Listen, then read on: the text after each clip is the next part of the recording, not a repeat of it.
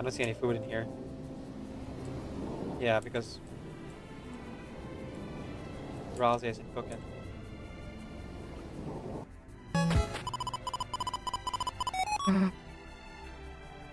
Pizza deodorant for nerds? Hey, Rousey, looks like Chris is trying to tell you something. Chris, you think I need, No, I'm not actually sure how you try that sort of thing.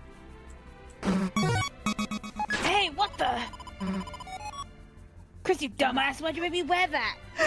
Make you? Take it off. Oh! Chris! Chris, the glass, I didn't notice it. This but a flesh wound. Susie just slaps, like, bop. You're bleeding. Oh, here, let me heal it. Yay! That wasn't enough, huh?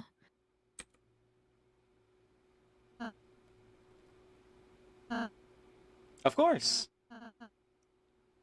Where is it? Hey! Rousey! Rousey! Susie? Hey, Rousey, Chris is... Chris? Could you tell me how to...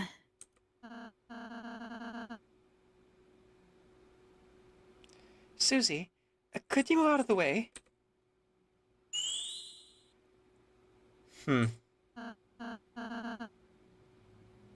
That look.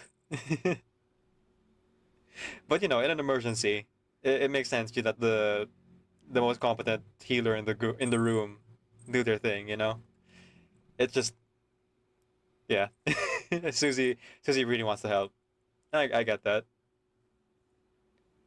Chris, are you okay? I tried to heal, but, Susie, I know you were just trying to help, but if someone's really hurt, don't try to fix it alone, okay? yeah, okay, got it. Wrong. You should always try your best to help while you wait for someone professional to arrive. Yeah, it's called first aid. Yeah. Getting the worst of the bleeding to stop even a little bit, Susie did good. Susie did good. Don't shit on my girl for that. She did her best. It's a suspicious drawer. Open it.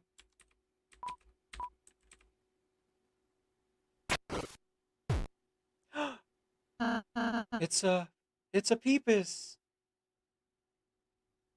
Uh-huh. This is... Dang, that's coming. Split! What the? How did this get out here? My secret! No! Everyone's gonna know It's over. I let my limit. If only anyone was here for me. I even think that little mailman. It's like the deal maker came out of your inventory. Spam done? Spam done! Oh.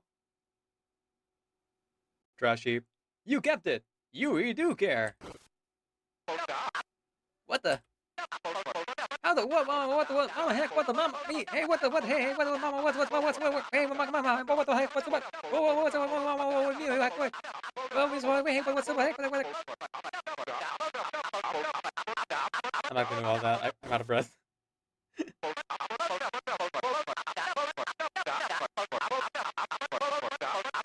I've been streaming for 13 hours, guys. I can't do all this. What the heck is that thing? Some kind of rat? Some kind of creature? I do recognize. Stay away from her, you fiend! Oh. Oh, poor Spam done.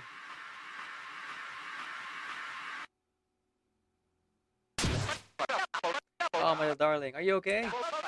That overly small, weird, unidentifiable thing hurt you? Don't worry, you're gonna go someplace safe.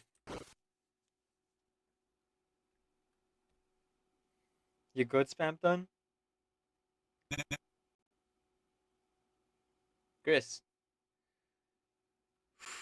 Yeah? I'm never doing that again. Daily Merc return to your inventory. Okay.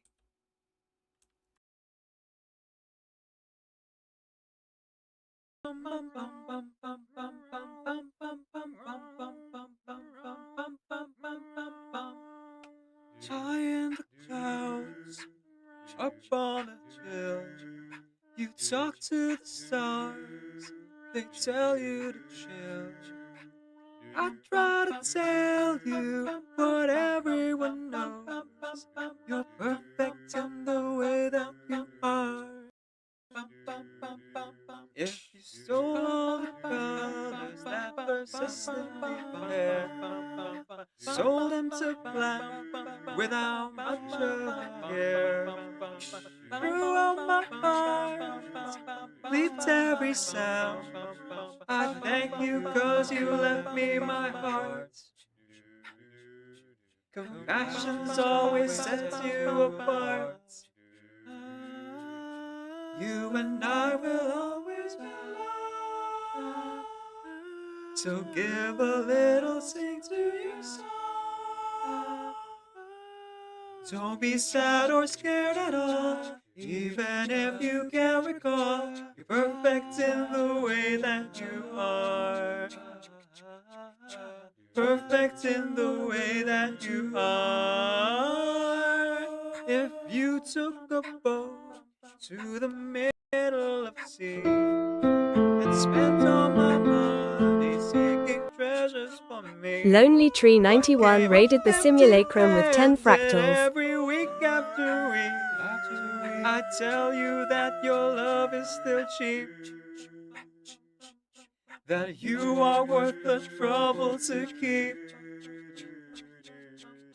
You and I will always be loved. You and I will always be loved. So give a little sing to your you song. found me. Give a little sing to your song. Don't be sad or scared at all, even if you can't recall. You're perfect in the way that you are. Perfect in the way that you are. Perfect in the way that you are. Even if you're slightly ajar. Even when you're coming apart. Even though you failed us so far. You're perfect in the way that you are. Even when you're coming apart. Even when you're breaking my heart. Even when you love all the You're perfect in the way that you are.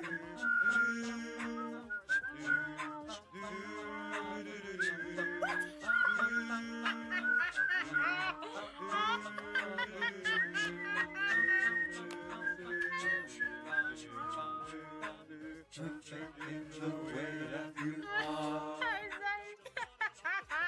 Perfect in the way that you are. Perfect in the way that you are.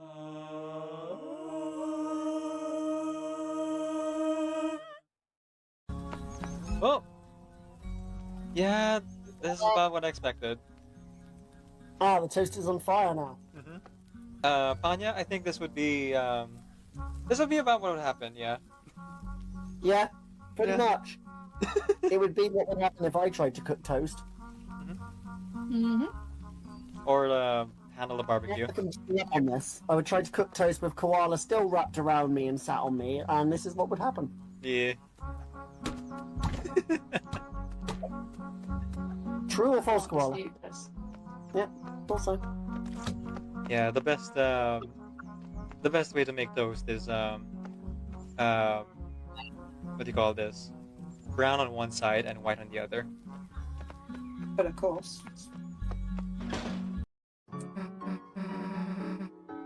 So, can we go into the store? Sorry, kid. Check the sign.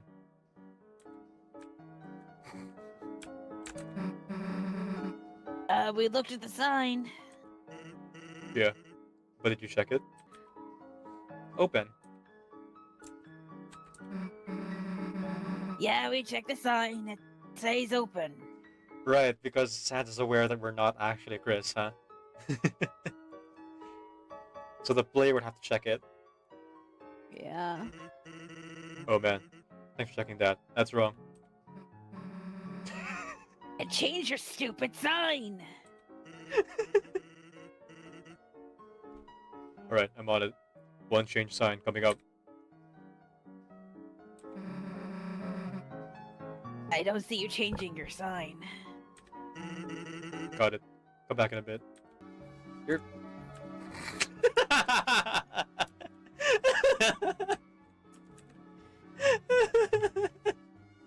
That took me a second. Bro, you didn't even try. So can we go in yet? What does the sign say? It says Clopen. The hell's that mean? Beats me. I just work here. We'll change it again. Alright, you're the boss. I don't see you changing your sign. Got it. Come back in a bit. Yeah. Yes. Yes, absolutely yes. It even blinks in the text. What the heck does that sign mean? Seems to indicate some kind of sense. So does it say the door's open or closed? This just means there's a scout in front of the door. But the door's locked, right? It's closed. Locked? Yeah. It's been unlocked this whole time. So it's open. Yeah, no one's in there. But it's not closed. It's an in-between state. Like, like Clopen. Kinda miss you wish you had a sign for that. Chris, we're done with this guy. Little imp, you came here to sing your serenade. Perform your feelings on a velvety stage. What we gotta sing that's popular in these parts? Only little bitches strum the strings of their hearts. You wanna hang around this lustful sound? Such a lovey-dovey before we knock you around. Here we sing about wants and desires. Savagery, Lord, harder than fire. So give me a thrust. Show me some lust. From the groin to the bust, little imp, you just must. In the house of Asmodeus. Come on, sing us a song. Make sure the subject is getting it on. Make it graphic and tactfully long. Go ahead, your mic's on. It's an empty gift box. It's an empty gift box. It's an empty gift box. It's an empty gift box. Chris, do you need to check all of these? Yes. I mean, gotta admit, this room is kinda sus. Especially that vent. Bum bum bum bum ba bum. Nice reference, Susie. Gosh dang it. I knew it.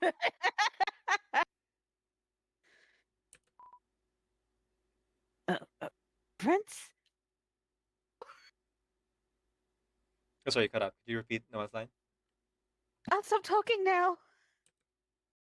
Poor Charlie. I hope he gets that tuppence. Will it be worth it? That's the question, right?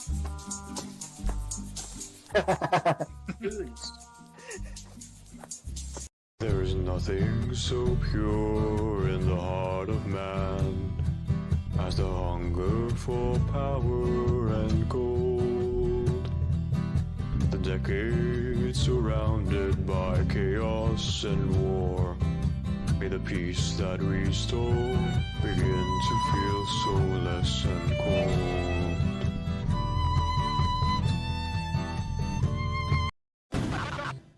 Another puzzle. Child's play for our heroes. Okay, thankfully this one is in time. I don't think. No, here we go. Child's play? I meant baby's work. This is bad, folks. Man, the vibes are so off with the trees all gone. You should not push him. See what happens.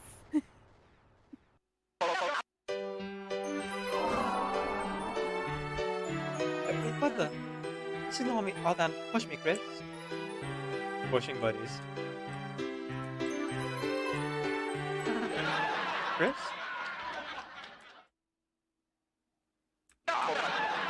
This is getting awkward, kid. Just push him. Okay, let's go to commercial break.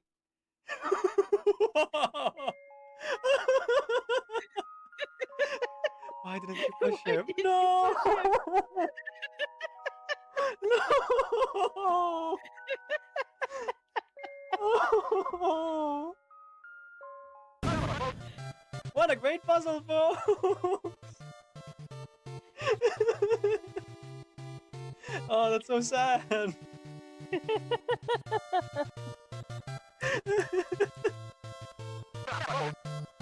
Yay! We earned this. Hooray! Not the sad plushie. And you know what? You should be. By getting this far, you're statistically proven to have more brains than 96% of Stop employees. So congrats! Oh, thank you.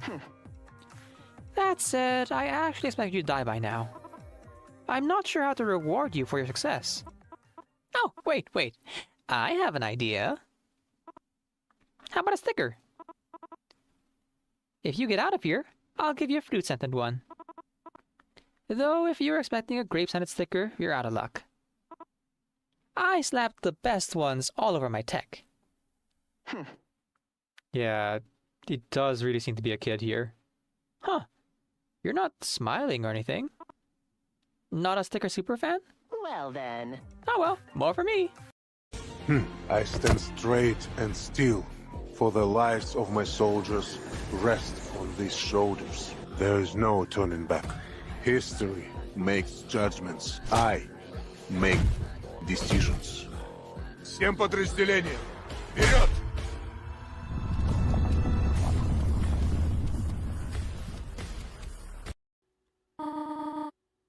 And how is Chris doing?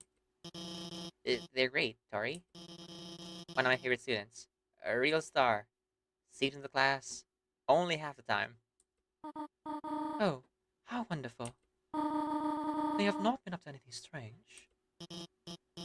No, they've been...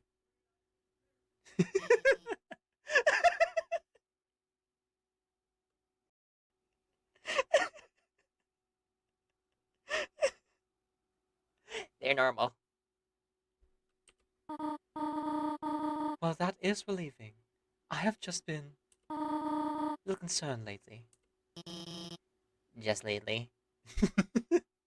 The sass. The sass. You take it easy too, Alphys. I am always cheering you on, alright? Thanks. I just wasted 10 seconds of your life. No. Oh, come on, Mr. Security. I want to play with her too. Shut up. Move them now. Alright. I'll move them, my dear. But on one condition.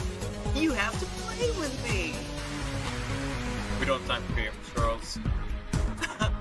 You know better than that. That's not how it works. This is my department, and you have to abide by my rules. You know that, right?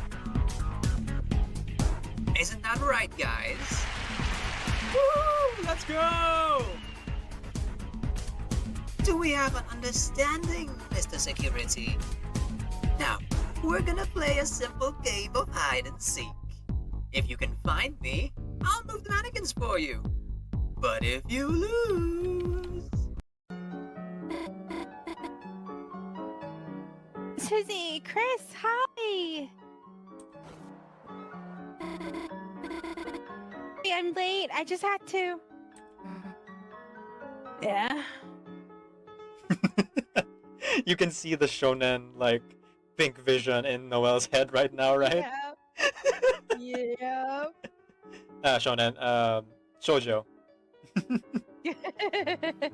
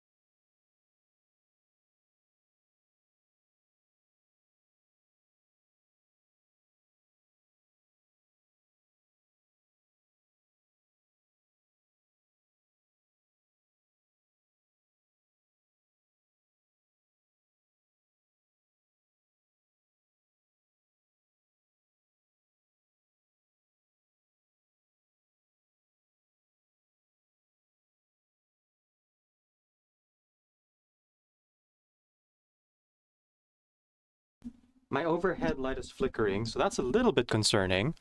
But it's probably fine. Maybe I should just turn it off.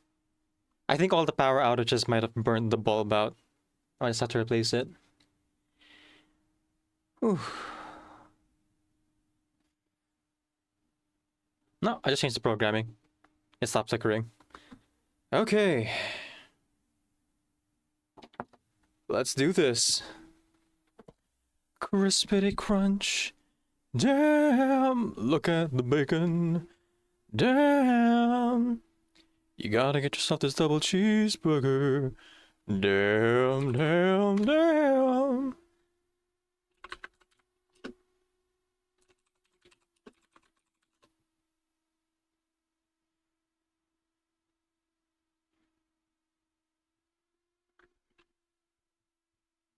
Let's see.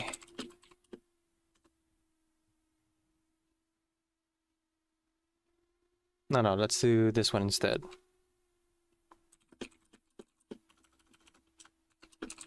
You know, we're about to finish the main story here in reverse, 1999. We should sing something with a little bit more gravitas. Excuse me. Something a bit more thematic to it, you know?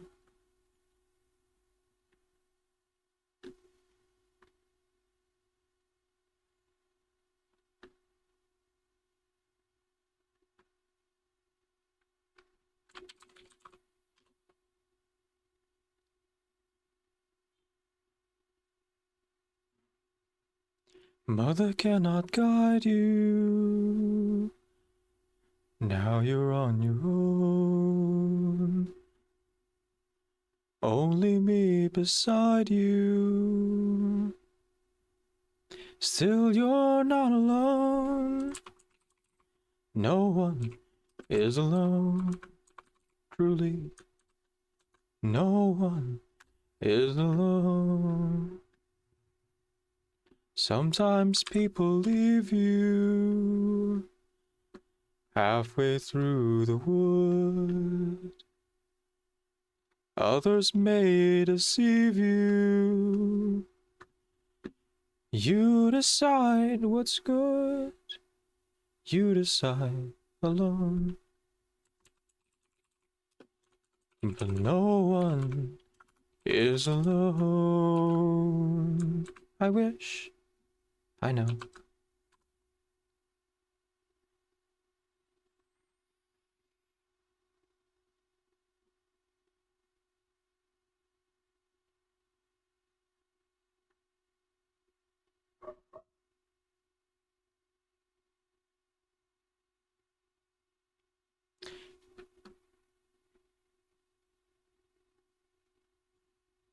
Mother isn't here now. Wrong things, right things.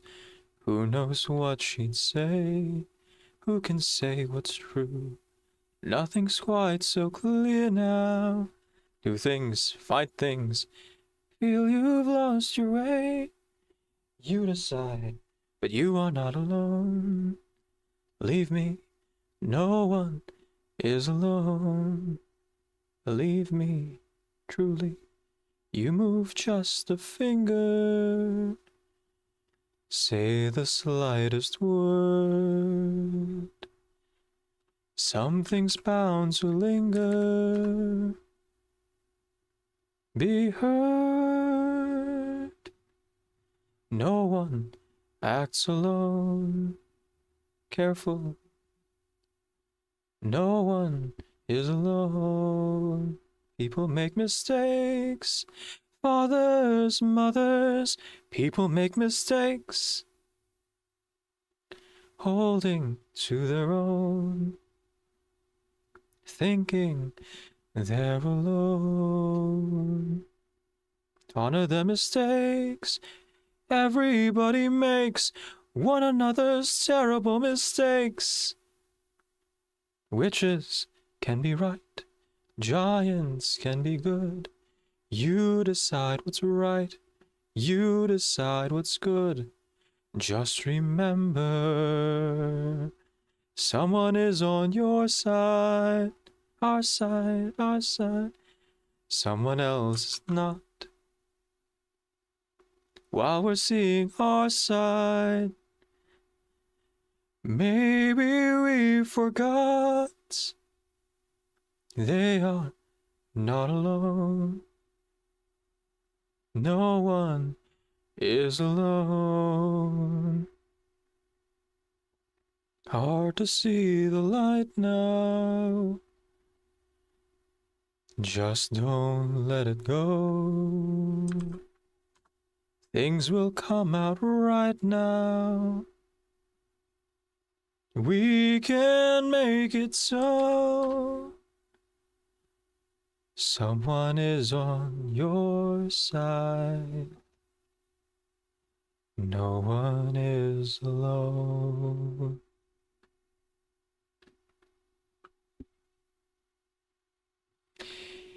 A sincerely wonderful good morning from the void. My name is Decaf Nvidia. Oh, hang on. Got my hair stuck. Tuck, tuck, tuck. There we go. Okay. My name is Decaf Nvidia. I'm a video game streamer who primarily plays RPG games.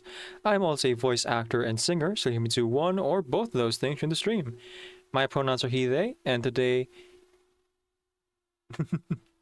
we're continuing to play Reverse 999.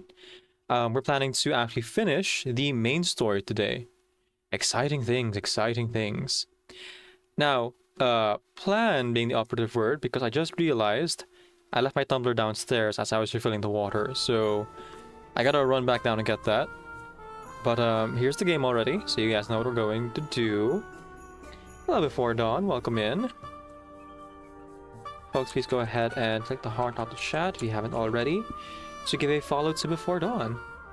Darth Lynn says, hello, someone told me to come here to check this out. Hi Darth.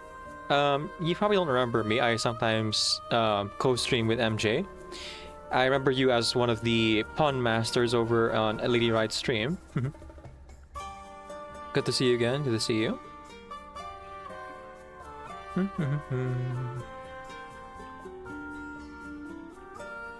Let's see here. On this day in 1601, the French mathematician Pierre de Fermat was born. Lady Seven studied Fermat's last theorem with such obsessive interest that she would have forgotten to eat and drink water were it not for Sophia. Hi Dan. Dan says, welcome back. Hope you could rest well. I did, yes. Pretty much after stream, I fixed my schedule a little bit for the week and then got my 6 hours in. Now, I would have gone for 8 hours, but because I had taken a nap, like a really long nap beforehand, my body wouldn't let me sleep for more than 6 hours. But, you know, 10 hours out of the day, despite it being split up into 2, is still pretty good. I was still able to hit REM sleep in both cycles, so I'll take what I can get.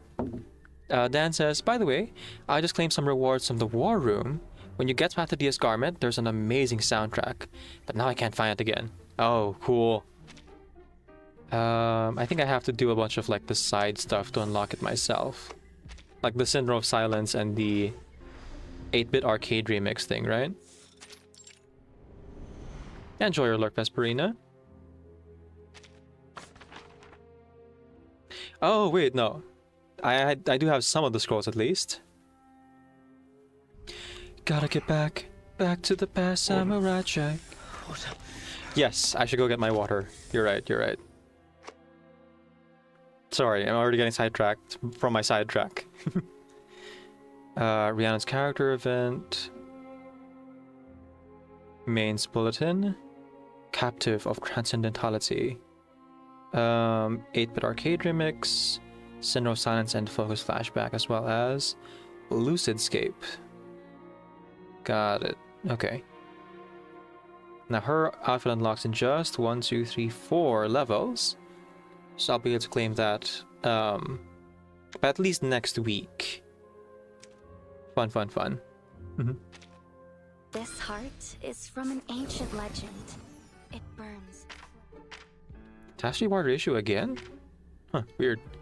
You guys saw that like I collected everything. I did such a long stream too, so I definitely got all of these before. It's like the 5th week in a row now that they keep reissuing these rewards that I already claimed. Huh. I guess I shouldn't take a gift horse in the mouth. Like, I have live stream footage of me claiming everything.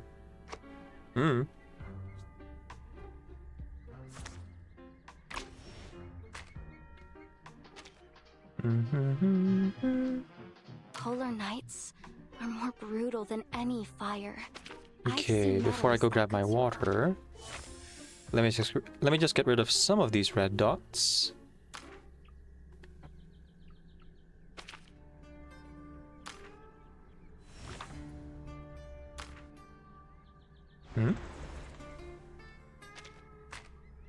Ah, okay. It's a new week. So, I'm able to do Capellia's free battle pass this time again. Alright. Oh, thank goodness. Some extra Sharperdonty. Next up, I need this dust over here. Polar nights. So let's queue up Pneuma Analysis. While I go grab my water so I can actually honor that hydrator dream that Vesperina just did. I can't do it without my water. Right, be right back. Combat, science, they both take lives. The only difference is who pulls the trigger.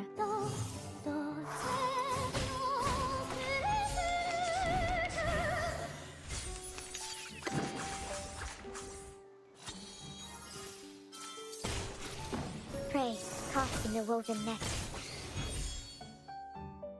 They've fallen still, like specimens. Did I do well, sister? Mother?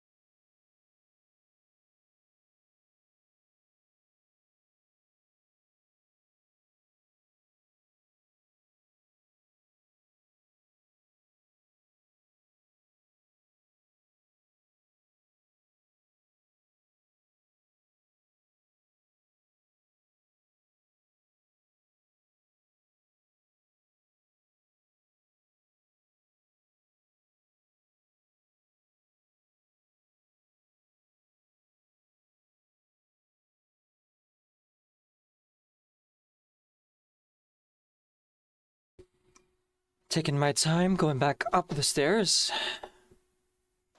so I'm not out of breath. Let's go ahead and drink some water. Water. I think I should build Silverwing Eagle a little bit more, as we are entering into the last stages of the main story here. I was told I would receive assist characters. Despite that, I may still end up building both Silverwing Eagle and Rhiannon as we enter into Is it. there anything I can do around here? Analyze data, file reports, organize documents, draft letters, handle parcels, make coffee. Just keep being awesome, Silverwing Eagle. Keep being awesome.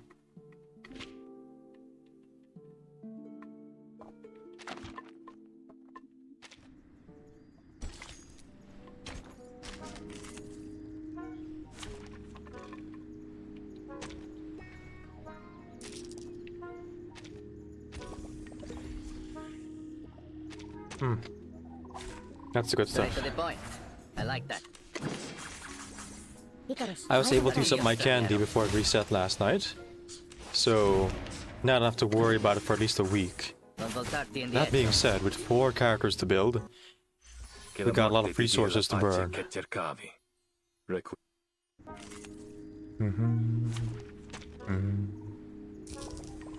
Come on now. We're going all the way to level 60 here for Silverwing Eagle. And I think perhaps I should also go to level 60 for Rhiannon. Addio, straniero. From a distance, I'm not that innocent. Would you hold me down in holy water?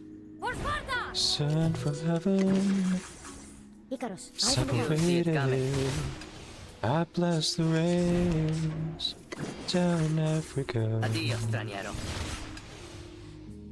'Cause all the places you wanna be fly away. Is there anything I Easy. can do around here? Analyze data, file reports, organize documents, draft letters, handle parcels. Holy cow. make coffee. 430,000 is what I need.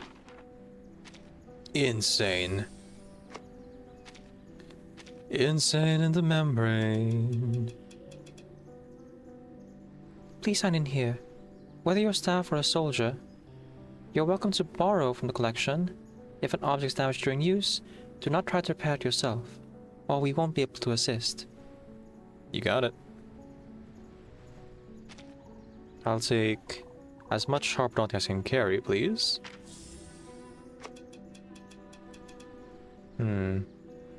Looks like I got a dust to buy over here. Alright, apparently I need 400,000 dust. Easy enough? Icaros, find Addio, your mark. straniero. Goodness gracious. My goodness. You see it So coming. much to do, so much to see. I am destined for victory. Mayhaps I'll burn my jars until I have another 6 days left.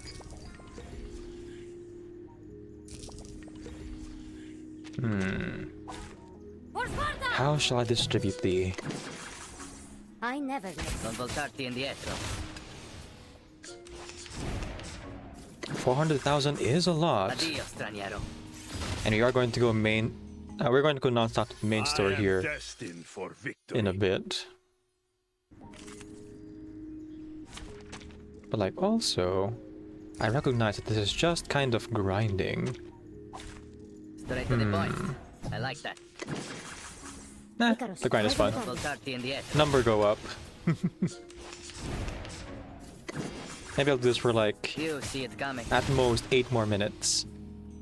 And if we're still not maxed, I would do it Silverwing Eagle at that point.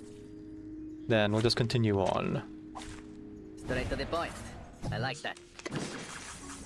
As a history of the world, my sweet,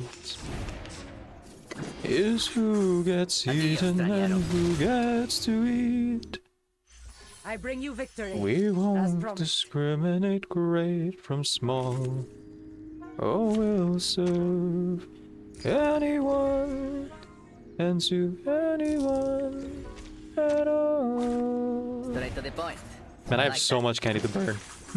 I never Between the let anniversary, like, free candy and mains roar, plus all the packages I bought, Non voltarti indietro.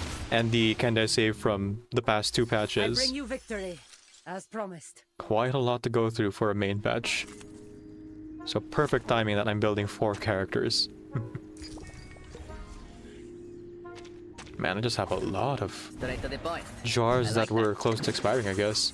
Icaros, Close-ish. Non find your mark. voltarti indietro. Obviously, there were still more that were much closer yesterday, but those are gone now. Addio, I ate them straniero. all.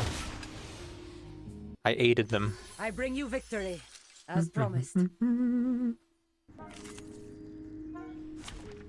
We're almost there.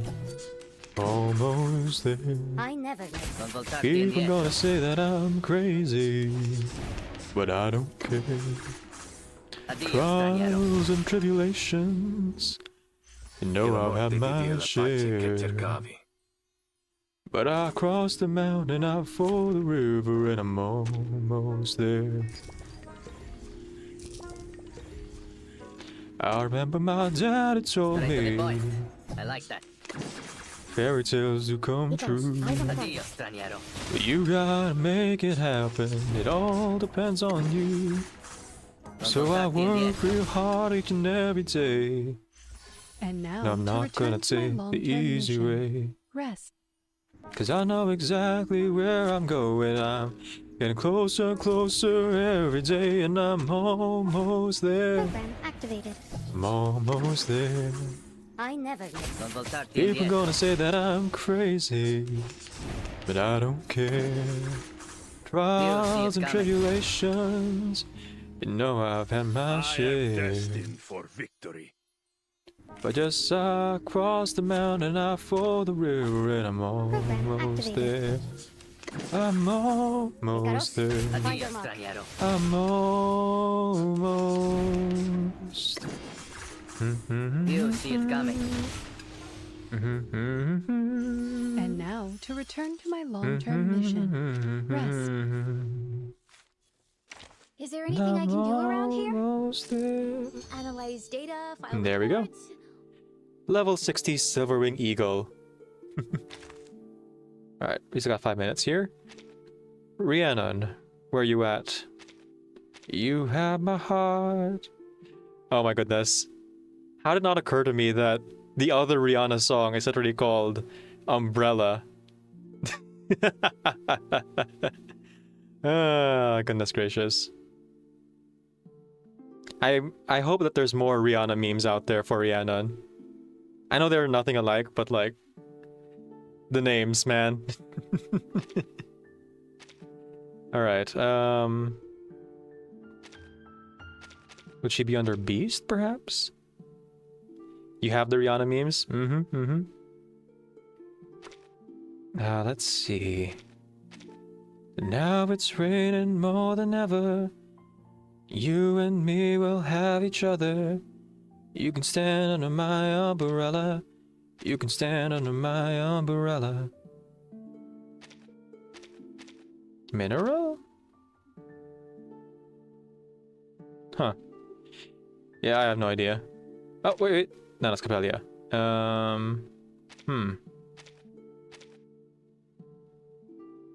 Alright, let's just go down. You often show Sorry, up get in. unexpectedly. Oh, Beast. Okay. So I had filtered the Beast earlier, but I missed Rhiannon.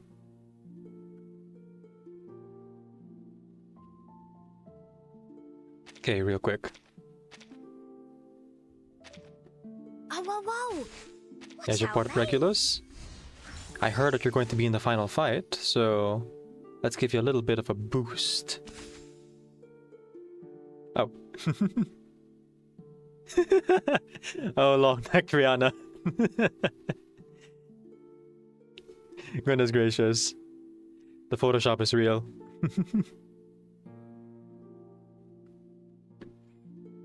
Okay. Right, Beast. Aha! Let's go ahead Good and to see you, Button. clip her. I spotted you through Glyndor's eyes. Oh, he's right there. He just turned himself invisible. Don't worry, he's a good egg. He doesn't. Here we go.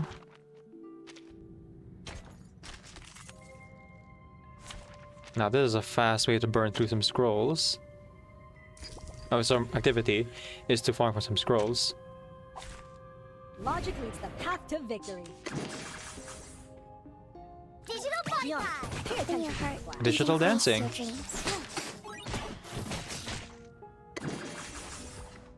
Yeah, I think we did our dailies at this point. Alright, 2 more minutes. Appropriate. Explode. Let's fully relax and relish all of these. I really enjoy that when you do replays, the outfits like change to whatever you put them on in the main menu. So it's still the old versions of them with their like kits and everything, but some of the voice lines are different and the look is definitely different as well. Let's fully relax and relish all of these. Couple of these. Warning, warning. The puppy is fleeing the scene at its maximum speed. Whoops. I got a little bit too many. But that's okay. Really? I'm out of trembling teeth. Just a worn tooth.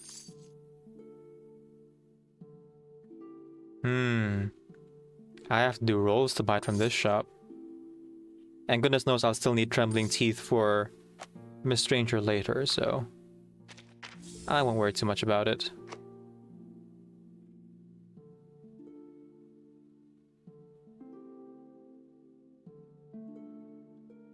Doesn't really mean anything in this moment, so I'm not gonna think about it. Okay. Let's just farm this normally. Oh! A slightly easier time collecting biting boxes. And apparently 13-20 is going to be the new farming stage for it. Which just so happens to be the boss level of this main story. Isn't that interesting?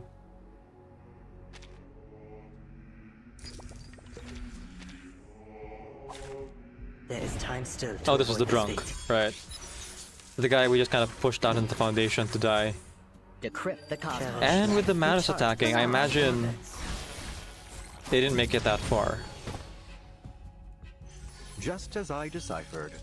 Or prophesized, if you prefer. You know, best case scenario, he gets taken by the storm. Poor guy. Where is that budget hog hiding? Look at the Angel Karen over here. Message from the star. An adequate sample. Love the design. Please, go ahead. There's work left here to be done. It fits so well, too.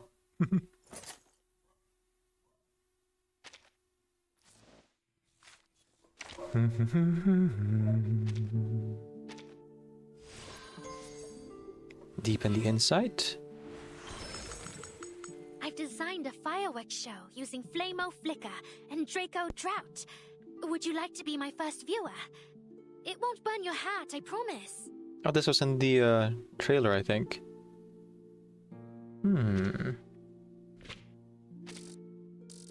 Dust again? Really? Okay. But this will be the last run of resource grinding for now. We gotta get to the main story at this point. I will take a gluttony piece, please. Thank you. No, wait. Do you have any teeth? Ah, here we are.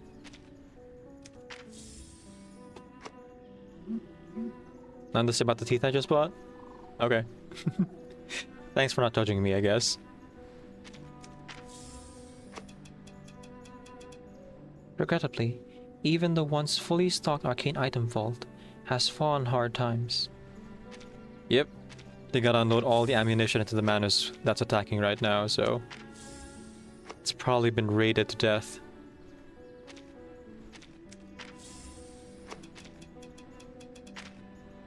I'm sorry, but there's nothing left to use right now. But you look tired. Wanna take a short rest here? Solidus. Yep. Moments of dissonance. Ashes to ashes, dust to dust. Hallowed be thy name. The Blind Guardian. I think it's supposed to be a song, but I can't remember the melody anymore.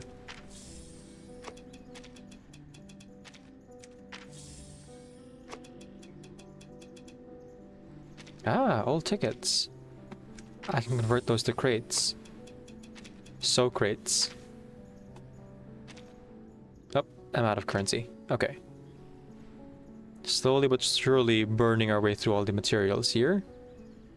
It won't be long now before I'll be able to just farm dust and or Sharpodonty from this again.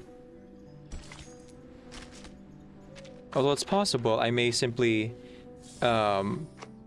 keep farming from the Posier and buying Sharpodonty specifically from the Arcane Item Vault. Let's do one more run here. Program activated. Claim my daily tasks. And whatever we're able to level up Rhiannon to at this point, I will take. Death doesn't discriminate between the sinners and the saints, so it takes and it takes and it takes. Good to see you, Button. I spotted you through Glyndor's eyes. Oh, he's right there. Alright, what do we got? Oh, wilderness claiming. Whoops. I didn't do it yet.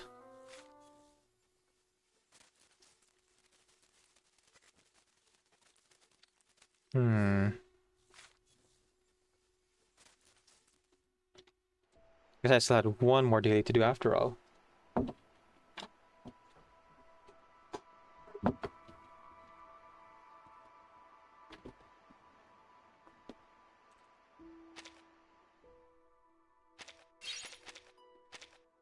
And there we go.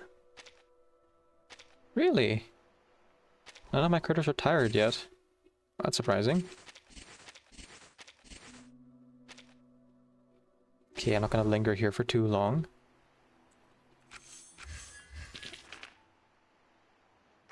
I can do the rest of the wilderness stuff once we are either off stream or once we are off stream or we are actually switched over to no mic work mode later. We got story stuff to do. We've been to many untrodden places where the profound stillness and... Okay. Right. These are mostly natural things at this point. Oh, thank goodness.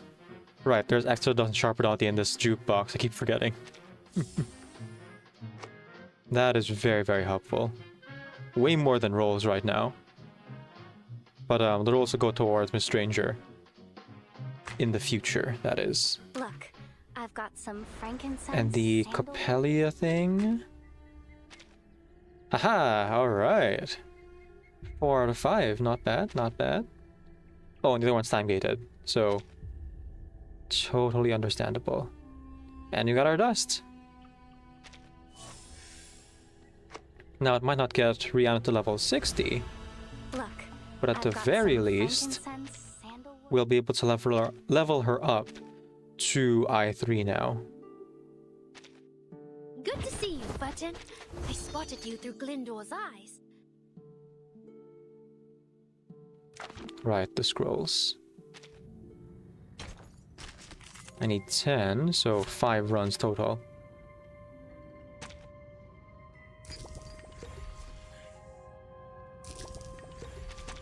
Dang, I have so much candy. Order and I will follow. Candy, candy, candy.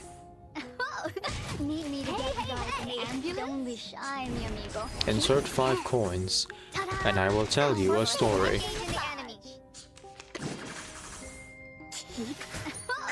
Need me to get you guys an... 7, 7,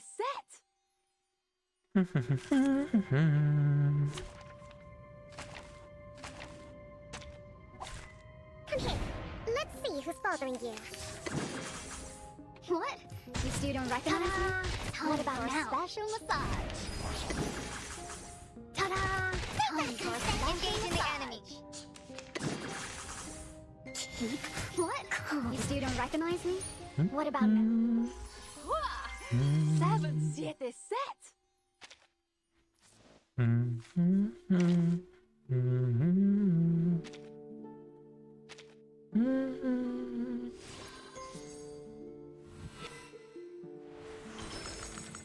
This outfit has been in my family for generations. Ma'am had it altered to fit my size. She enchanted this buckle here with all the blessing incantations she could think of. And all the fledglings in the nest have already completed their first flights. It feels as if everything in my life is urging me to embark on a new journey. That this is the right moment to set off. I see. Interesting that she said that it's from multiple generations. I never really considered that. They do have their own histories, but they also have their own genealogies as well. Wild to think about. But it makes sense. Alternate history is still history. Even if it's not the one we're familiar with. Fully fledged and ready for an epic journey.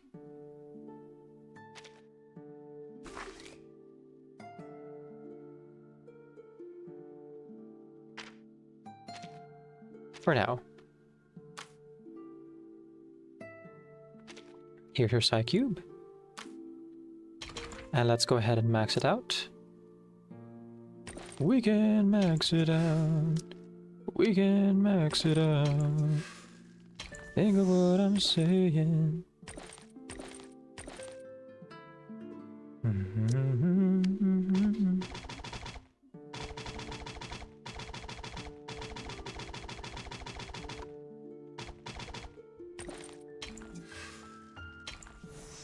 Okay, there we go. Yeah, I'm real short on polarizations. I do my best, but I guess my best isn't good enough. Entering battle, if the carrier is an all-rounder character, of which is the only one, gain attack plus 4% and max HP plus 4%. After the carrier athlete casts an incantation, damage dealt plus 1.2% to all allies for 3 rounds, stacking up to 6 times. And if the carrier is a beast character, after casting an ultimate, grants critical damage plus 8% to all allies for 3 rounds. Ooh. So there's a pretty good support for all beast characters, not just Rhiannon here. Good to know, good to know.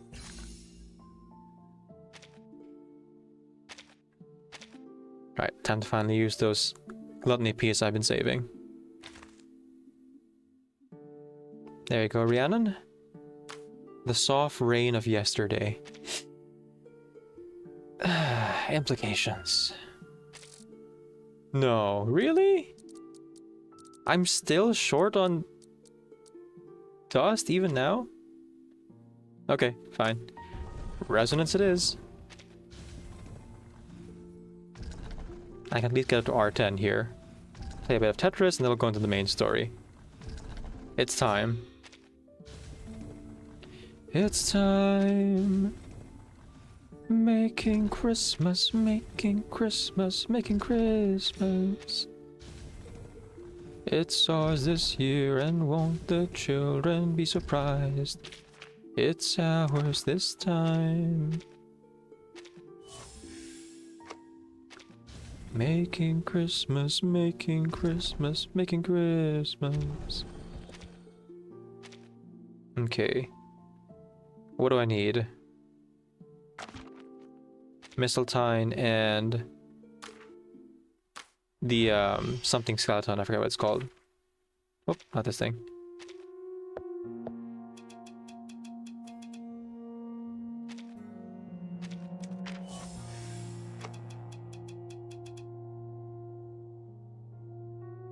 I'll take the platinum Ouija as well, please. I can't afford it. Never mind. Rhiannon, where are you at? A little bit higher up now, I hope. Not really. Good to see you, Button. I spotted you through Glyndor's eyes. Oh, he's right there. He just turned himself invisible. Ah, okay. Fletcher's bird, that's what it's called. I need skeletons. It's been so long since I've seen Night Before Christmas. This melody makes me think of the Portal parody first. Making science, making science. Potato.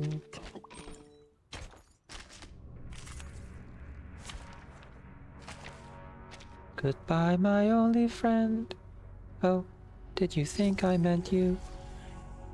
That would be funny if it weren't so sad. There is time still to avoid this fate. Ooh. I do quite enjoy the much more powerful Manus mobs here. The redesigns on them is really cool. With the return of Arcana, it seems like her minions have also gotten a power up and look much more menacing now. Still, you know, deformed monstrosities with goo dripping off them, but a little bit more angular, you know? A little bit larger than life now.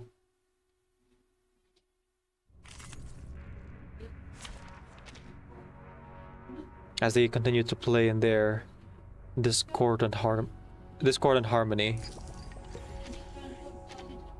The terrible orchestra. Activated. An adequate sample, an accurate reading. Memory of the dead. Barrage.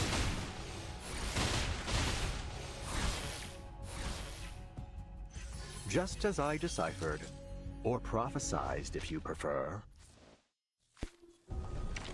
Good to see you, Button. I spotted you through Glyndor's eyes. Oh, he's right there. He just turned himself invisible. Don't worry, he's a good egg. He doesn't... Didn't think I'd be short on this many materials. Oh, wait. Is this hard difficulty? Oh, I haven't cleared it yet. Right.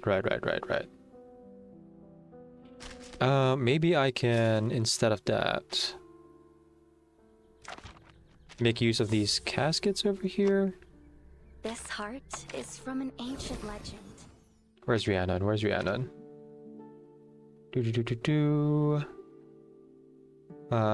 Here. Good to see you, Button. I spotted you through Glyndor's eyes.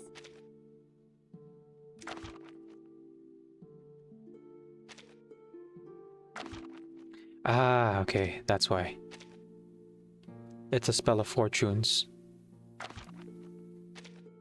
I'm always short on these, along with metal. That makes sense. Whew. Thankfully I have the buckets for it.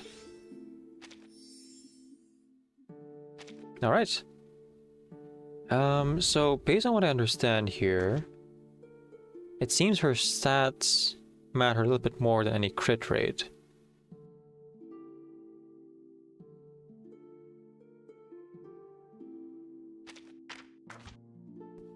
Grants Flux onto all allies. Incantation ultimate might up. Jesus Christ. Max HP up, which I don't understand why that's important just yet. Adar, Luke, Gwyn to all other allies for 3 rounds. Attack up. Max HP up. Actively casting incantations does not consume AP. Basic incantations are reinforced. Damn! Now that is a support character.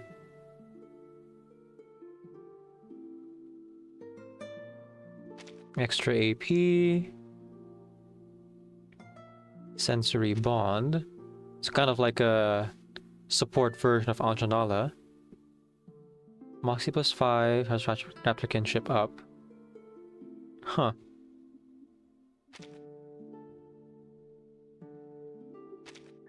So wait, what's that am I building for Rhiannon?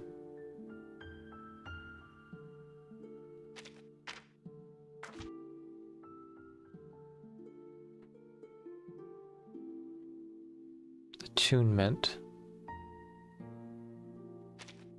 Yeah, I don't think she has any use for crit rate or crit damage. If anything, just like plain attack seems to be doing the best for her.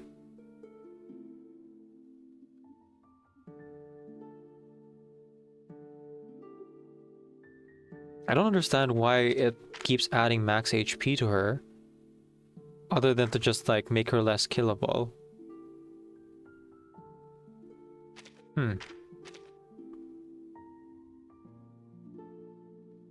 Okay, I guess I'll give her a bunch of attack.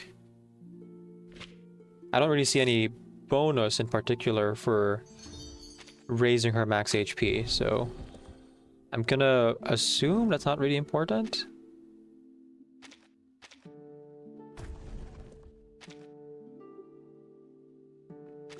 Yeah, and looking at it, it was also the attack stat that was raised by her pattern here.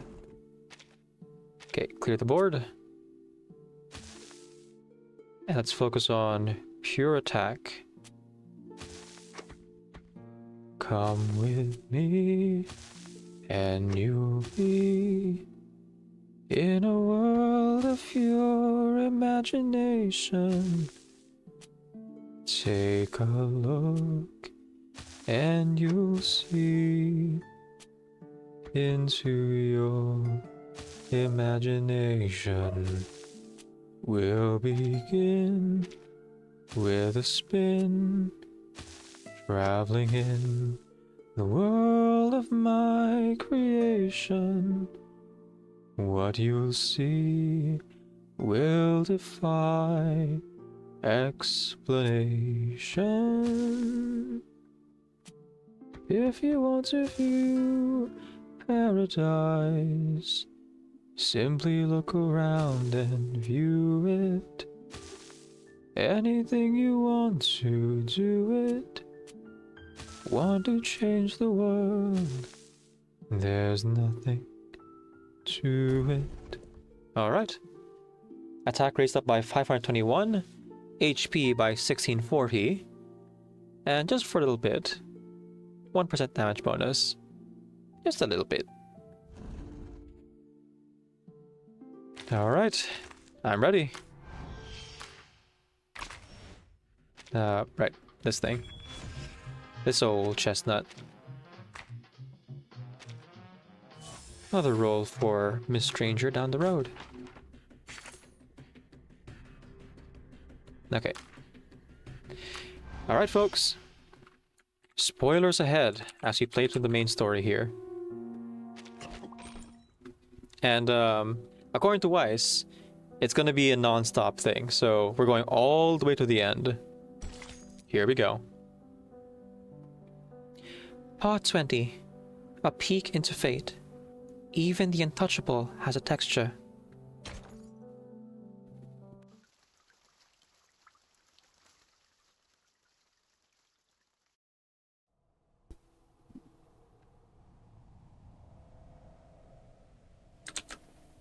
Then the attack on the SPDM was a diversion.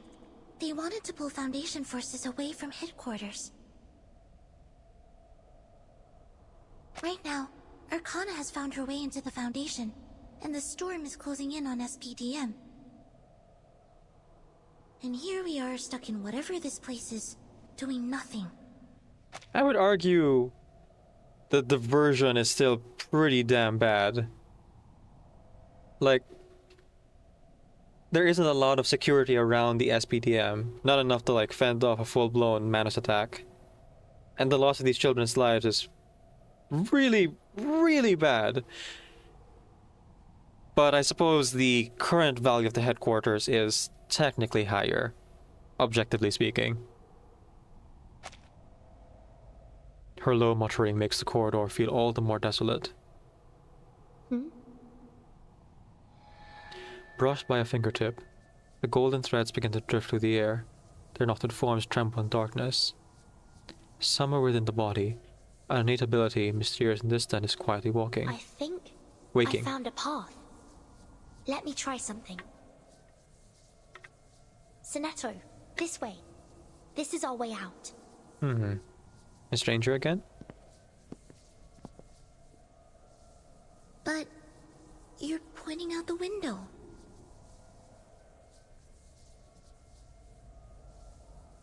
Her mind tries in vain to make sense of what her eyes are taking in. Then we need to jump out of it. Just trust me. Sonetto, do a flip.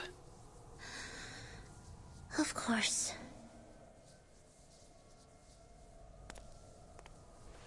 She opens the window. Below them lies the garden the Foundation so carefully tends to, its trademark austere. Perfection. Conviction and trust conquer her innate fear of heights. She climbs onto the windowsill, and she climbs to the windowsill first, crouches there, then offers her hand. Do you trust me? What? Do you trust me? Please take my hand. Slowly, please. Careful. I can show you the world.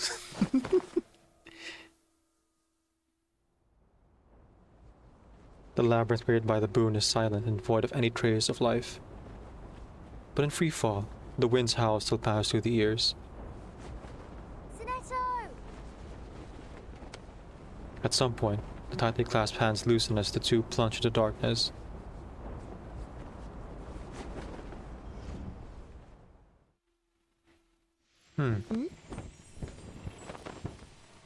The fall has stopped. The body's upright, feet pointed down, no longer drift in the void. My sight's restored. I can see again.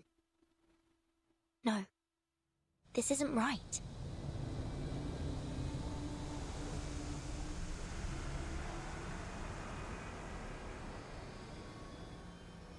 What am I looking at? These threads. The woven net. I've seen this before. Arcana's pit? The golden threads drift against the fingertips, like the strings of an instrument waiting to be played. What are they? I can touch them. Even pluck them. Why are they revealing themselves to me? You know the ways of time and fate.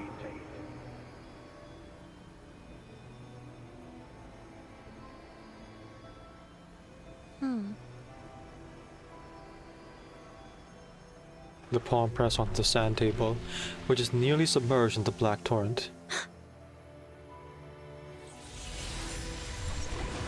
Huh. A high-rise building? The black tide recedes in its wake.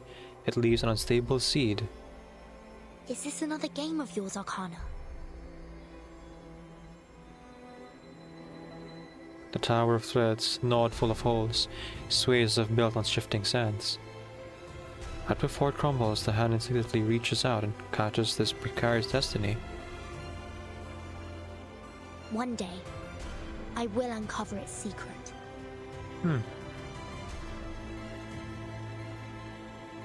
These look like modern-day buildings.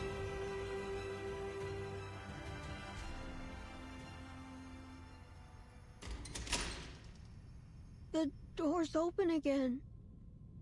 Huh. The thing we're after should be right behind it. Right. The last door. Meryl presses a hand to the somehow unlocked door and pushes it open a crack to peer inside. Meryl pushes the children back before slipping inside. She pulls the door shut. Stay back! Don't come in! Dead instructors? What? What's wrong? What's in there? This is Harper, right? It's better if you don't see. She turns around and locks the door, locking the children away from the sight that now confronts her. A pile of corpses? Just one? At last, an explanation for the missing teachers and guards, dreadful as it may be. Yep. All the instructors. The gods. Even Principal. She forced back the bile rising in her throat at the sight. Yet despite the carnage, she feels almost calm. All right, Meryl. You can't mess this up. Yeah, there it is. They gathered here to die. Okay, that's the principal down there. And yeah, that looks like the monitor assistant Harper, I think. She didn't make it after all.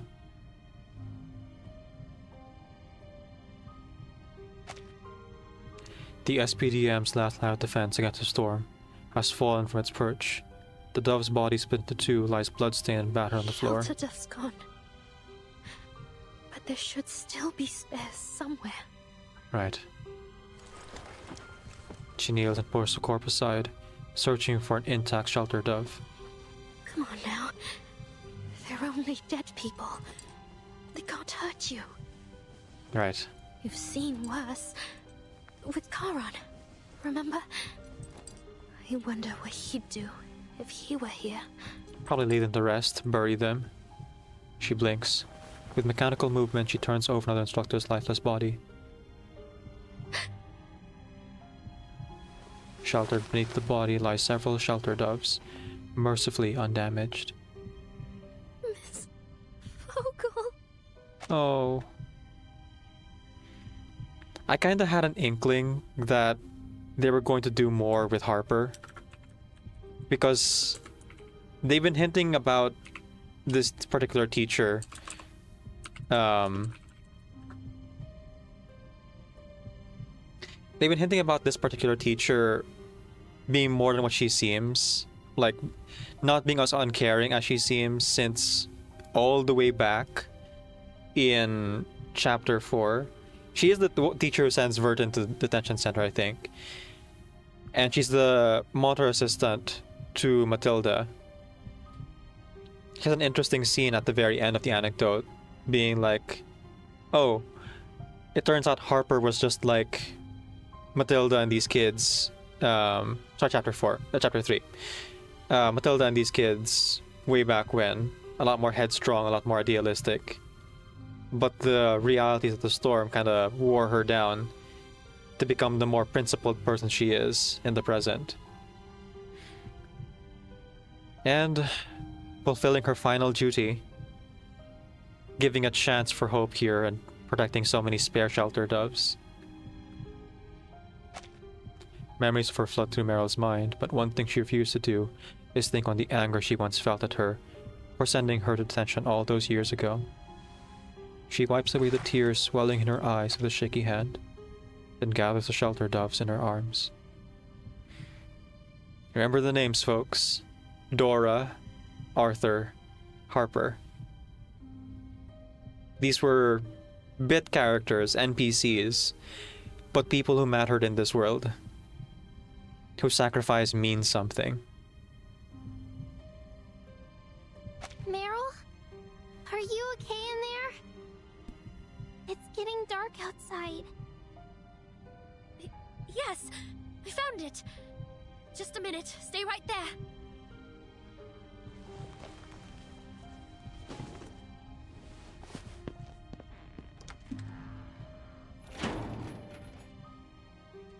Yeah, best spare the kids. The solemn shutting of the door behind her feels like shoving the last bit of dirt over a grave. So, inside there. Yeah, Lucas figured it out.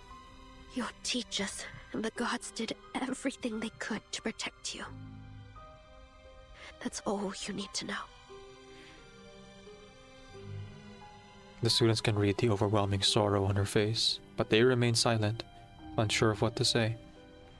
The clouds heralding the storm's arrival have blotted out the sun, and the loss of powers plunged the school into darkness. The dove she holds are their only source of light. Take these. She hands the shelter doves to the students, keeping one tucked into her own arms. Glowing doves? You came all this way for some dove sculptures? Yep. Now we need to get these to the library. They're our only chance to survive the storm. She has given up on concealing the storm from them, protocol or not. But what about the monsters? They could still be on the first floor. Leave them to me. I'll get you out safely.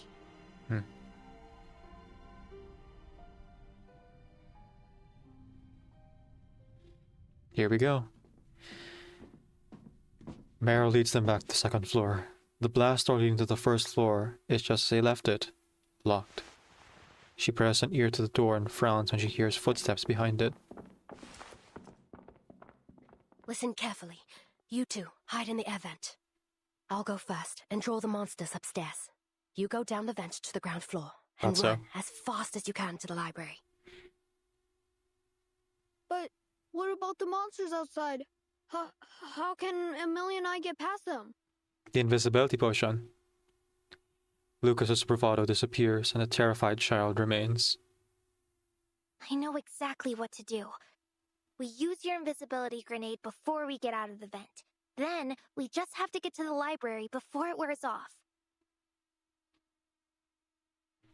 Amelia details her plan with confidence. Brilliant, Amelia.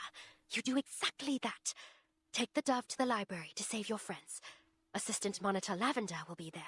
I'm sure she'll be impressed.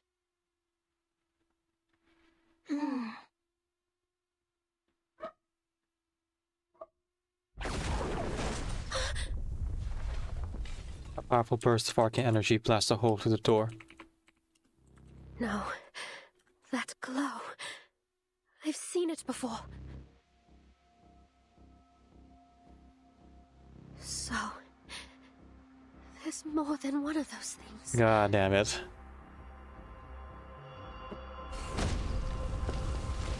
Another beam cuts through the hole, this time striking the wall just above the vent.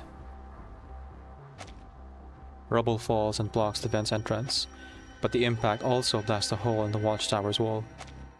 Amelia! Lucas! Are you alright? I'm fine. We're fine. It tore a hole through the wall. Just like that.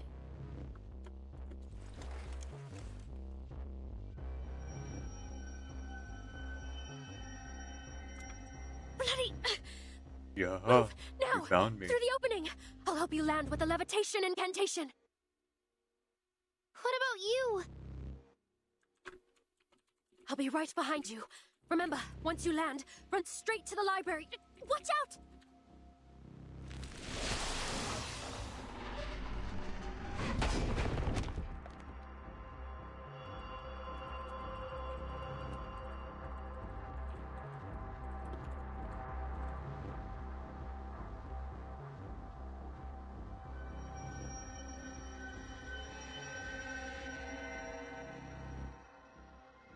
One moment, folks.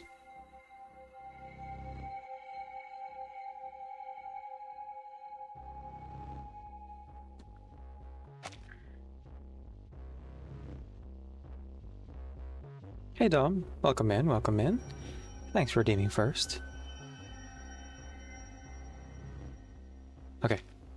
The door, unable to withstand further damage, falls to the ground. Verta's already teleported, but she's still here in the map. That's funny. Go, now!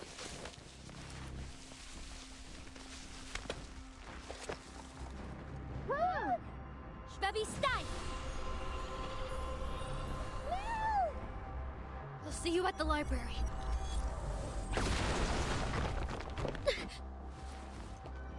She turns and dodges as an energy beam coughs to the wall behind her and continues in the storm-wrecked sky. The disciple lowers its hand and approaches the opening in the wall, intent on breaking through it. Not so fast! You'll have to get through me first! Hell yeah. The disciple's head sways as if pondering a choice. Finally, it turns to face its enemy. Meryl loads her last clip and takes a deep breath.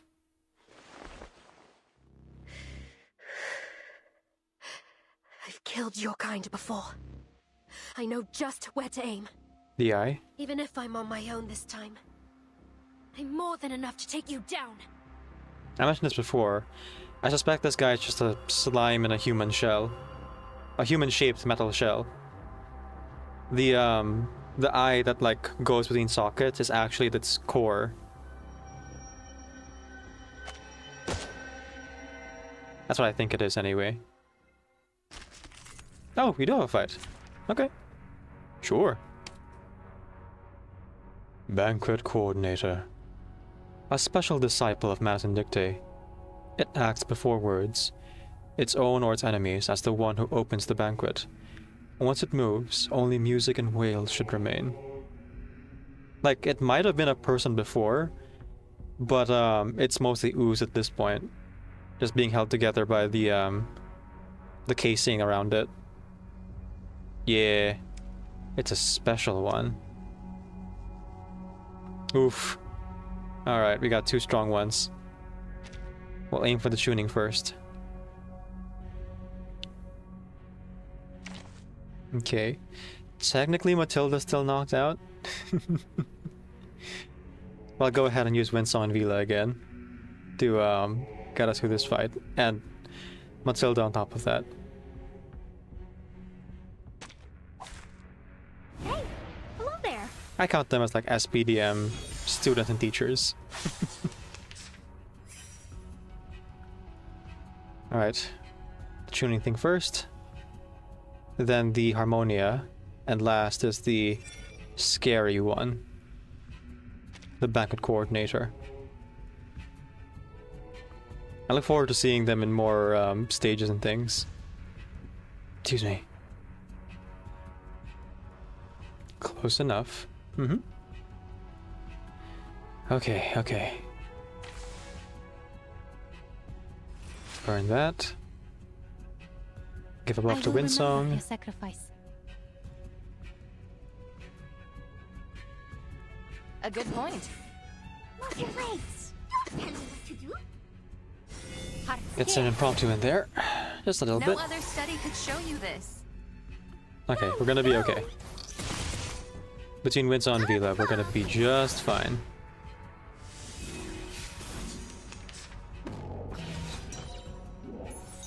Yeah, and there's the tuning. Right. Gotta get rid of that middle one fast. Good morning, Wise. Welcome to the end.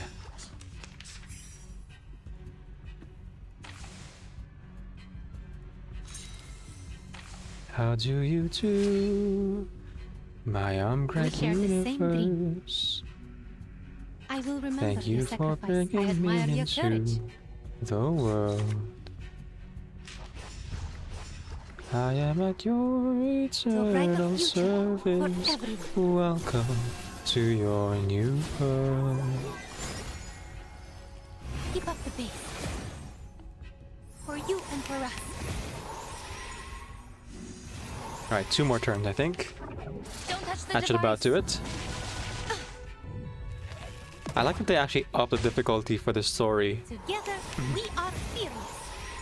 Not by much, mind you. Obviously, you can just like tear through in one turn with the archetype teams, but if you're not playing to the meta of it all, there's quite a bit of struggle here with the high health pool and the like stat boosting mechanics that the tuning gives them. Makes them very formidable enemies, but not unfair enemies by any means. So it'll pose quite a challenge for any like returning players who maybe haven't played in a while, and definitely for the newer players who are kind of like going through the story rather quickly and maybe don't have the archetype characters built. Dom says, well, you're definitely going to make it so 5 stars can't clear this soon, potentially with chapter 14. Right. Possibly. I appreciate these like versions of making the fights longer more than giving them rounds of invincibility. That feels very artificial to me. Like, oh, they can dodge all attacks for like 1 whole turn. Sure, make the fight longer just by literally making the fight longer instead of making an actual challenge.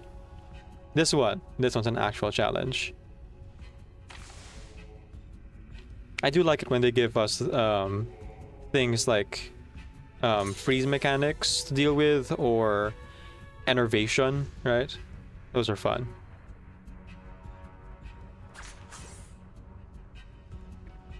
I will remember your sacrifice. An academic question. Up to chapter 10, I believe that the 4-star team would no longer beat the hard mode up to chapter 11. Right. Sharp fangs. Possibly not without a lot of sweating. Although I would argue there are some 4-star characters that could still hold their own if you pair up a good sustain with them, if you're not worried about turn count. Or the hard mode stuff. Come on, stand up. There's one more round. 11. Sorry, I don't know why I mentioned the former. No worries. I get the numbers confused all the time.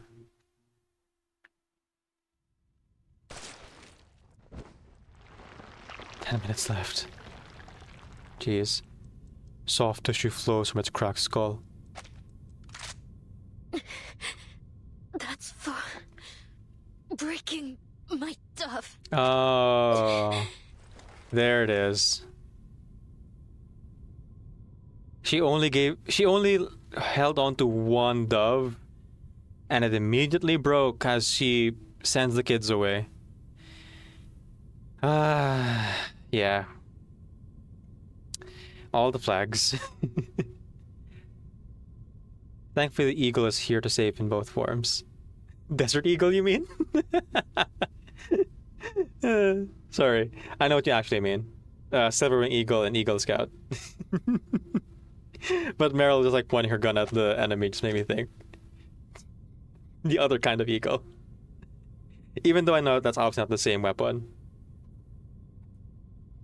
A sharp pain shoots up her leg.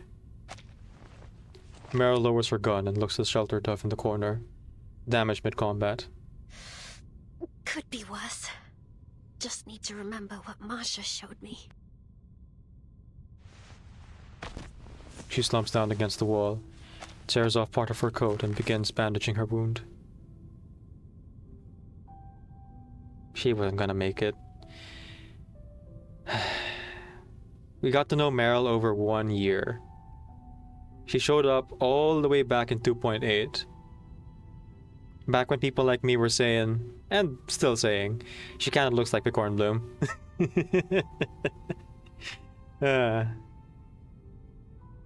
They never made her playable. Not telling how strong the other shelter doves still are, she put the students first. Yeah. Prioritizing the lives of the children over her own. Would love for a Silverwing Eagle to get a Desert Eagle for a garment. Yeah. Eagle with eagle. Eagle wielding an eagle. Nah, Meryl is fine, trust. Mm-hmm. Guard. Yep. The pain spikes again as she tightens the cloth around it. Imagine her face. If she could see me now. Not just Masha. All of them. Charon. The 12. Burton. I'll tell them.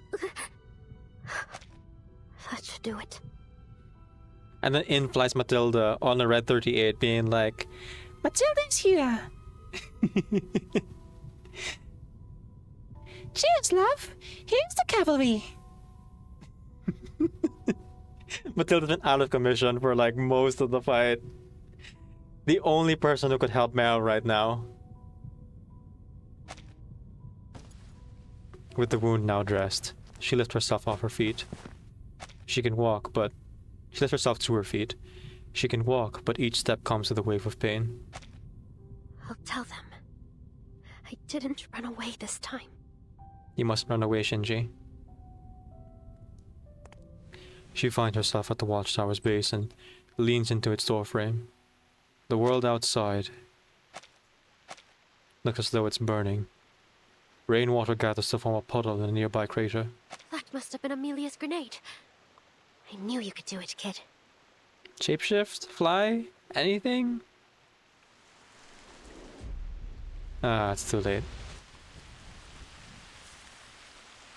The raindrops begin to rise. Storm. I've got to get back to the library. I have a promise to keep. She casts aside her now useless pistol and everything else weighing her down. All that's left in her arms is a diminishing shelter dove. I really hope there won't be any more battles after this. Now come on. After everything I've been through. Get out of the storm, Shinji. I can survive this. In a manner of speaking, she rushes into the rain. Alright, where's the OST? Come on, play the music. Where's the sad, violin music? I know it's coming. No, no traces now. It's all gonna be washed away. One last relation chart for Meryl here. Oh, there's still one more, okay. At the central watchtower, Meryl receives help from 2 students who had been held in the godhouse, and manages to find operational shelter doves. But the three are attacked by Manus followers. To protect the students and everyone still sheltered in the library, Meryl chooses to face the enemy and the coming storm alone. Final boss time. Test your might. Part 21. The White Tower. Power and reason were pressed into white bricks, and the great statue built from them is unbreakable.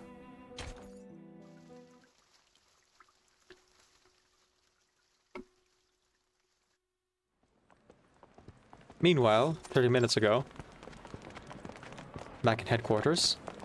Fall back to the spire. Yeah, she's already in the spire herself. What is her plan exactly? If you encounter Arcana, do not engage. I repeat, no hostile action. If anyone shows signs of panic or pessimism, restrain them and get them away from Arcana immediately.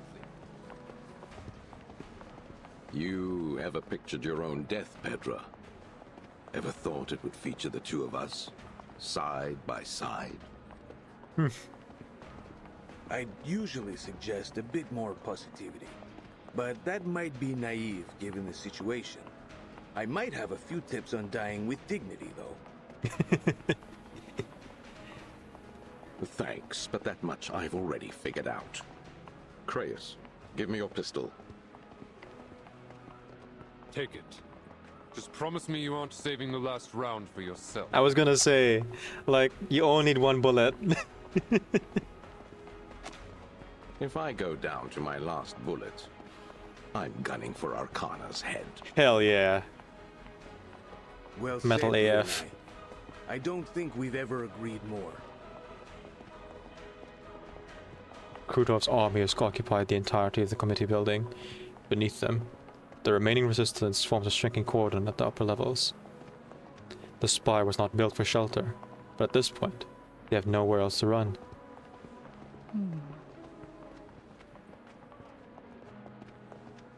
She yearns to hear the trees' whispers once more, to nurture new saplings, but try as she might, it's all in vain. Druvis! There you are! They're all just regular people now. Regulus spits away from the crowd. Regulus? Did you find Mr. Apple? That I did! He's here in my bag! I thought he'd flown out when we landed. Oh, Apple isn't even sentient anymore. Man. He's just a regular apple. Still, you know, red and delicious, but... Well, I imagine he's not delicious. Maybe he's like a Fuji apple? These two. Pedro agrees with him? It must be the end. That was a rough fall. How's Nautica holding up? Oh, I see. This is supposed to be the suitcase team. Like Team Timekeeper. And that's Verdun, I think?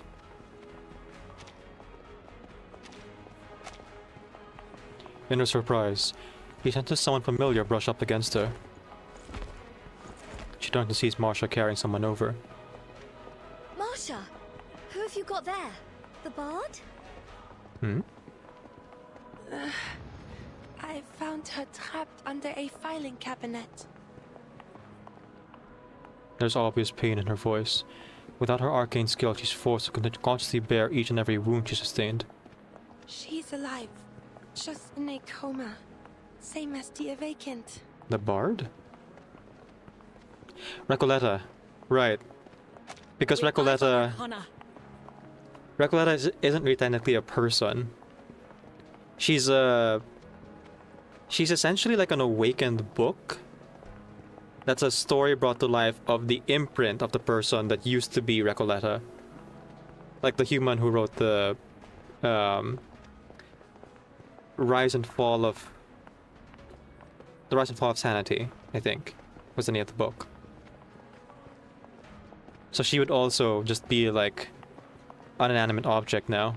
Living fiction, yeah. Right. That's the word for it, Dom. Dan says, that that symbol is Manos. We've seen that one in Midnight Whistle. Oh, thank you. I didn't recognize it. So these are the last of the Manos army over there. Tyra's not dead, right?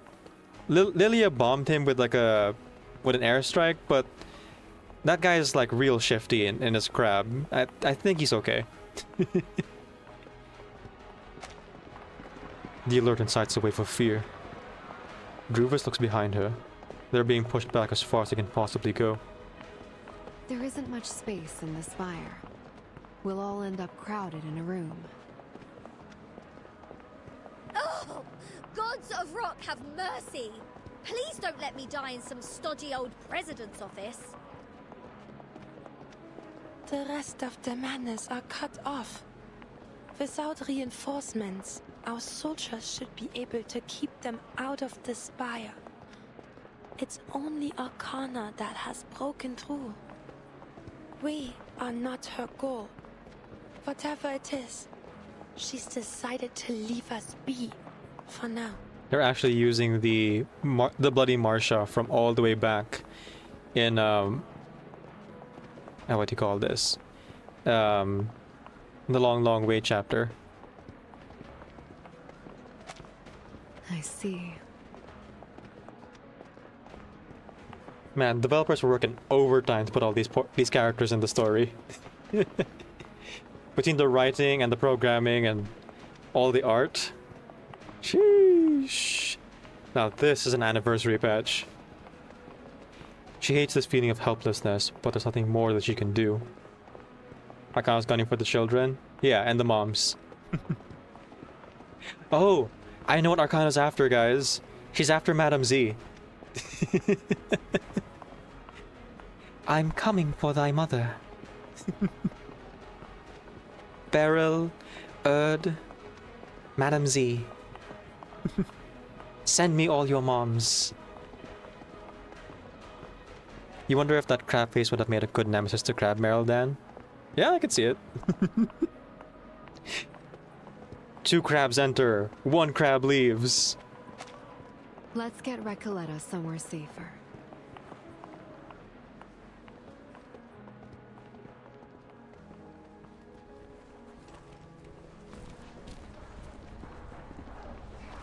The President's office, the sole room at the top of the spire, would be considered rather spacious under normal circumstances. But the crowds of survivors make it feel unbearably cramped. Damn, not even Darted Clatter's moving now. He can't help. A Dahlia raping would solve everything. The President stands behind his desk, observing the chaos and waiting. She's right behind us! Before long, the final group of survivors enters the office. They all look on as Arcana steps inside. A most remarkable spire, I must admit, Mr. President. How many uncounted years of labor were devoted to its construction? To this pretty monument to man's hubris? Don't let her come any closer! My guy... oh, he's dead. The loyal guard falls to his knees, and as he does, all the other armed personnel in the room seem to lose their will to resist too. All courage seems to disappear from them, like smoke wisping away into the breeze. The storm syndrome. Enough of this. Sir? He waves away the rebuttal and leaves his guard's protection to stand before Arcana. What is it you want, Arcana? Only to speak. All this death. You would do all this, bring about so much pain and destruction, just to speak? Destruction?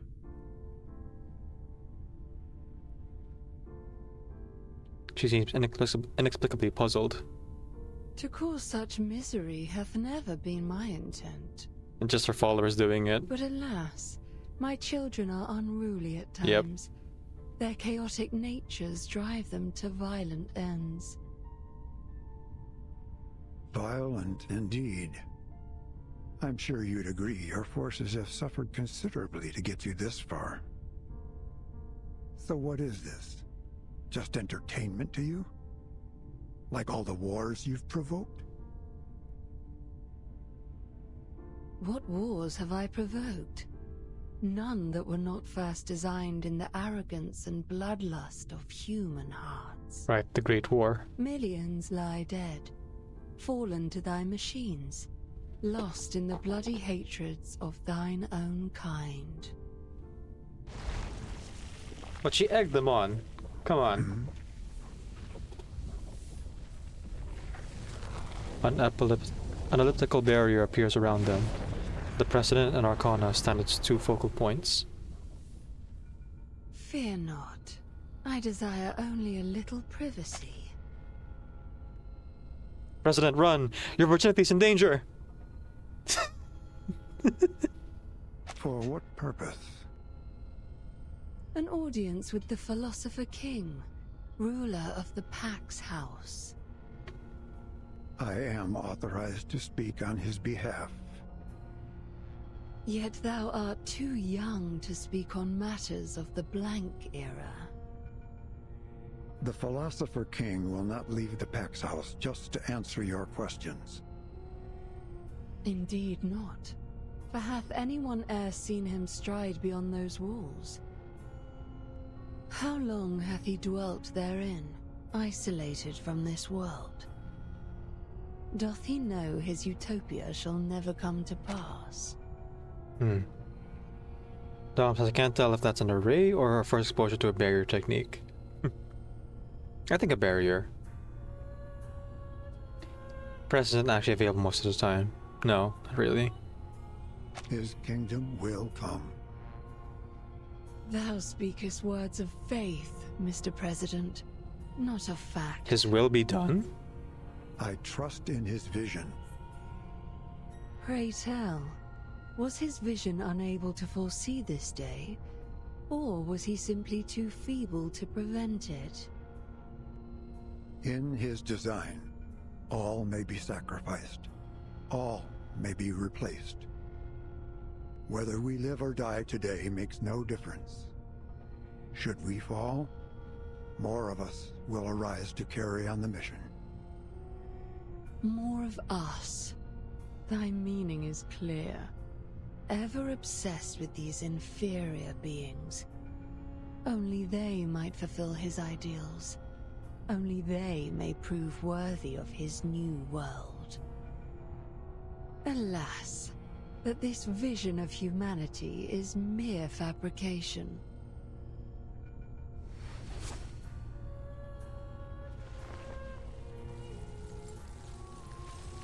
A noise interrupts the discussion.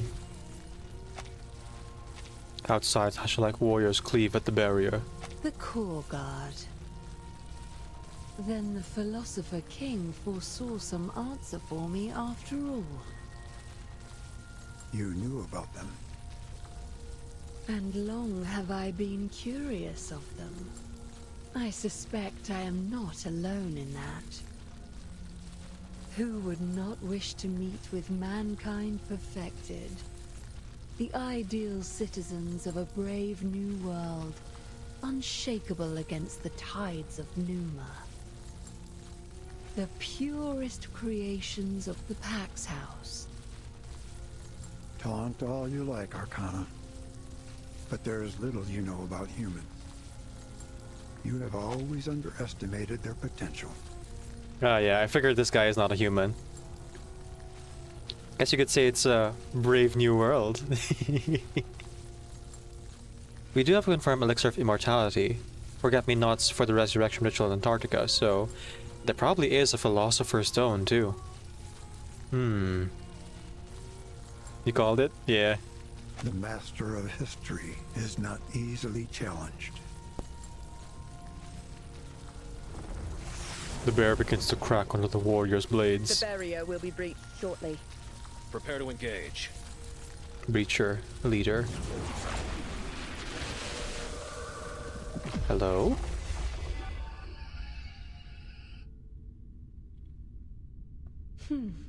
So there's a purpose to the mask the Foundation wears after all. Welcome back, Vertin.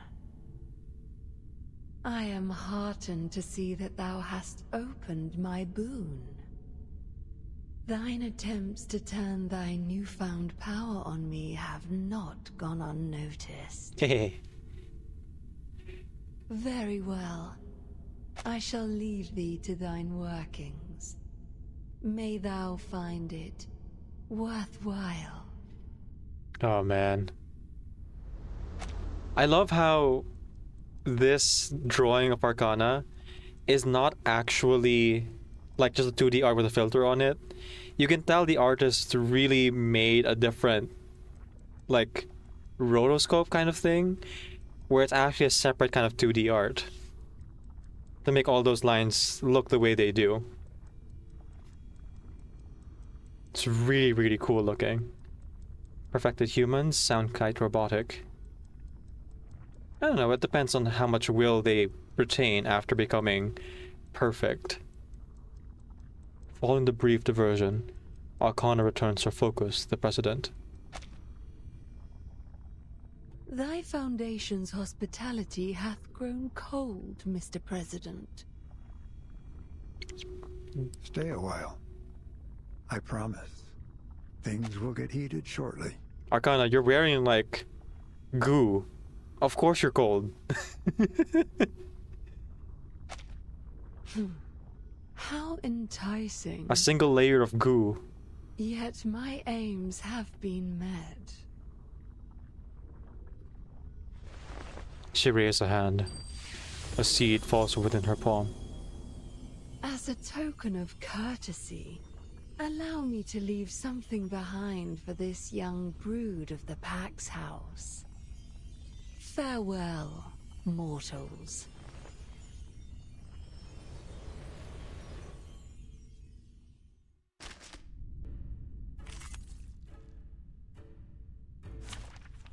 Balanced mode. A temporary balance of encounters. This battle will enter balanced mode. Unbalanced characters will have their level, Psycube, and character resonance raised to 60, 60, and 12. Oh my gosh. That's higher than usual, right? I'm not crazy.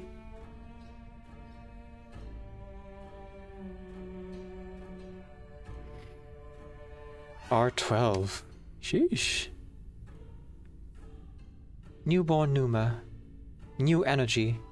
A pure confluence of Numa. A grain of sand from the mother. A strand of hair. A piece of flesh. It absorbs the energy that flows from all directions, consuming the nourishment that lies beneath reason. For a new birth draws near. It comes from you, from me, from the confluence of countless Numa. It comes from the new age. Resistant to all status ailments. Except for poison, it looks like. You could still play a poison team against this. Also resistant to Anjanalo's Captivated. And Miss Mason's Freeze. Damn. Oh, and Bicorn Bloom's Seal. Damage taken is absorbed and converted to growth energy. After absorbing a certain amount of energy, enters Phase 2. Such character enjoyed the privileges of R12 with the exception of all character story assists. I see. Ah, Moxie -1. Very nice. All allies gain damage bonus by 500%.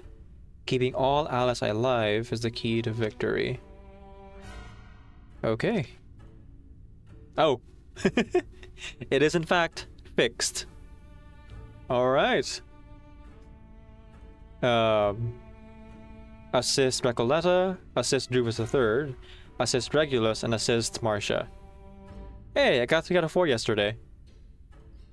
I guess Recoleta, Druvus, and Regulus, but no, I guess Marcia makes sense too. Yeah.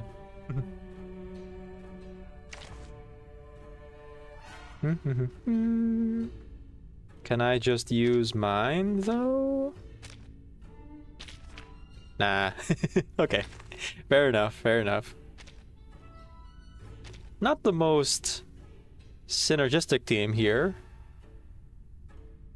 But I'll take the whole stay alive thing into account. Scripted, can't. Fair enough. The cavalry has arrived. We do have confirmed... Oh, yeah. Granted, Druva's third Psy Cube provides some healing if any shield breaks. Yes, that is true. Is this the Euphoria Druvis? It is not. It is basic Druvis. Ew. This also appears to be basic Recoleta. And if I'm a betting person, yeah, basic Regulus as well. Yeah, basic. Oh, sorry, I pressed the wrong button.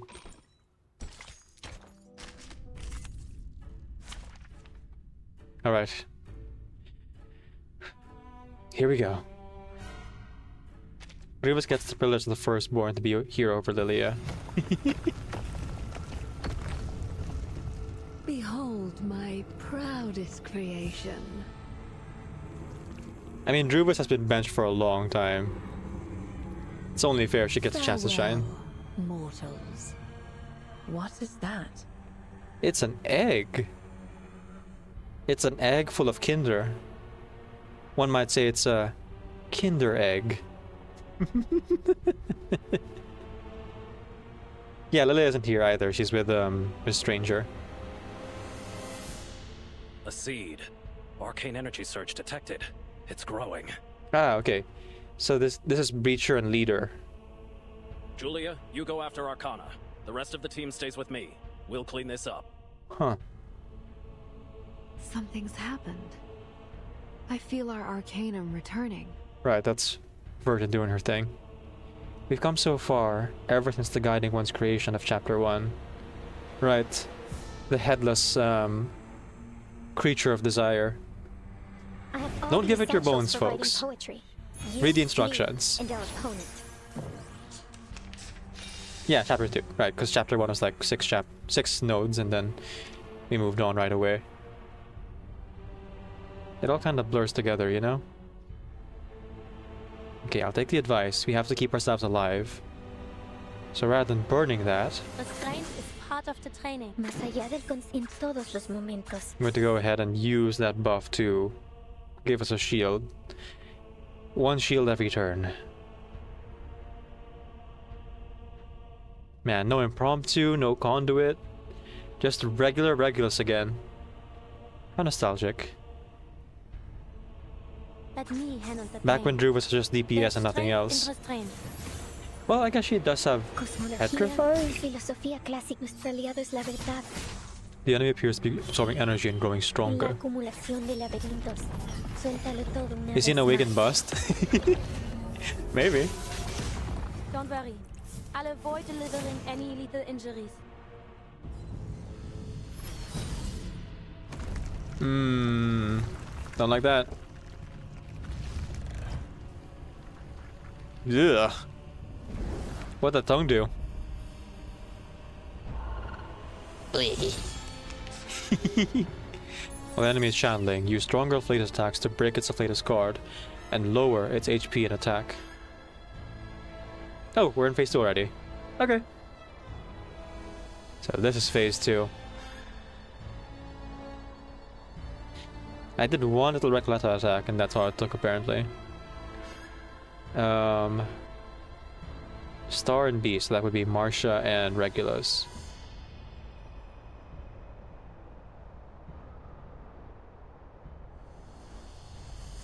Restraint is part of the training. They're just little games. Sir Apple, get him! They're just little games. A necessary counterattack. Woohoo! Release! Get him, Apple, get him! Killed Eric. Woohoo! Release! That seems fine. Rock, rock, rock! Change the world! Hard mode and mains bulletin's gonna look real crazy.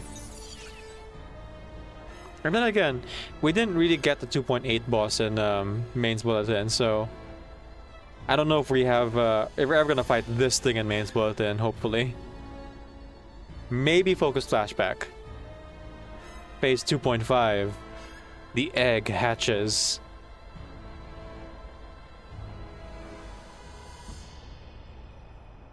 Right, still weak to the same attack, so I'm gonna go ahead and use... Zu beschützen und zu helfen. We did get 2.8 for mains, did we? Oh, I don't recall. I don't remember fighting the giant Oleatos, like, flying war machine thing. Or the Arcana, like, 2.8 boss. But maybe I'm wrong. It's been a while. So base Druid has Petrify, base Regulus has Moxie Reduction. Ah, thank you, Dan. Just in gold. Yes, the Leviathan, that's what I'm talking about. Yeah, yeah. Did he fight the Leviathan main Spotan? Is that the one that Weiss means? Come to think of it, there were a lot of bosses in 2.8. Stretching, stretching. There's a golden Arcana. Oh, that was actually one of the bosses there. Okay, okay. The True Faith Distortion Type 2. That was from 2.8. Okay, okay, okay.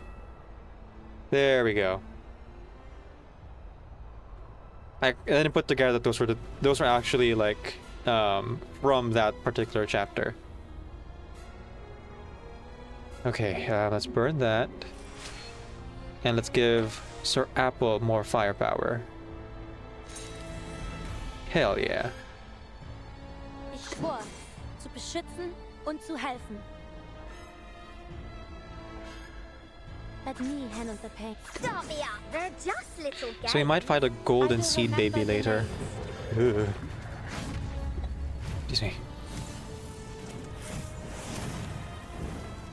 Peace and quiet. Oh, the Flare Shield is down. I could have used other attacks. Oh well. Left hand up. I find it funny to just like beat this guy up with an apple. The apple. Okay, so once exposed, I should attack with the others' attacks at that point. Got it, got it, got it.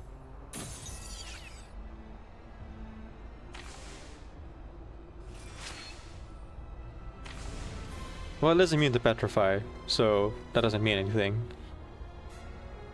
But nice to not have the option, you know?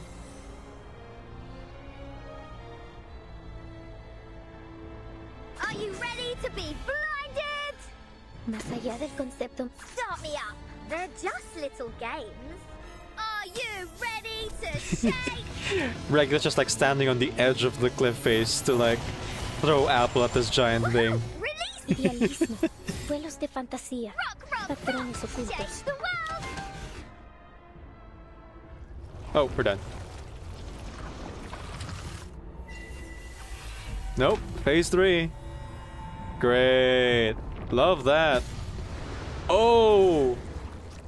Oh, fantastic. That's a giant eye. Here's gain blessing of the mother and takes no damage. Hold your ground for now. Peace and quiet. Marcia, help! Release! Cast Burden Unspoken Defend against any attacks. You got it! Blessing of the Mother. Cannot be affected by statuses. Receive healing and all damage taken set to 1. Cast a mass attack that deals target's current HP times 90% to all enemies. Dispels all stats up, positive statuses, negative status, and shield effect from all enemies. Great. All the shields, Knight of Literature. Mm-hmm.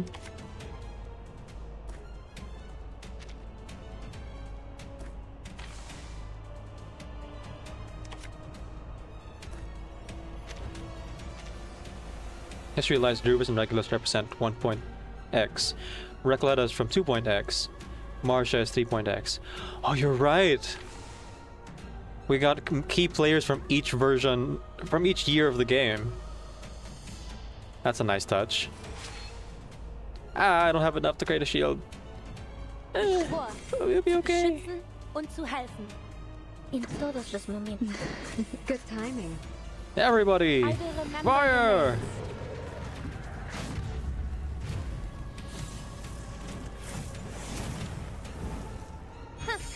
truly I think we're cooked, villainous guys. moment. Penetrate.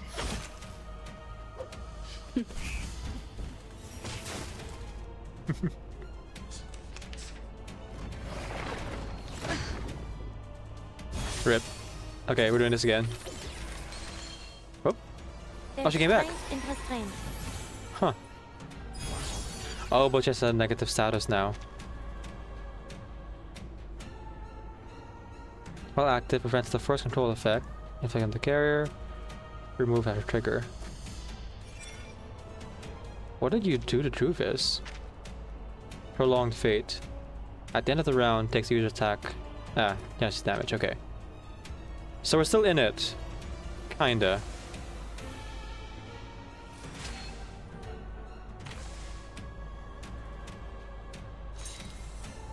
Let me handle the pain. Restraint is part of the training. Mm-hmm. Let me handle the pain. I'll try to keep spawning these buff cards from Marcia here. There's strength in And building up our tuning to create more of the buff cards as well. Any lethal injuries. It hurts more than words. Oh, thank goodness. Ooh. It's about to strike again. Is this another game of yours, Arcana? Oh, thank goodness. Verdant's here to the rescue.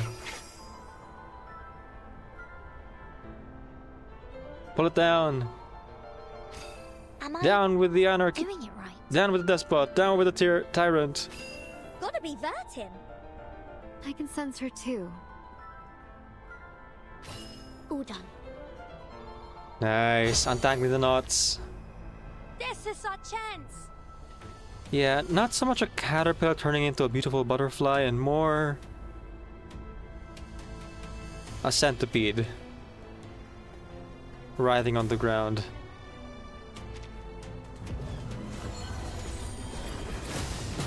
May Vertin be with us. Damn! Alright. Okay. Oh, we've shorn off part of its mask, A sacred charge. revealing the egg beneath. The enemy will issue the Destiny attack, cast Burn Unspoken to purify Prolonged Fate, and mitigate the enemy's attack. Right. Marcia MVP for this whole fight. Seriously. But also, check this out. Restraint is part of the training. En todos los momentos, el camino a Tlon. I will remember your names. I'll generate a new buff incantation for us later. But for this turn, let's cast the ultimate, yeah? Cosmología, filosofía clásica en la acumulación de laberintos. Suéltalo Here todo comes una Chocolata. vez más.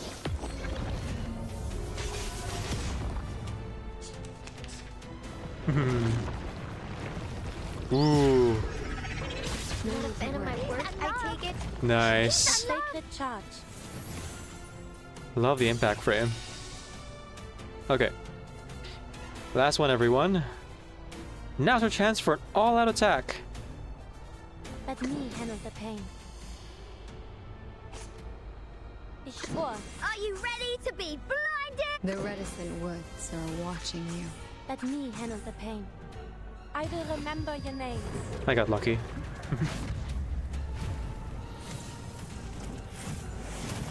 First volley. Are you ready to shake?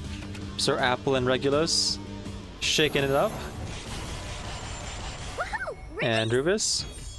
I weave the gown with thorns. You shall repay with Oh man, sacrifice Druvis of animation is still so cool. And there we go. Now if you have any more in you... Okay, we're done. Just like the prophecies of the woods, the scales have already been tipped in my direction. Ah, okay. I win today, and so will tomorrow. Yeah, I've been using Druvis' skin. So it's been a hot minute since I saw Druvis' like ultimate animation. But yeah, no, there's a reason they have to keep mentioning in the story, because like she's so fully OP looking at that ultimate animation. I would still argue that the strongest arcane skill in the entire game is still Meryl's. Is still Marcos, because the ability to read the entire universe is kind of broken. But in terms of pure combat, Druvis is way up there, like in universe, like in the lore of the world. In the hard mode, you can use any team again though. Beating this boss with Nautica felt so satisfying. Ooh, with the hands reaching through.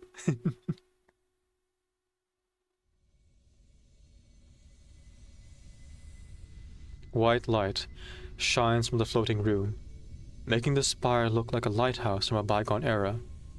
The radiance recedes and the world takes back its contrast. So petty. Alright, I'm out. Here's my seed. all this, and Arcana just came here to have a conversation and drop some seed on the ground. She really is Goo Mom.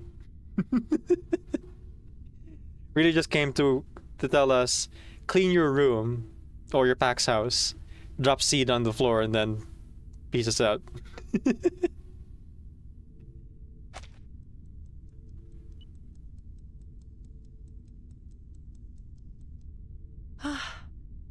It's gone. Have we won? Seems like that might have been the ticket. The air feels a bit lighter now, don't you think? I'm concerned that might have something to do with the building collapsing around us. Oh. Everyone, onto the branches, please. I'll bring us down safely. There goes the tower to represent mankind's hubris. No need to panic. That's just the architect beginning her work. All units, gather at the entrance. The enemy is retreating. Eliminate any remaining Manus Vindictae forces inside the building. Wait. Did he call the other one Julia? Or did Breacher call this guy Julius? Like, Julius Caesar? Surely not, right? Right? They wouldn't actually make a perfect human from Julius Caesar, right?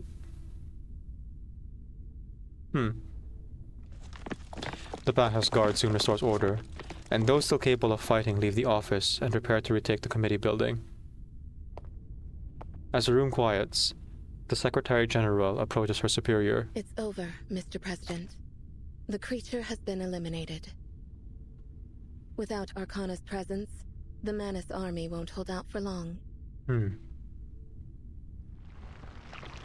On the floor before him lies a puddle of dark sludge. One would expect more maturity from a god. Did we learn anything regarding Arcana's power? The Foundation held her back long enough for us to conduct a full assessment. The results align with our speculation. She has dominion over the channels of Pneuma in this world. In other words, she can control the very flow of Arcanum itself. That explains how she severed us from our powers. Precisely. Now that communications have resumed, we've been able to re-establish contact with our field operatives. Miss Stranger reports that she's discovered how Manus Vindictae breached our security. Oh yes, I believe so, Dan. The goo should taste like black algae.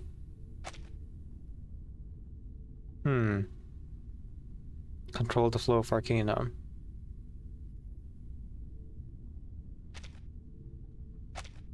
Excellent. Send support to her immediately. Her safety is of extreme importance to our efforts. Miss Stranger. Looks like the Foundation isn't done with her just yet. I understand that she's already under the protection of a flying witch. Good. We should count ourselves lucky. Had Arcana wished it, we would have suffered much greater losses. You know what the President reminds me of? I'm not sure if you guys know about this anime, but way back in the day, there was an anime called Fantastic Children. basically the premise is that there's this group of children who keeps being reincarnated throughout Earth's history, with knowledge far beyond their years. They all come out with albinism and look pretty much exactly the same every time they're reincarnated, and they keep finding each other. The present here makes me think of that. Like, maybe it's an adult in a child's body. Like, this body's just a vessel. Dan says, time to check out the new tuning after the scene, or after this chapter. It's a tonal sequence. Oh, right, the conduit tuning. Atonal sequence, sorry. A god cannot be killed by mortal hands, only slain by the hand of another. Is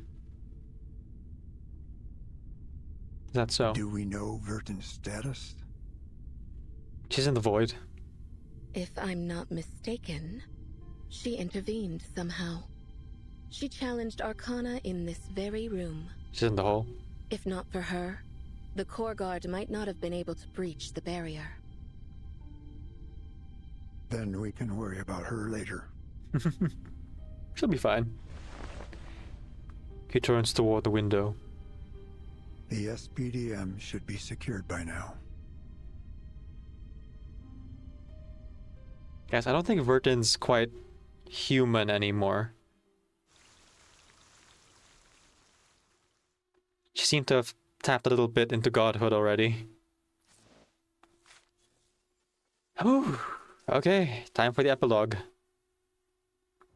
Is Arcana training Vertin for her plan? Maybe they're trying to create a new god. Wouldn't that be something? All hail Vertin, goddess of gotcha.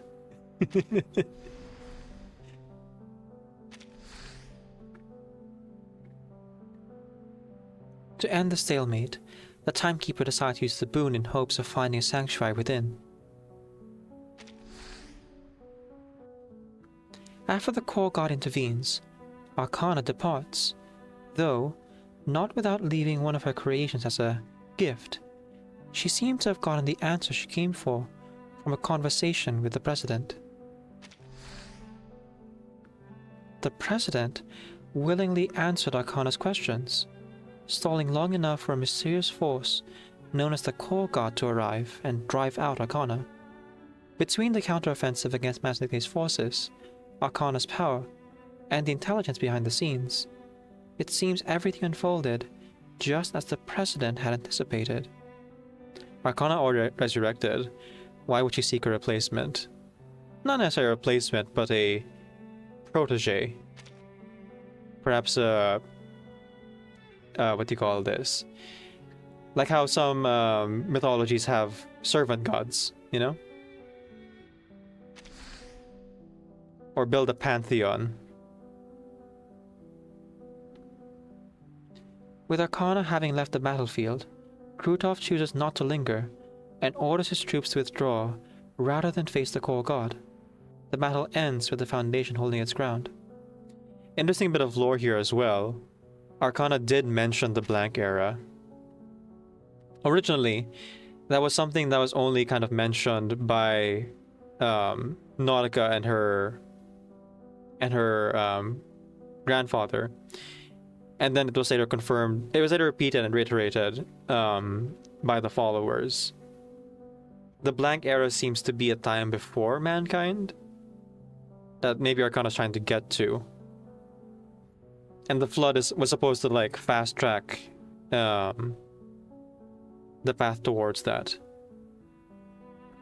Whereas the Philosopher King, whoever that is, I suspect that they're not entirely mortal. They might also be a god of some kind.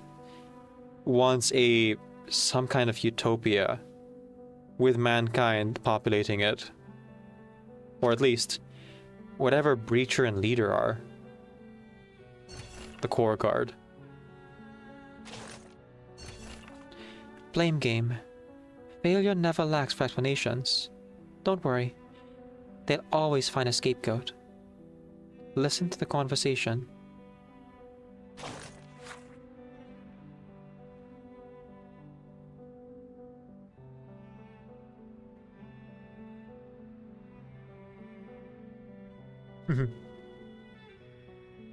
Oh wow, they don't even get to be named at this point.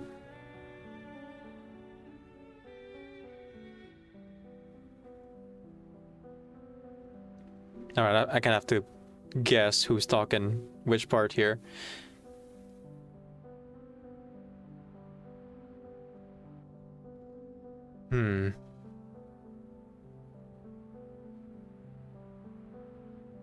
Alright.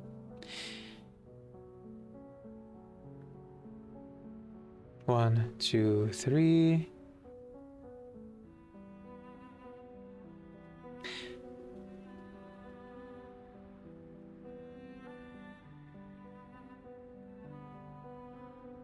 This should be... Well, actually, hang on. You want to talk. 153130Z. No, this is Krutov.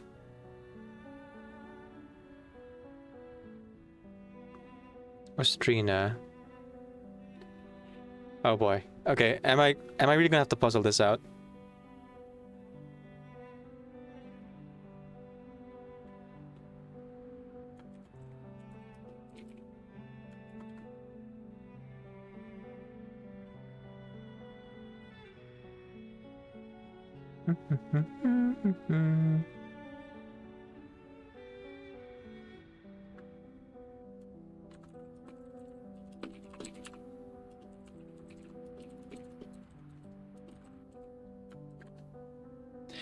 Okay.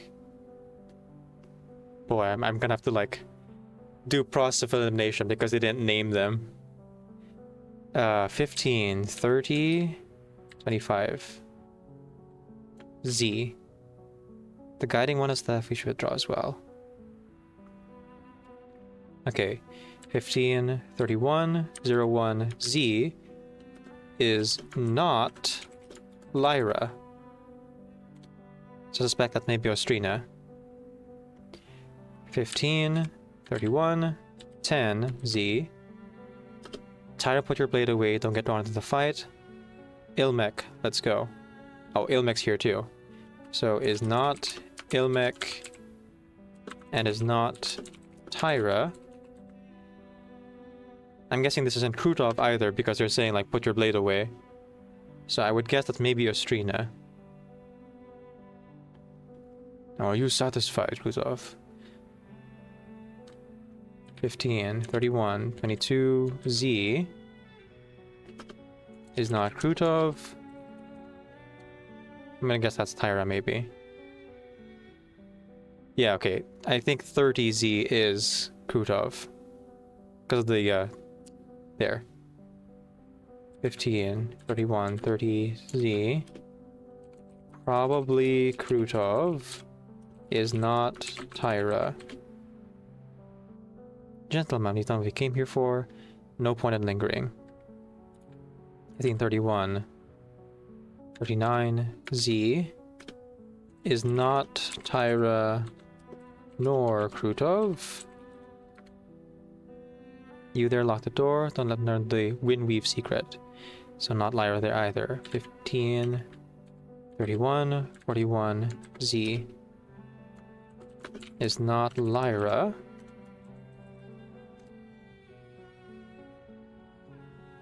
(1531-48Z).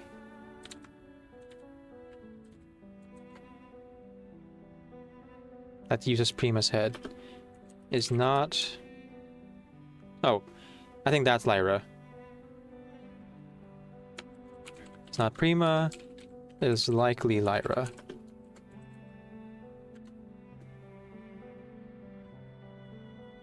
Ostrina, 1531, 52, Z is not Ostrina. 1532, 00Z. Oh, they're all different people. So there was no repetition. Even once, I think. Nope. Okay.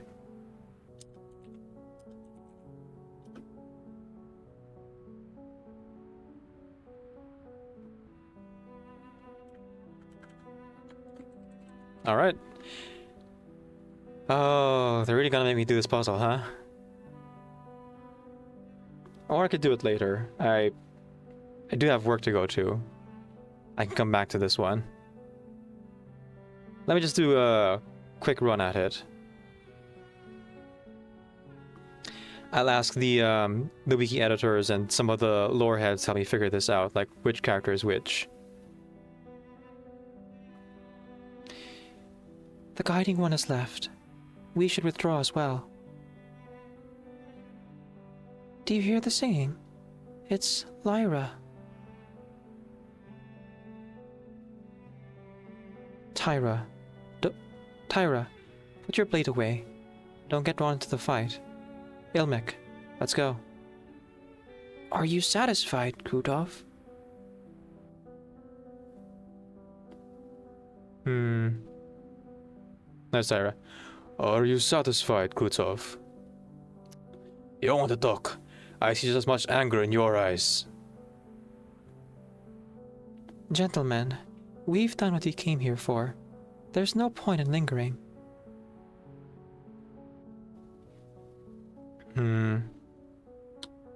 You there. Lock the door. Don't let them learn the Windweave secret. It's far too late for that. Moth already pulled the intel from that useless Prima's head. Let's move, Ostrina. It's not worth dwelling on. What are you gagging for, imbecile? Use a key or your arcane skill. I don't care, just lock the damn thing. Unless you want the enemy to find us. Alright. I'll have to ask for help figuring out which character is which here. Do.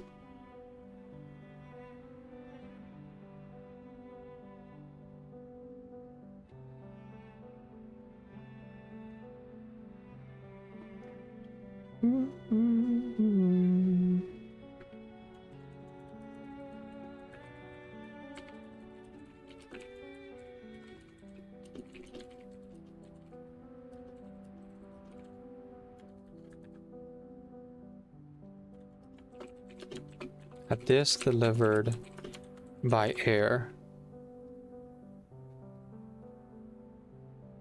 And unfortunately, there is no repetitions.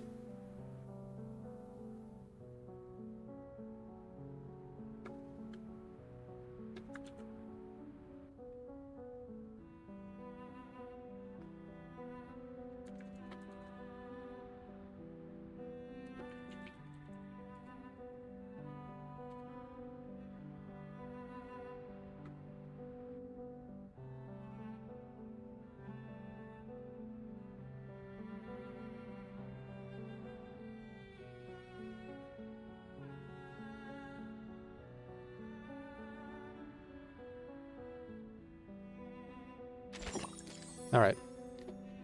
We'll keep that in mind, though. Oh, right. Has Arcana left? I think so. Though, I feel nothing. The hallway's taken heavy damage. Nautica, can you still take off? Miss Nautica, please take me with you. There must be something I can help with. Alright, everyone. On my back and hold tight. We're flying up to join our other allies. Hey! Good to see you all here. In the mood for some rock music? Captain, I'm afraid this is no time for that. The enemy is retreating, but there are still remaining Manus Vindictae forces inside the building. We can't afford to let our guard down. I can use these trees to evacuate people, but someone needs to take out the remaining enemies. Leave it to me and Razor, Captain. We'll seat them out floor by floor. Hate Street style. Yeah, this rockin' fire will make sure to kick those Black Robe freaks out. I'll help too. Whoa, nicely with your tail, Nautica. You sure you don't want some rock music to go with that? Mr. Coletta, watch out. Oh, thank you. Perfect shots. You kept the collection safe. The Manus are almost wiped out. Go aid allies in need. Roger that, boss. I'll go help out the ladies. Oh, don't worry about me. My tail is strong enough to protect everyone. Whew, that was tough. 6 characters in one scene. Let's go. I swear this always happens with the dialogues like this.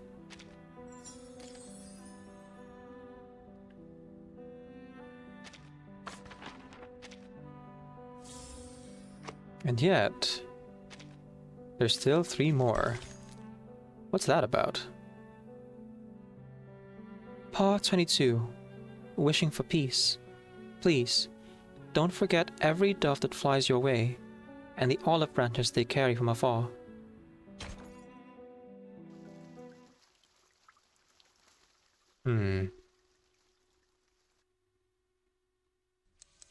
Countdown to the storm, 3 minutes. 5 minutes.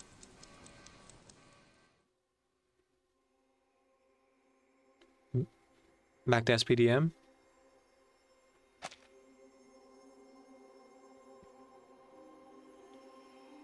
Time and fate ceaselessly intertwine. Time is a metaphor for fate. The past is dead and gone. The present is but a fleeting moment trapped within a tiny crevice. And the future? And the future revealed itself before me.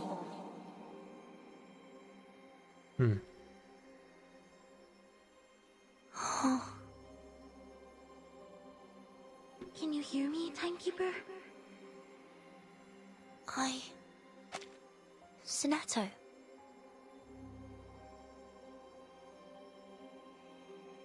Timekeeper, I'm here.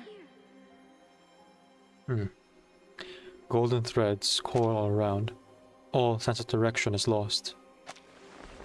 Reach out a hand and... I've got you.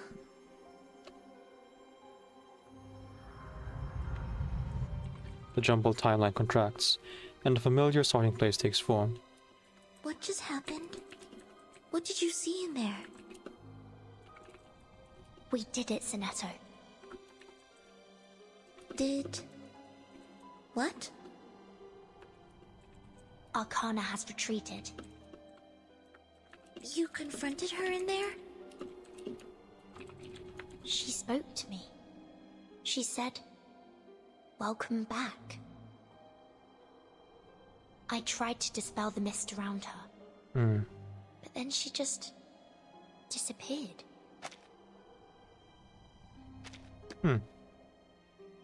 It doesn't feel right. I don't understand what I did. We'll figure it out someday. Whatever you did, it must have been powerful. Yes, we can figure things out later. Let's just find a way back first. Do you know where we are? I think we're back in the library. This is the same study room we left before going to the central tower. That's good.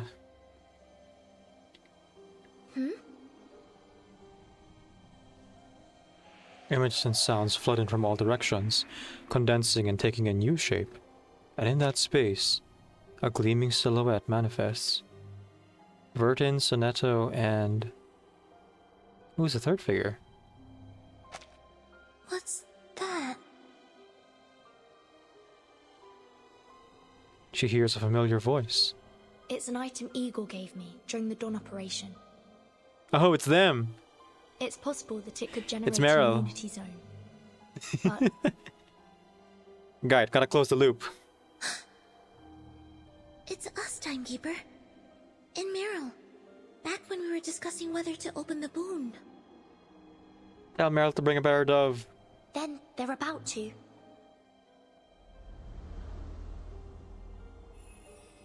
Just as expected, the dark gate appears once more.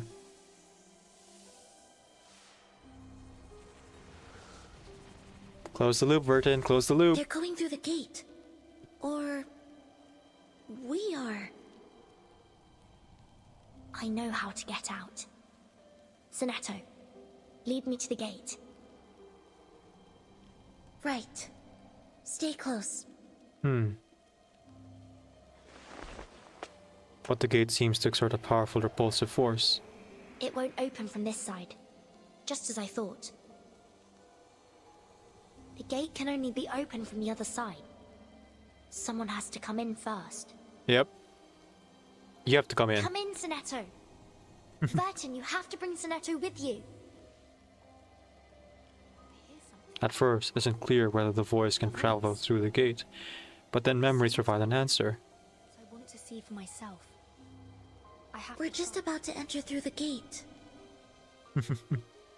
Which means we need to leave at the same time. It's so trippy. I'm ready. She waits until the very moment that past and future converge. We meet here again before the storm. And whatever happens, we move forward together. Right, Meryl's promise. I promise. It's time. Let's go, Sonetto. Now, Timekeeper. Man, if only Vertin had her suitcase right now, huh? Past and present selves by shoulders, the loop is closed. Dust appears and sweeps everything away once more. Darkness and silence flood all senses. Sonetto! I'm here. We're back to our real ages. How's your eyesight, Timekeeper? There we go. I can see again. It seems we've made it back to reality. Finally.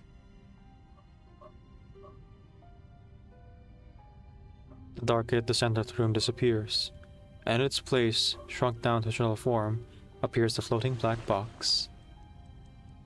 But there's only 3 minutes left before the storm. Huh. So they can just melt the box shell again to use it.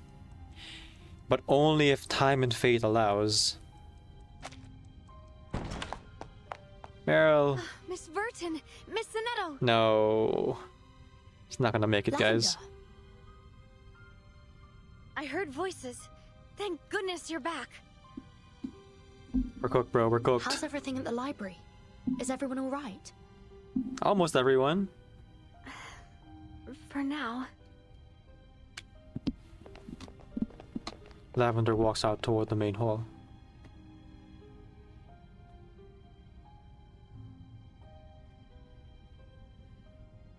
The students are huddled in the book storage area outside the study room. She'll come back. The doves aren't She'll live. glowing so much anymore. Last second trust. Yet they guard them in silence all the same. They fought Matilda here too. A shelter dove casts a faint glow in her still unconscious form. The immunity zone has shrunk so far that it doesn't cover the library anymore. We'd all have been doomed if these two students hadn't brought us these backup shelter doves. Right. They said Miss Meryl was the one who got them. But the doves may not last long. Without them. Things will be alright now, Lavender. I found a shelter strong enough for all of us. Oh. Okay. So they can use the boon. Meryl! Run! Does she still have legs, even? This isn't the first time she's seen the storm as it arrives. But there's something different this time. As the world shatters before her eyes, she's at a safe place to hide or an equilibrium umbrella. The rain. It's rising. The wave of adrenaline is receding. Her wounded legs cry out the refusal in her sprint between her and the library.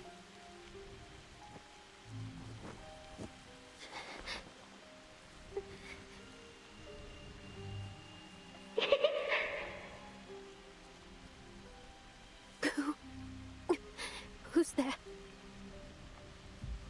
Burton and Sonetto made it! We're going to be okay. Come on. They made it? But what? It can save everyone, us included. Come, come!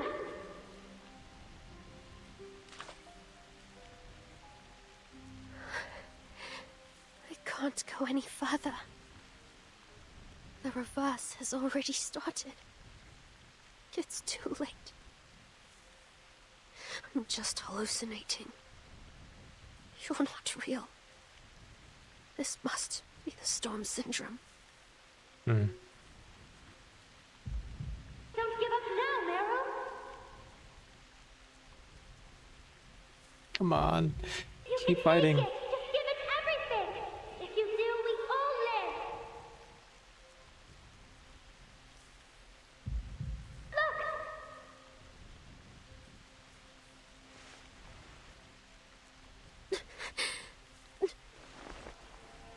She forced her head up.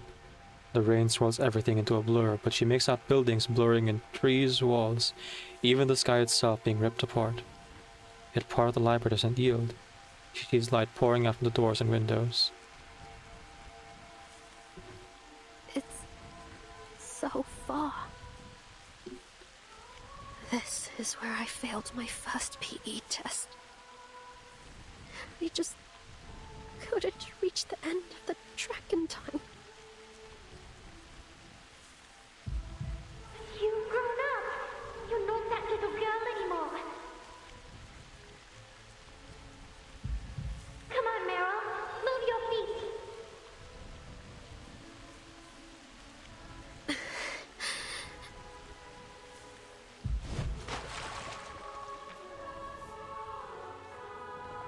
Everyone stay together. Don't leave the light. Gather around Miss Burton.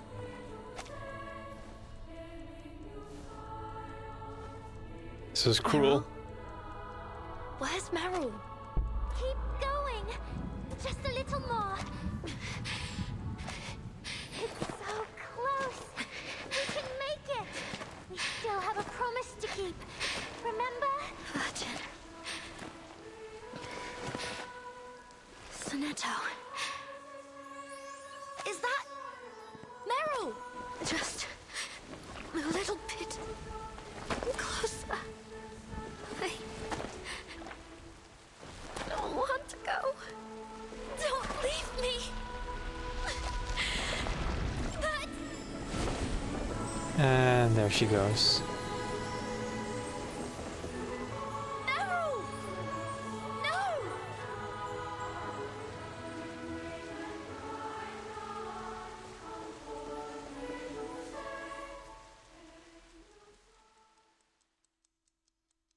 Oh, it wasn't 2 minutes, it was 2 seconds.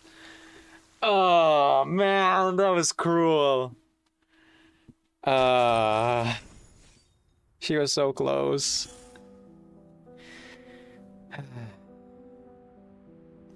And even though I knew it from watching the trailer and like doing the whole watch party, doesn't make it hurt any less.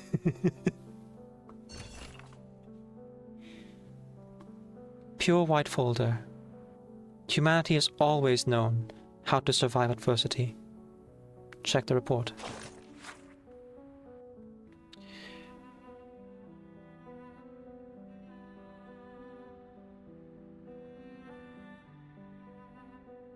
Yeah, you know what? I don't know if this is actually like the president, but I really like his voice. I'm gonna go ahead and try to emulate it here. Yeah, too bad the gotcha has to spoil us. And I mean, there are folks out there who, you know, dodge the trailer and dodge the watch the live stream and didn't pay attention to the fact that Rhiannon looks just like Meryl. So for them, they'll get the experience.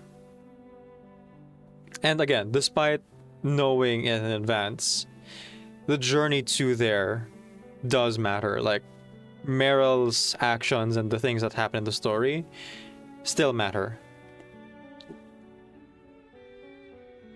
In my opinion, they did really well with that. Until this scene, I was still holding out hope that she made it, and the limited character just looks similar for another reason, right? Twins. Secret siblings. Dead. She's dead. A hint of unease. Arcana... A hint of unease. Arcana Incursion Assessment Report. The following details, the strategic analysis and operational assessment, of the recent incursion by Arcana. Number 1. Assessment of strategic intent. Arcana's recent incursion was not aimed at territorial or resource expansion. Rather, it functioned as a strategic probe.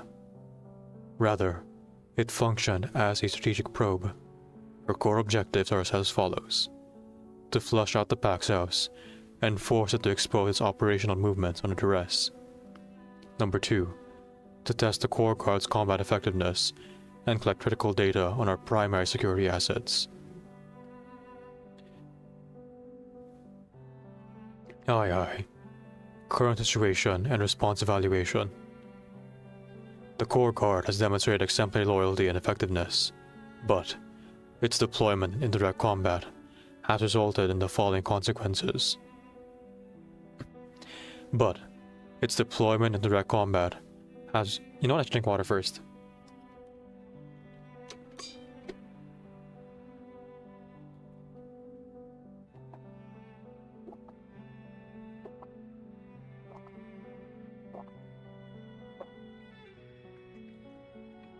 My throat's so dry from like tears being shed and harrowing emotions and just like talking, so that's kind of dry. Here. Aye. Current situation and response evaluation. The core guard has demonstrated exemplary loyalty and effectiveness, but its deployment into direct combat has resulted in the following consequences. Number 1. Premature exposure of strategic assets. The core guard's true capabilities and tactics have likely been compromised. Number 2. Partially seeded strategic initiative. We now face the threat of targeted countermeasures, while the enemy retains undisclosed reserves. Aye. Conclusions and recommendations. This confrontation has allowed Arcana to partially achieve her strategic objectives. Consequently, we recommend the following. Number 1. Reassess the threshold for deploying the core guard to prevent the attrition of strategic reserves. Against low-cost enemy probes. Number 2. Implement tactical deception protocols. Implement tactical deception protocols for the core guard, projecting a dummy profile alongside the active one to confound the enemy. Number 3. Establish a tiered response framework that clearly defines the escalation order. Number 3. Establish a tiered response framework that clearly defines the escalation order of the Foundation's defense forces, Xenoforces, and the core guard.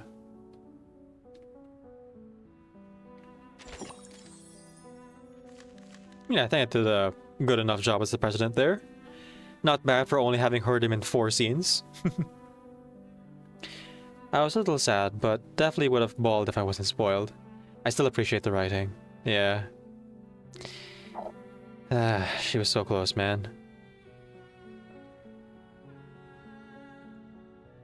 There's a lot of what ifs too, like, what if she had like not been injured during the fight with the banquet coordinator? What if the dove had still been intact? What if she had taken a little bit less time wrapping her wound and running immediately? What if she had just like been able to just run from the start, you know?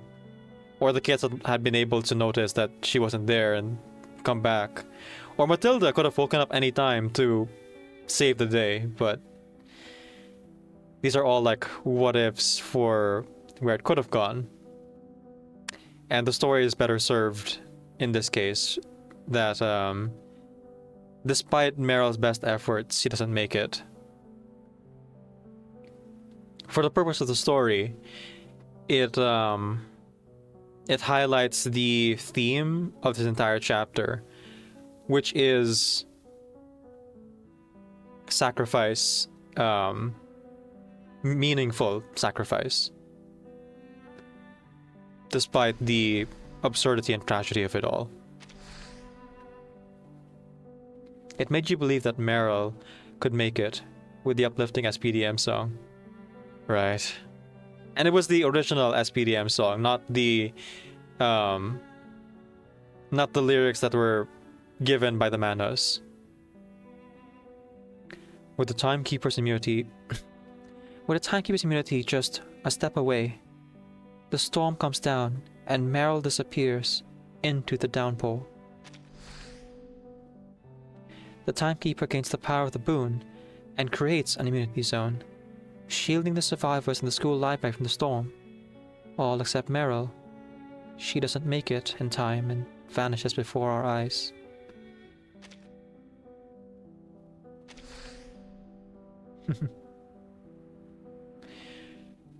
With Arcana having left the battlefield, Krutov chooses not to linger and orders his troops to withdraw rather than face the Core God. The battle ends with the Foundation holding its ground.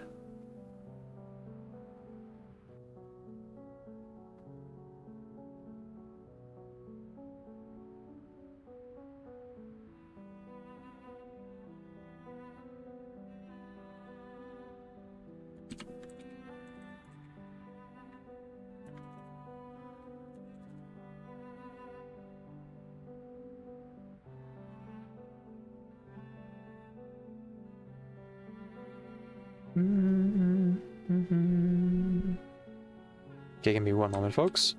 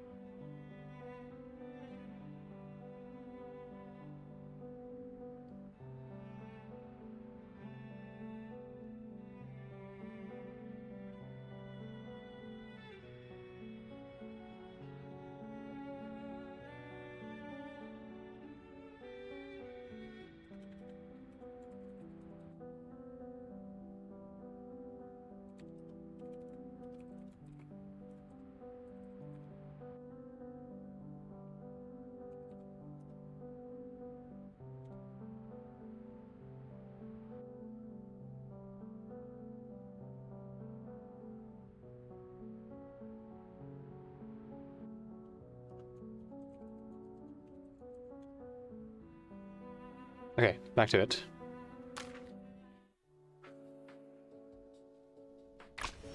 Heavy stuff. Oh look, I cast 20 ultimates against Arcana's little baby thing. Ugh. Okay.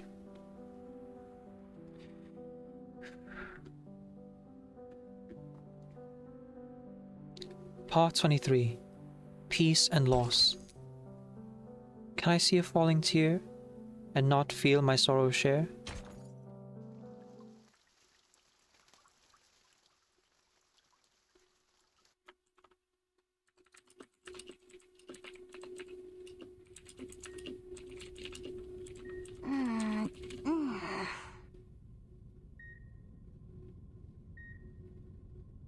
Oh, Matilda, now you're awake. Oh, okay, like days later. Fine, fine. You needed your rest. The ceiling hangs overhead like the cold sky on a winter's day. I guess she was in an explosion. I'm not mad at you, Matilda. I'm just mad that Meryl's dead. Yet her body, gently cocooned in blankets, feels warm.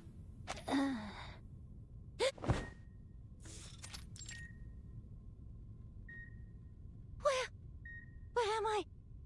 Meryl? Just as Maw foretold, she wakes at a time long since set in stone. Matilda, you're awake. Burton, Sonito, what are you doing here? You just know that Matilda's gonna blame herself. Because she feels very deeply about the people she takes care of. Madame Berenice predicted you'd wake up sometime today, so we thought we'd drop by. I'm sure you want to hear about the school. It's gone. Mama is here? No, since the storm has passed, the school... She grimaces from a piercing pain in her brow. The students are safe. Most of them made it through. Most? And Merrill? We'll talk more once you're feeling better. I'm perfectly You need No, to girl. rest. Just lie down for You were now. an explosion. Your mother will be here soon. And her driver, How too. long has she been back at headquarters? She came as soon as the storm ended. She barely left your side up until now. Right. The Foundation needed her for some paperwork. She should be back any moment. I keep forgetting that Beryl just has her own shelter. Her and Broom just shacking it up in the immunity tent that they share. She brought you a new crystal orb to replace the one you lost during the fight. Alright, it shattered. She tries to turn to look at the gift at her bedside, but the neck brace denies her. Please, don't get up. The doctor said you need to rest for now. We've got a few more get well presents for you. Probably easier if we show them to you.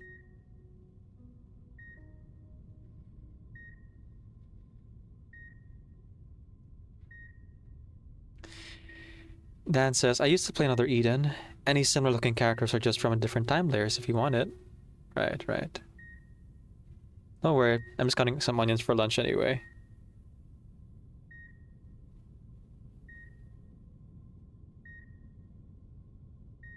So, do I get to pick all of these or just one?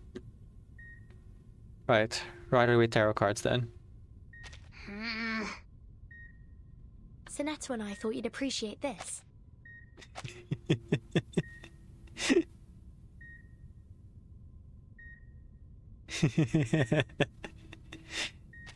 Oof, mon cœur. You did this on purpose just to tease me, no? Tell me you didn't forget what I actually use for divination. Of course not. Which is precisely why we picked one with silly anecdotes on Arcanum on the back. You can read it like a storybook. Then I suppose it isn't all that bad. Continue. Oh, I can pick them all. Yep. Super chips with zesty salsa. It'll zest ya.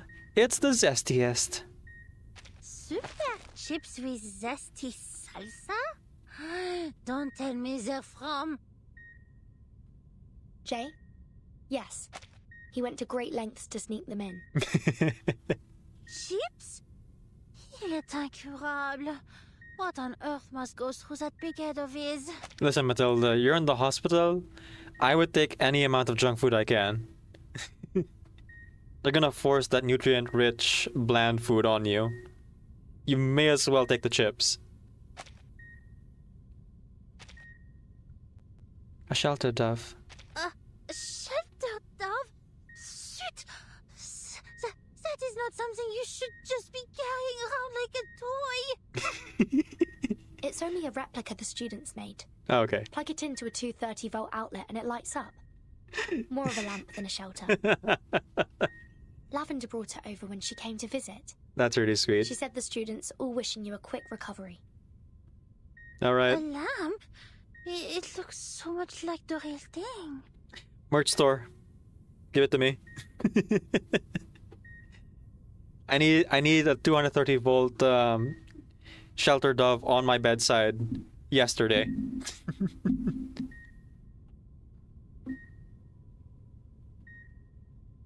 Nope, hang on. My phone's dying.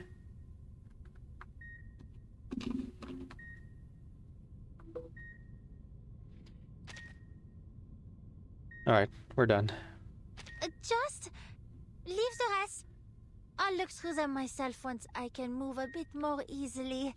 It shouldn't be more than a few days. I do find it really sweet, though, that the kids all came together to make Matilda a get-well gift. She's one of the few, like, dependable adults left. Well, you know, for as much as an adult a 16-year-old can be. That the kids know from the school now. Gosh, they really killed off Harper Fogel, huh?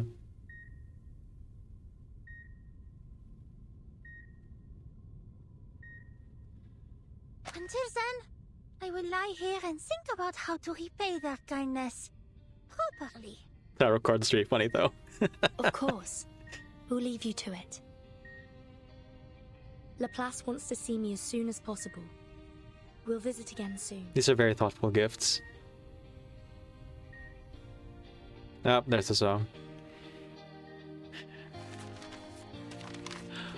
Oh, After the Rain. With heavy hearts, we announced the passing of Richard, principal of the SPDM. The Joint Committee of St. Pablo Foundation has elected to appoint Zhang Zhizhi as acting principal until further arrangements can be made. This decision is effective immediately. Now that makes sense. Her existing responsibilities will remain unchanged.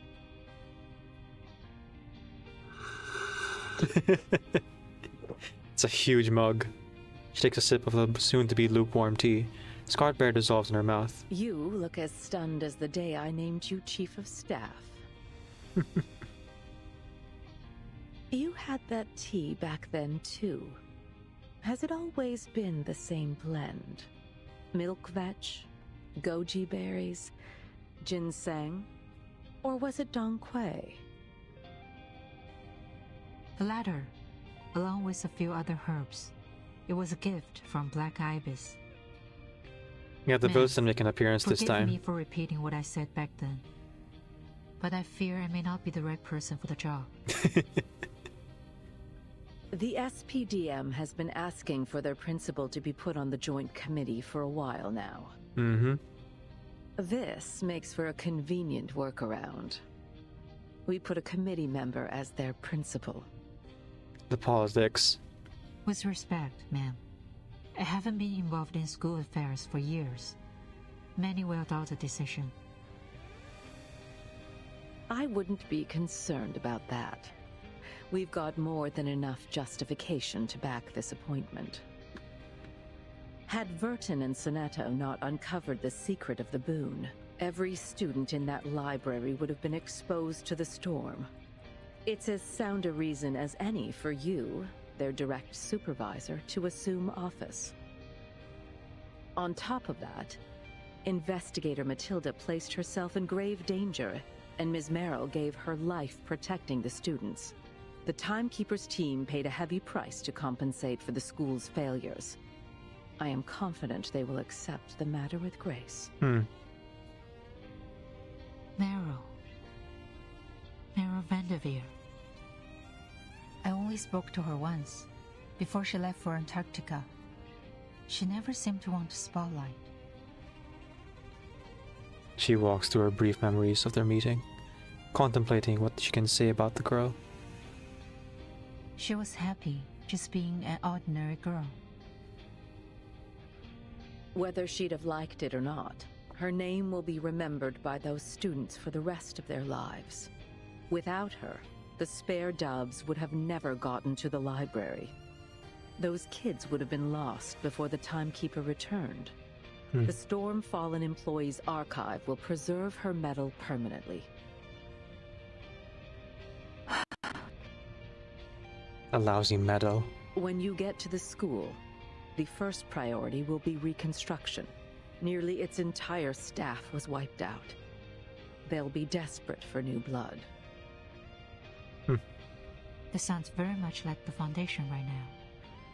I have a few ideas for some teachers. Experienced staff who had survived multiple storms. Some went all the way back to the before first. Have you read Miss Stranger's report, ma'am? She lifts her cup again. It's cold. Yes. If you're curious how Manus Vindicte slipped its troops in here unnoticed, it was through something they call the Wind Weave. Evil Flutter Page. Ms. Stranger discovered a portal, and within it a gigantic beast thought to be the Manus troops' carrier. She believes someone inside the Foundation opened the portal and guided the Manus here. The captive ritualist's testimony supports this theory. But who was their accomplice inside the Foundation? That's the question.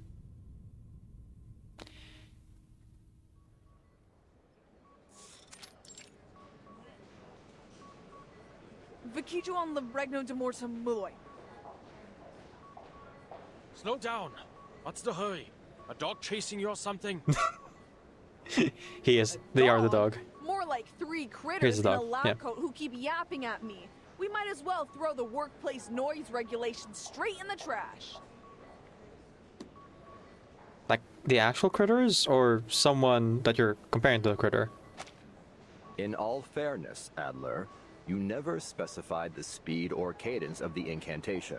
A flaw in our experiment protocol, I'd say. I thought you'd have established more stringent guidelines after the 9th storm.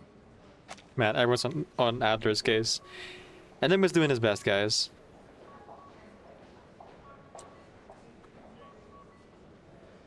Here, let me just see if I can grab a translation real quick. Ah, yes. How very helpful of you, Ulrich.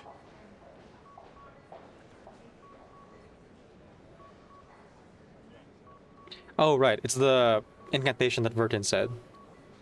Wake up in the realm of mortals. For fun, want to take a guess which era we arrived in? Well, I need some context clues. But I'm gonna say we probably jumped forward again. Seeing as we suffered like a huge loss like this. Maybe we're back in the 80s or something. Laplace scientists are on high alert as usual. Mr. Enigma. Timekeeper, you've arrived at the perfect moment. Am I interrupting? Looks like you're experimenting with that incantation I learned from the Boon. Yes. We hear you haven't suffered any adverse effects from reciting the incantation. What's the difference from the first circle situation? Right. Low into a circle. If we can decode the mechanics behind this incantation, we may be able to significantly improve the effectiveness of our anti-storm equipment. Yes, provided the incantation actually works. Unclear what it even does. After our awakened colleagues confirmed the incantation's harmlessness on them, we gathered subjects of every race we could find at Laplace. Human, Arcanist, even artificial intelligence. Like you, Pointer, whatever you are. These dorks even tried to find a female arcanist of the Timekeeper's age in an attempt to control the variables. Like that would ever work. I told you, didn't I? Vertin's one of a kind. Mm-hmm. As you can see, Timekeeper, we need your assistance. Could you please recite the incantation while connected to our energy monitoring systems? Simple enough request. How do I connect to your system? Do I need to wear a monitoring device? No need. The systems in this hallway have already linked up to you. No, you didn't even need to ask then. I see.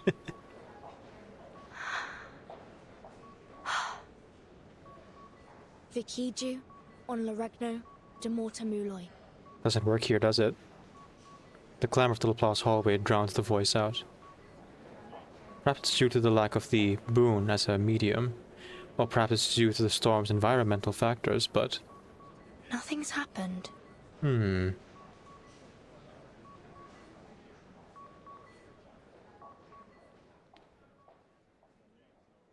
Wake up in the realm of mortals. This is it.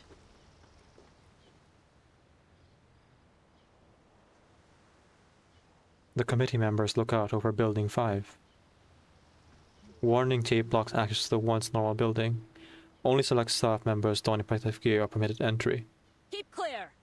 Building 5 is temporarily closed. Authorized personnel only. Alright, female Captain Razor, you got it.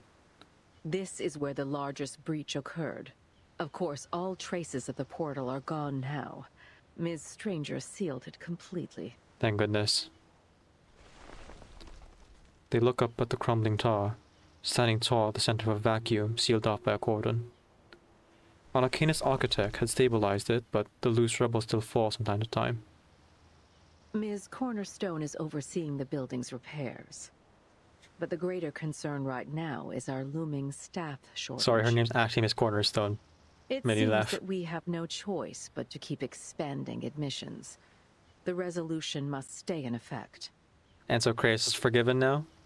But didn't you say it was the cause of this incident? Yes. The resolution undoubtedly intensified the long-lasting resentment against our refugee policy. Many were upset by our decision, and it seems that agitation escalated into treason. I see. So it wasn't just one high-up individual, but many. That makes sense. The Foundation has always had to make difficult decisions in regard to who we grant refuge to. Every one of us has been forced to watch family and friends perish in the storm. Even among those we do save, many join us unaware of the true ramifications of the storm, and the devastation that comes with it. But in this last era, Manus Vindictae revealed the existence of the storm to a larger population than ever before.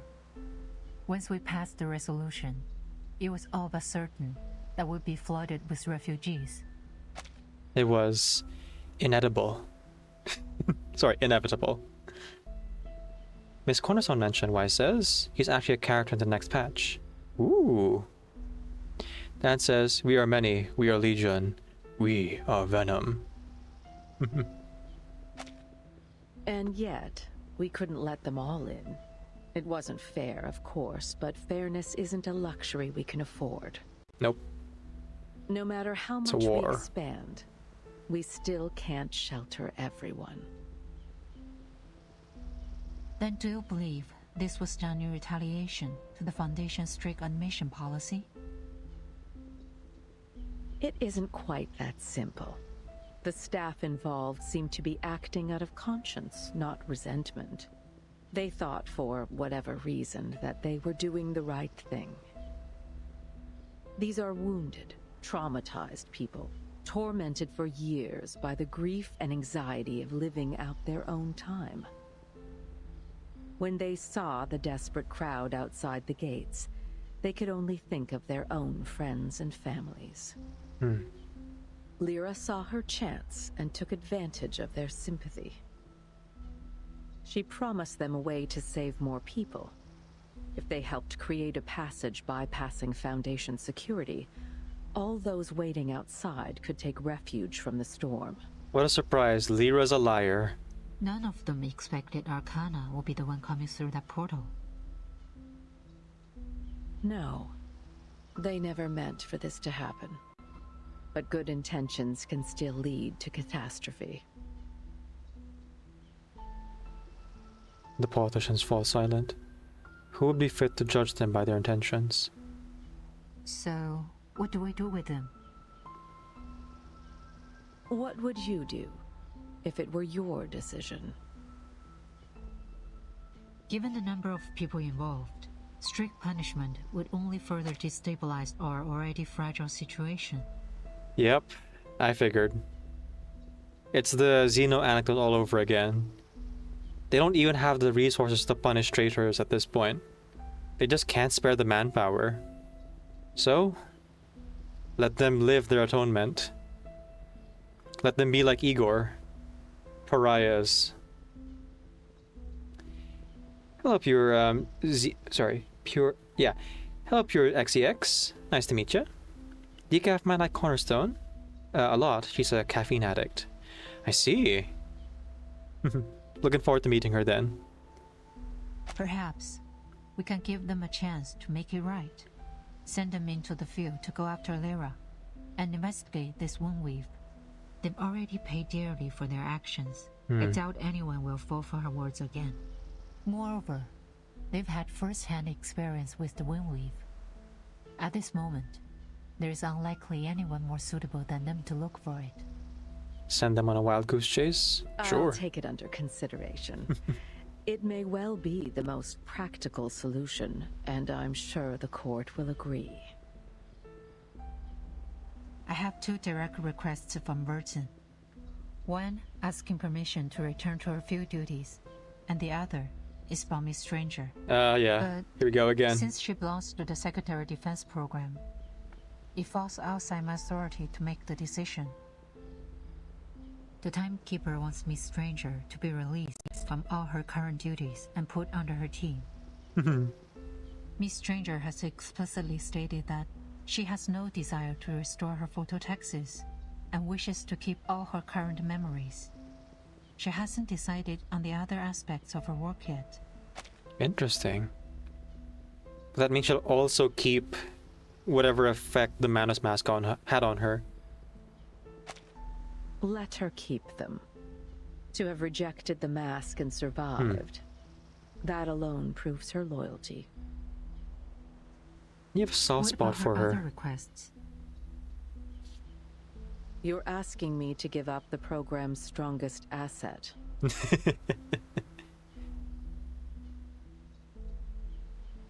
The Amber Room's prized top student. Constantine doesn't continue her questioning.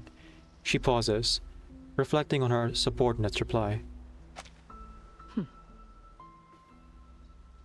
I thought she'd prefer to forget it all.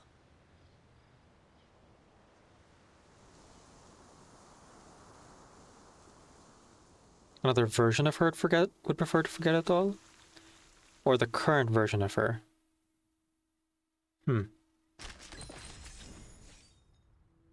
Curiouser and curiouser.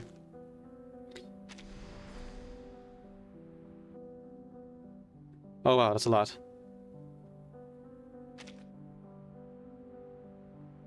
Ah, okay.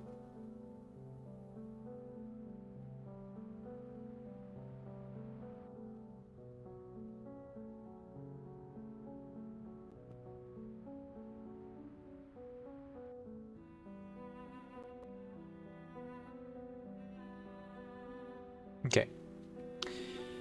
The attack on the SPDM was a diversion by Management Dictate to weaken the Foundation headquarters. The school suffered heavy losses, with most of its faculty and staff dying in the assault. Fortunately, thanks to Team Timekeeper and her companions, most of the students survived. The Monitor Assistant, Lavender, acted quickly and decisively during the attack. I am confident she'll be a valuable asset to the Foundation going forwards. Another issue was the storm. We used it to keep the secret from the students. But it was Lavender's partial knowledge of it, gratitude to her status Monitor Assistant, that enabled her to act accordingly. Given that our conflict with Management Dictate will only continue to escalate, we must reevaluate the school's policy on the dissemination of storm-related information, and even consider reforming our entire educational system.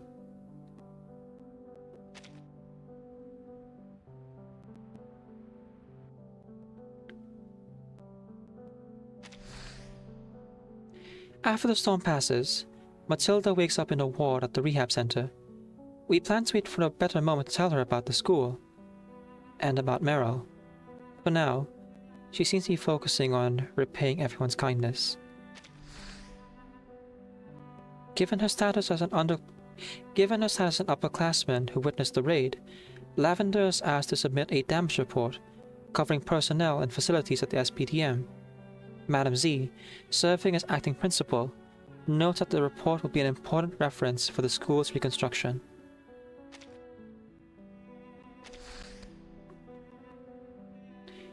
All members of Team Timekeeper survived the Management Dictate attack. Afterward, regulars gleefully accept several cases of Dr. Pepper from the Foundation's logistics department as a token of their gratitude. She tries to pass a few bottles along to Lilia to pay her back, but is turned down. Yeah, Lilia is much more interested in vodka.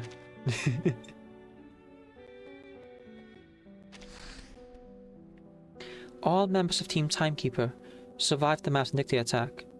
Afterwards, Miss Druvers saplings and flowers in the Foundation's garden.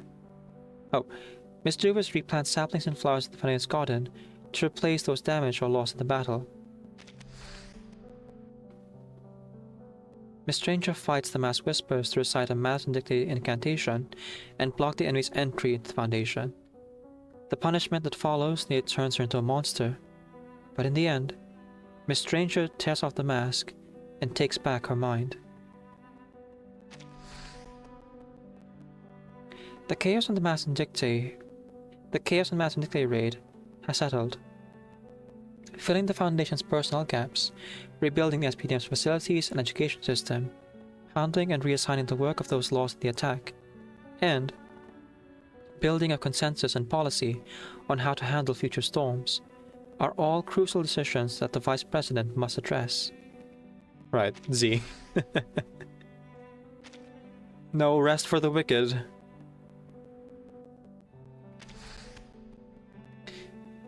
Thanks to Miss Stranger, we captured the Ritualist.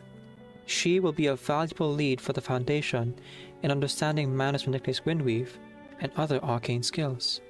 Oh, Primo was captured! Oh.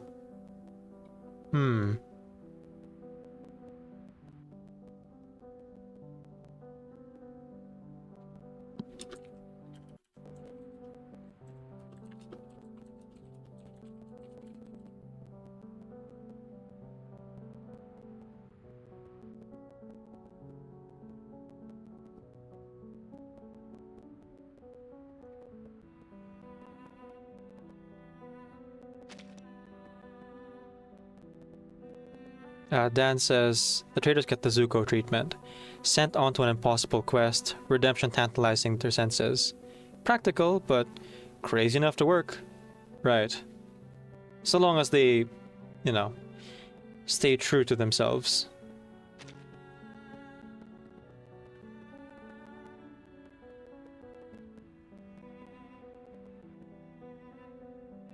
Okay.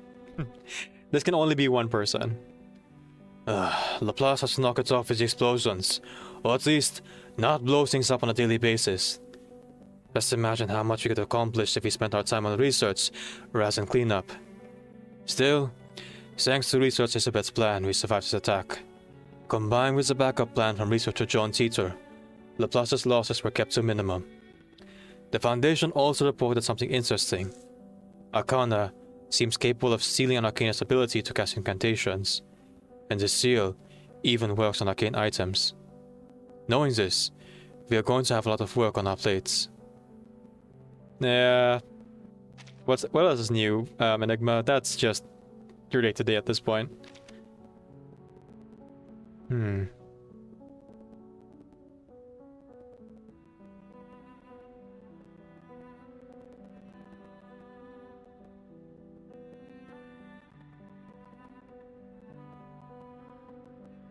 Okay, I think that's just a random NPC. Toy Box 2 Arcane Boogaloo? Yep. It's gotta happen, right?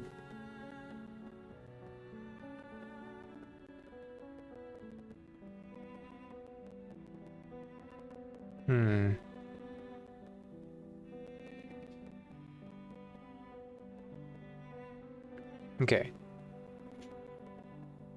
Foundation members specifically.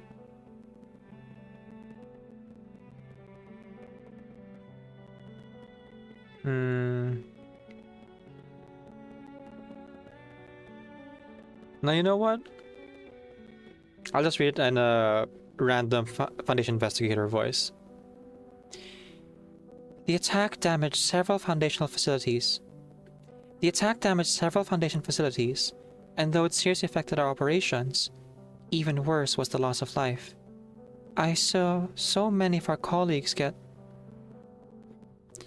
Since Arcana was targeting the President, the committee building suffered the most damage. But, thanks to the help of Miss Cornerstone and Team Timekeepers Arcanist, I'm sure the building will be back in use soon. Then, there's the matter of the traitors. Madame Z mentioned that Manus Vindictae covered some staff members into opening the way. It seems the higher-ups plan to give them a chance to redeem themselves by assisting the investigations on Manus Vindictae. Those people, they're the ones responsible for this tragedy. How can they be forgiven so easily? Even if they provide intel, they should be locked up afterward. Yes, They must be. That's the only way to do right by fallen companions. And the truth is, I did betray them, so...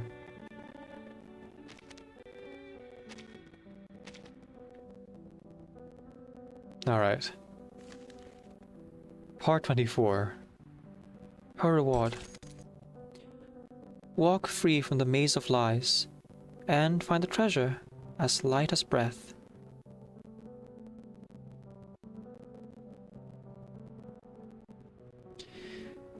Real quick.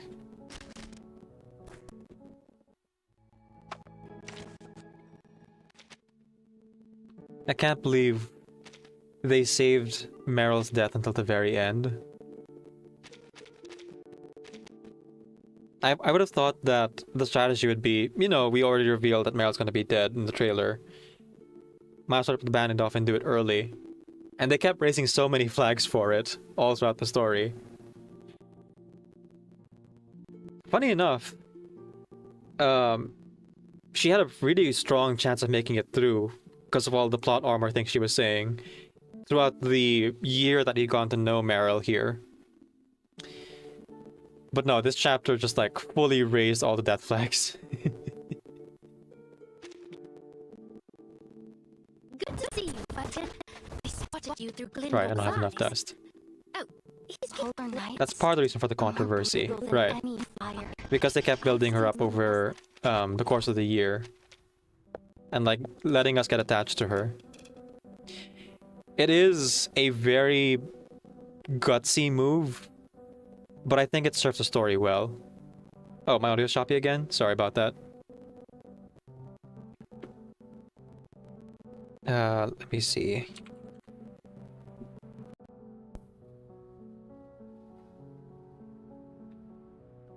Testing, testing.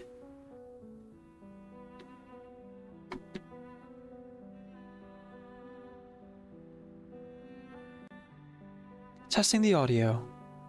Audio levels should be optimal.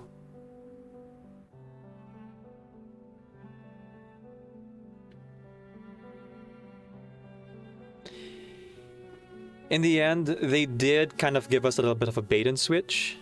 Oh, the game audio was the problem. Okay, okay.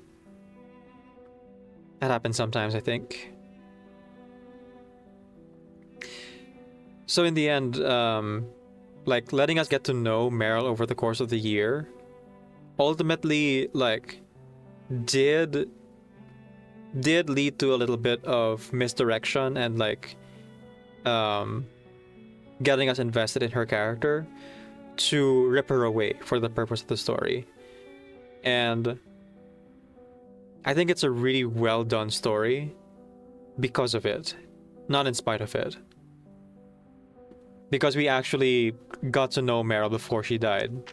Rather than, you know, the character gets introduced in the very same chapter or even within the same arc. Like Greta Hoffman, I would compare this to Greta Hoffman. We got to know Greta Hoffman at the beginning of the Varium Sound arc. Like 2 or 3 chapters prior, I think. And we got to know her through her interactions with Marcus primarily, and then with the other characters as well.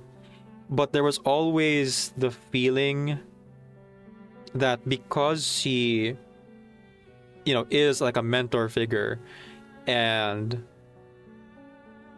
like is not one of the younger characters in the story, despite her more unique design, there was always like the indication that there's a chance for it to like be killed off, as with any of the other NPCs.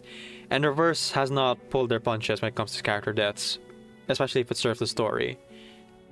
But Meryl here, introduced with a unique design, at first being given more of a less unique look with the mask on. Like I specifically compared her a lot to Bicorn Bloom, because I felt like she looked generic but just unique enough that she probably would play a bigger role down the line.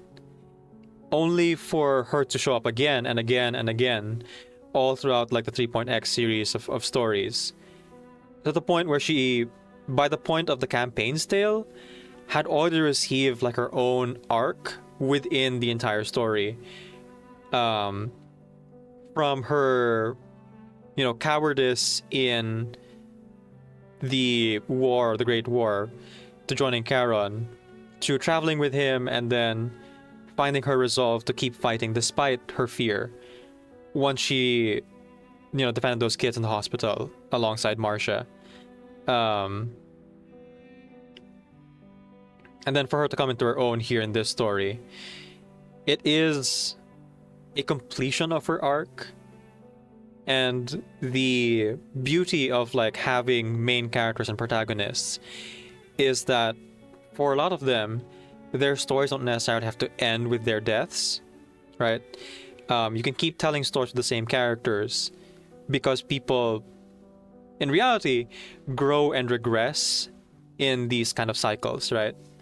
And Meryl is one of those characters who's had mini arcs and to feed into this overall arc of like starting out as the reluctant, guard of Ulrich, being a deserter, betraying the Foundation, but coming face to face with the reality and the themes of this story of like, you just kind of gotta grin and bear it. You gotta live with the cards you're dealt. And at the very end, for this particular chapter, it feeding into the theme of meaningful sacrifice, of people whose lives and names did mean something, even if they're, for the meta, didn't really stand, even if their names and faces didn't really stand out as brightly as our gacha characters usually do. Because they still matter in the context of within this world, within this story. And so I'm deeply affected by Meryl's death here, of course. But I think I can accept it because it does serve the story really well. Dom says, I expected Stranger to be there instead of Maldir, but at least he's going to be here soon. Then Wise says, but here's the thing. We were immediately introduced to Rhiannon after Meryl's death. Like, there's no time to grieve and accept. The story is great, just the end is questionable. Maybe wait a bit before introducing Rhiannon? Perhaps. But I think that's also like the 1-2 punch of the tragedy of it is this storm doesn't just kill off characters. It's a cruel thing it does within the story that it has people come back with the same face but different names, personalities, and as we learn from Bloom and Felicien, different souls entirely. The people are gone, but in a strange joke or twist of fate, we have to live with the people who wear their faces. It's incredibly cruel, but it does again add to the whole theme of the storm being really an apocalypse. It's not just like a time travel story where they get to visit all these eras for the fun of it, for historical research. It is a disaster. It is an apocalypse. All right, last 2 chapters. Let's see how badly they're gonna hurt us here with Rhiannon's return. I agree, though, there is a world in which delaying Rhiannon as a character, like 1 more patch at least, could work to allow the real people who play the game and are affected by the story to grieve. I think it hurts more, and I think that's what they're going for them to have Rhiannon here right now. But, that's my opinion. We each interact with the story in our own ways, and we each interpret it in our own ways as well. Part 24. Her reward. Walk free from the maze of lies, and find a treasure as light as breath. The real treasure was the friends we dissolved along the way.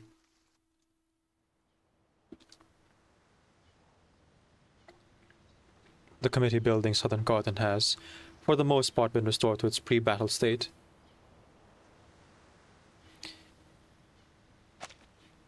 The occasional staff members hurry across it, sending shivers down the branches of the newly planted saplings.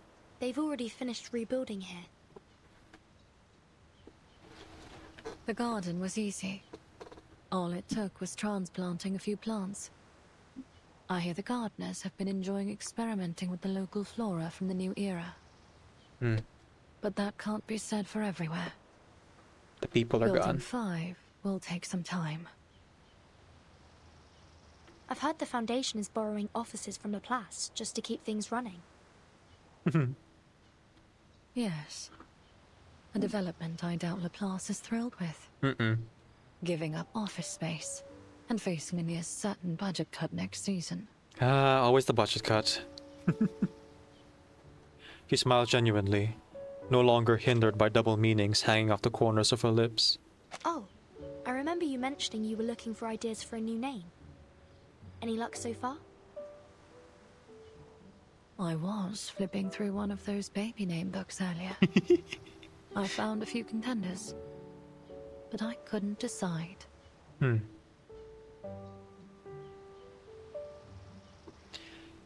you have any preference? They're all nice, I suppose, with deep meaning and presence. I just don't know which suits me best. Getting to choose your name. way. What a The gift. idea of having a new name is kind of strange, exciting, but frightening at the same time. And I worry there isn't any kind of name that will ever feel right. Perhaps not. Perhaps I'll stay a stranger. A stranger can be anyone after all.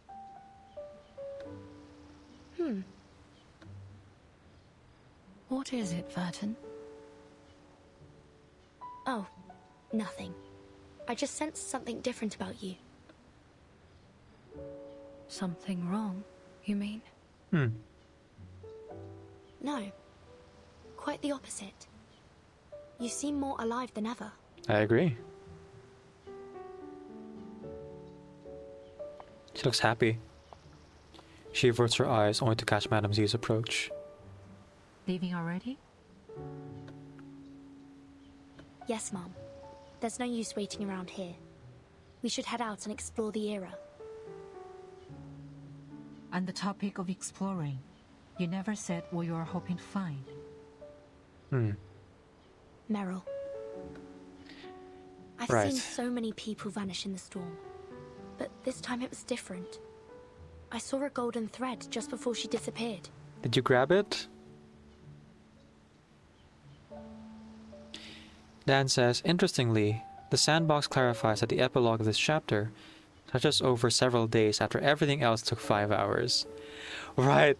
The whole events of like Arcana attacking, the SPDM melting, and most of the teachers dying. All of it happened in the course of like 5 hours. And we have to find out what happened to Lopera and the rest of the 12 squad. Beagle and Yermalai. Were they able to make it to the SPDM in the end? Well, actually, no, we know they didn't, right? Because because Verton was just with the students at the end there. So the families reunited. Lopera's with Igor and Muldir now. I do wonder if they'll actually ban as traitors though. And just be part of like Igor's rebel forces at this point. You have my permission to head out, but we must talk more on that when you have time. Miss Stranger decides to insert herself into the conversation. Madam Z, is there any news about my application? She raised this question with some anxiety. Yes. The Vice President and I have spoken. And... freedom? Considering the sensitivity of your role in the Foundation, if you leave your post, your record here must be entirely erased. All your past achievements and contributions will be expunged from our records, including the sacrifice you made in closing the Windwave portal. That all means nothing to me. Yep. She senses some room for negotiation in Madame C's tone and broaches the topic with a spark of hope. After everything I've done for the Foundation, this is the only thing I want in return. You do understand the Timekeeper's team is still part of the Foundation. Burton reports to me. Of course. I don't expect to be cut loose entirely. Working with the Timekeeper is more than enough. Found me. I just want to live my own life. As an Arcanist under the Timekeeper. There you go. I see. Oh, welcome in, Sexy. Good to see you again. Time for Miss Stranger's vacation. Right. The same vacation Madame Lucy's on, you mean? Then it's settled. From this day on, you are a member of Team Timekeeper.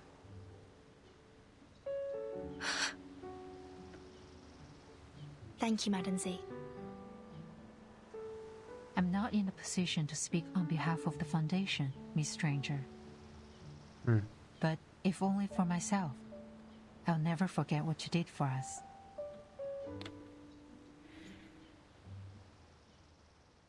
At least I'm not putting her up in the Hall Memorial thing. The Hall of Merit thing, you know? Gone. All of them. His entire squad. I'm afraid so. Yep. God damn it. Well, Igor has more members now. More soldiers.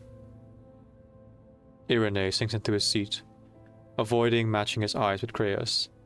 And Lopera finally gets her confrontation with Igor, Moldir, and Ptolemy. Albeit, she's now been folded right back into the family, hasn't she? Poor thing. The first squad never reached the school and hasn't returned since.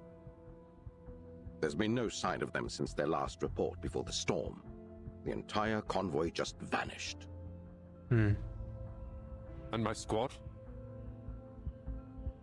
Gone too. Our preliminary reports suggest they encountered an ambush in the mountain pass, and that Igor's troops were present. It's possible they were captured. That, or they defected. Unfortunately, no choice. Igor. I have to go after them. No manpower, my guy. Irene turns his head, at last, willing to look at him. The Foundation has postponed your trial, Kreos. Given your prompt response during the attack and, frankly, the Foundation's manpower shortage. Yep. The committee has also decided to sustain your command of the 12 squad. Though, at present, it only consists of your medic. What a joke. I said this earlier and I say it again. They don't even have the resources to punish traitors or put people on trial at this point. This ship is not being run too tightly at this point. We leave you to your discretion to plan your next move, which might include, for instance, searching for the rest of your team.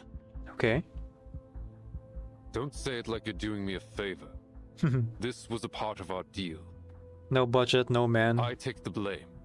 You keep me free. Right. Of course. It's all reciprocity. He was working under Irene's orders. One more thing. Our tracking devices haven't been able to locate our subjects in this era. I thought so. I imagine all the 12 squad members probably have the trackers put into them. In other words, the tracking serum has failed. Here's an experiment. And it appears the vessel ensoulment reagent didn't work on your rookie either. What did you do? Oh. So guys, Meryl might not be gone exactly. It seemed like they did something similar to Miss Stranger here, maybe. Well, that's interesting. The Timekeeper is setting out soon. She seems confident she can find Meryl. The Timekeeper has ways to locate her even without the tracking serum. Her abilities are far from ordinary. You should know that by now. He shook his head. Kratos sees the gesture for what it truly is. Nerves. Listen, you're at liberty to search for your soldiers however you like, but you must remain on the tracking serum project. I aim to do precisely that. I never leave a soldier behind.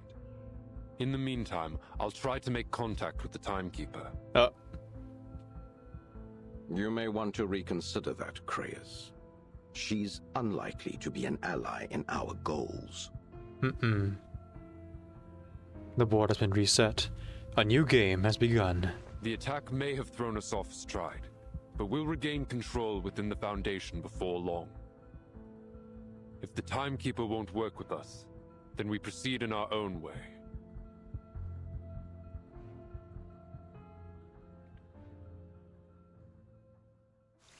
Weiss wonders if Kratos is becoming an antagonist. There's something off about him. Well, in a game full of morally grey characters, things like the Amber Room and tracking serums, and the reality of who they're putting into the Amber Room, I think it's quite obvious at this point that Irene has been fully aware of the Amber Room since the beginning. And the subjects that he's having Kratos here track is the people who were released from the Amber Room. At least that's what I think is happening. Which also implicates Kratos as part of the experiment as well. Well, we could always ask Igor. Igor was also put in charge of the entire, project there. Interesting enough, though, we also know that Kratos does report to Constantine as well. So, he's part of the Hawk faction under Irene. But where do his true loyalties lie, I wonder? If only the serum would have been able to track Meryl across storms. It's probably for the best. You know?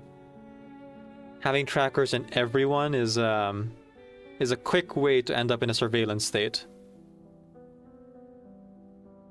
After the dust settles, Ego follows Miss Marguerite back to Laplace to help repair damaged instruments. She'll also be helping to analyze data on Mass Vindictae retrieved during the raid. After everything she's been through, Miss Stranger considers giving herself a new name, but she ultimately decides against it. She no longer wants to live as a Foundation spy. She's found a better place to be, one where she can live as an ordinary arcanist. Sure. A happier life, but ordinary? Not on the cards for anyone in this world. The chaos on the Mass Vindictae raid has settled, filling the Foundation's personnel gaps, rebuilding SPDM's facilities and education system, handling and reassigning the work of those lost in the attack, and building a consensus and policy on how to handle future storms, are all crucial decisions that the Vice President must address. In the wake of the raid, Madam Z takes on the role of the acting principal of the SPDM, with her duties within Foundation continue as usual. She approaches the Timekeeper's field mission request and welcomes Miss Stranger as an official member of Team Timekeeper. All the broken dolls. Mr. Creo survives the raid, and the inquiry against him is put on hold. He'll be searching for his missing teammates, though he appears to have other plans as well. Calling the suitcase residents ordinary, well, by arcane standards, I guess. And like there are humans in there too who are definitely extraordinary. Holding on to the vague clue of the golden thread, the timekeeper sets out to find Meryl, who vanished in the storm. And thus, we embark on our journey through the new era. Alright. When are we? Oh wait, one more. There's Tracer still. And there's a red dot I missed? Ah!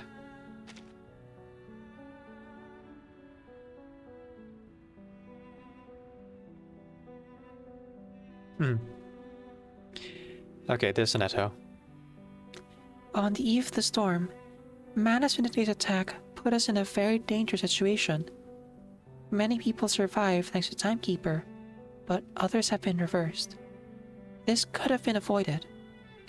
For administrative reasons, the Timekeeper is required to regularly submit the suitcase for inspection and maintenance. This time, the check coincided with the eve of the storm. Normally, maintenance should have been postponed during such critical times. Furthermore, concerning Timekeeper's abilities and track record, the suitcase should be kept and maintained by Timekeeper personally. After all, no one can actually use it. After all, no one else can actually use it. I will submit a formal request to reduce how often the suitcase is checked and reposed.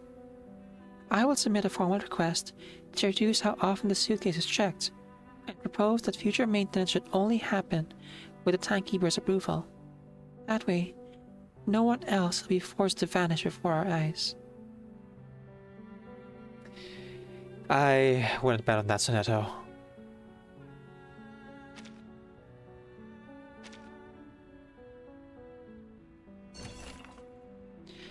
Ambush strategy. The fastest way to breach a fortress is open the gate from the inside. Check the report. Investigation report from Miss Stranger. Top secret. Authorized by the Pre-Storm Dispatch Center and Ad Hoc Investigation Committee. Case ID redacted. Date redacted. Case briefing and jurisdiction statement. This report documents the attack carried out by Manus Vindictae, hereafter the attacker, against Foundation headquarters and the SPDM, hereafter the targets.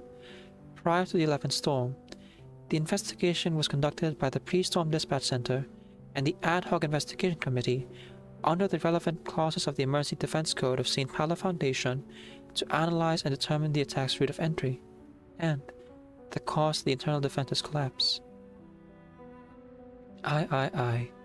Attack method and scene reconstruction. The attacker used an unregistered arcane array, technical code name Windweave, to bypass all surveillance and defensive measures at the target's site, striking directly at the facility's interior.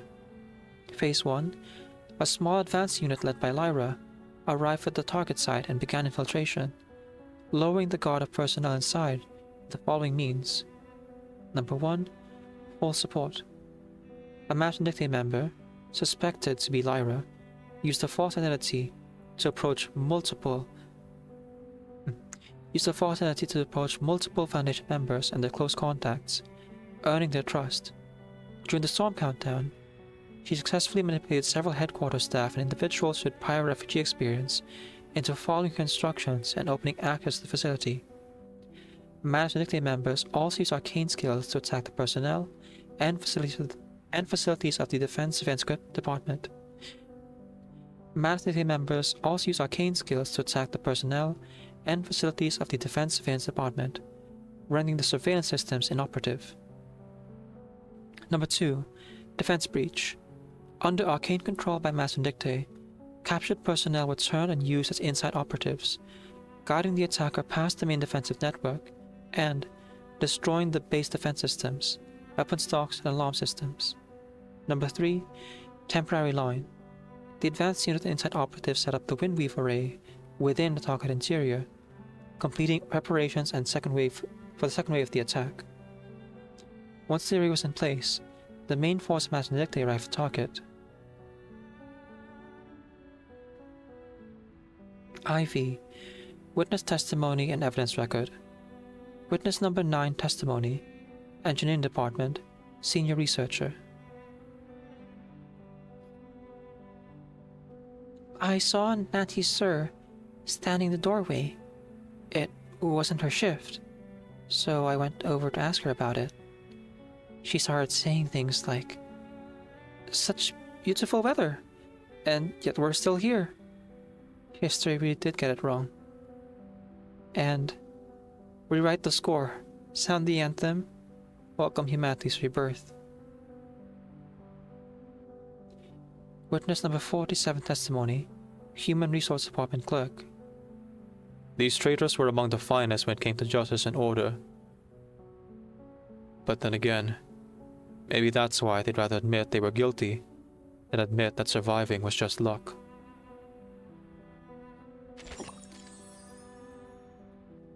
A chance for redemption, as long as you're still alive, right? Wise says there's 2 more points of contention to make, or I guess both are correct, to make from the controversy after you finish the last part. Curious to see your thoughts afterwards. MJBZ raided the simulacrum with 13 fractals. Hi MJ, welcome to the end of the stream here. And also the end of the main story. This was a heavy one. As folks are in an ad right now, I've typed this out manually. Go follow MJ and buy MJ's book. You can click on the heart on top of the chat. Oh, I should wait till the ad's done for that one. Excuse me. Welcome in, Raiders. Welcome in. You're still playing it. You've only gone through chapter 15, so you'll be averting your eyes. Very good. Very good. There's quite a lot here, and you should enjoy it at your own pace. It's also incredibly dense. Like, holy cow, so much happens in the story. Emmy says it's not losing, just renaming. Losing what? Sorry, I'm missing some context. I think most of the folks you bought over have already played it. I don't think so. It's really long. I mean, if you're talking about like active chatters, but I know there's lurkers in your chat who haven't played it yet, or are only in part 9, because it is incredibly dense. Active chatters, right. Let me go back here and copy your raid message. Let's see. Where is the thing?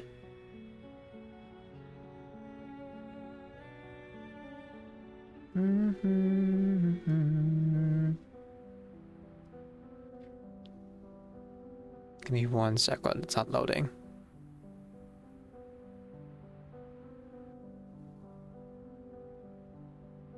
There we go. Okay, copy that, and oh, shout out to MJ first. Folks, please click the heart top of the chat and give MJ a follow here. MJ is a writer and author here on Twitch, as well as a video game streamer of various mobile gacha games like Withering Waves, Reverse 999, and I think Genshin Impact still? Maybe? Unclear on that one, but you know, the second to last or third to last chapter of Genshin is out. So the Genshin players are close to the end. I think the lurkers are very lurky. As they should be. Spoilers ahead, folks. I've been playing through the main story and I'm about to be at the very, very end of said main story. Now you must avert your eyes. Yes, please do so. Thank you everyone so much again for coming with the raid. If you need to raid and run, drink water, eat food, or like MJ, avoid spoilers, please feel free to do so.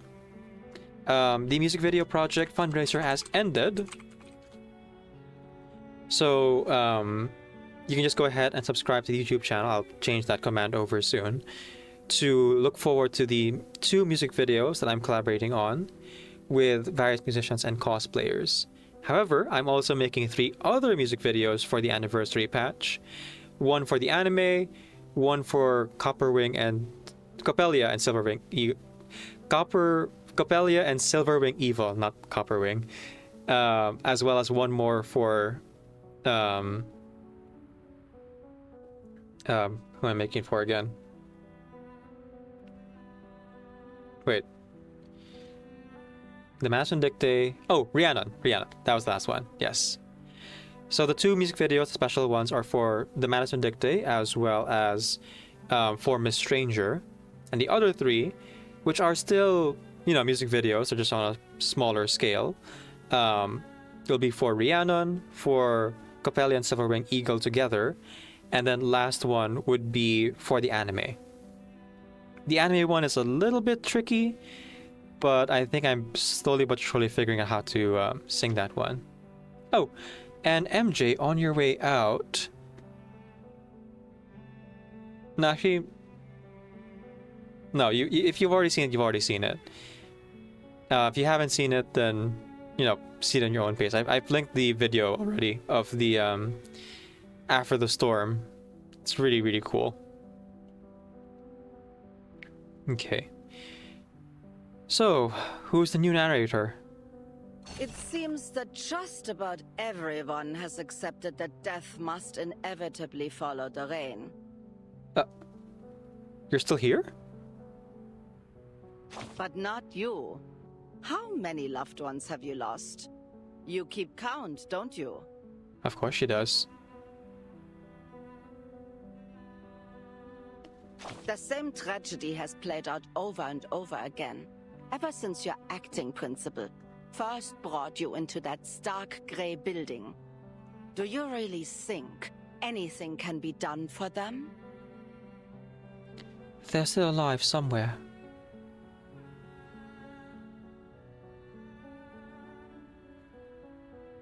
Nothing new. The previous narrator also stuck around even after the storm. The first one, I mean. Right. So maybe it'll be the next main story chapter where we get a new narrator. I've said it before. Anyone who has forgotten their own name is as good as dead. Alright, all the way back in the beginning. But that might not always be the case, if that's any comfort. It's far easier to help someone remember what they've once forgotten than it is to bring the dead back to life. But that just means the burden on your shoulders is all the heavier. You'll carry that weight until it breaks you. So why not just save the world instead? Dead or alive? Drag them all into that magical suitcase. It'll save you some trouble, and you'll get to be the savior you've always wanted to be. No, I still want a world to live in. But if you can't save them all, the least you can do is remember their names for them. The rain has fallen on some more than others. Each time, it washes something away. In the end, who they are and who they become will be up to you.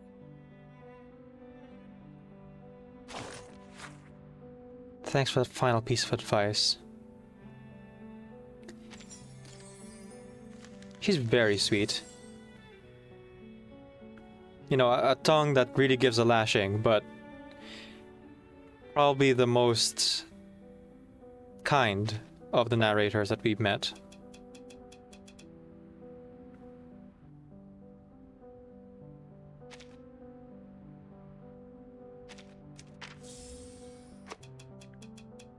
This will definitely come in handy, but please read. Alright, the same thing there. Okay.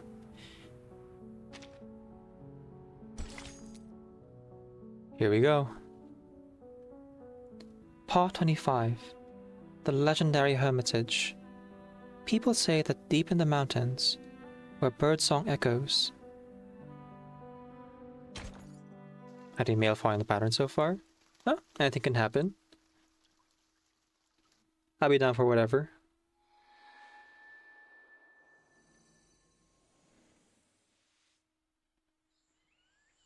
Follow the golden rule.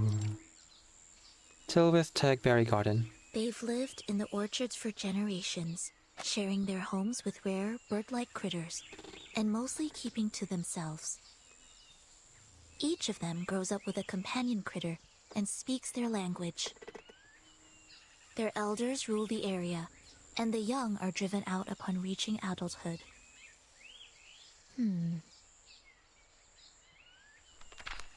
Snetto raises her eyes up from her files.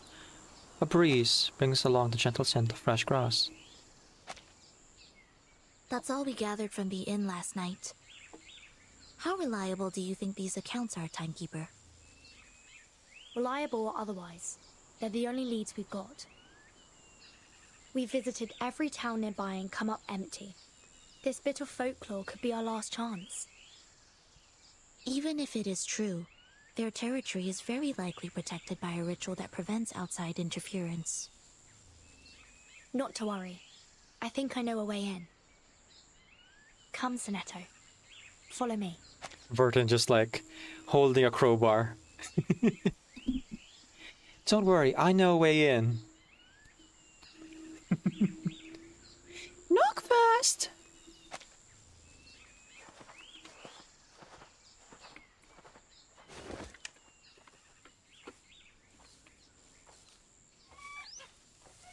Shh!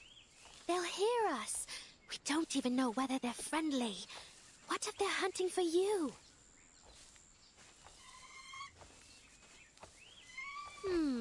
I admit they're overdressed for hunters. Fine fabrics and all. Oh, that one's just caught a coat in the briar patch. But how did these fancy ladies get past the barrier, Behan? What could they want here? Vertin to Matilda. No, in French.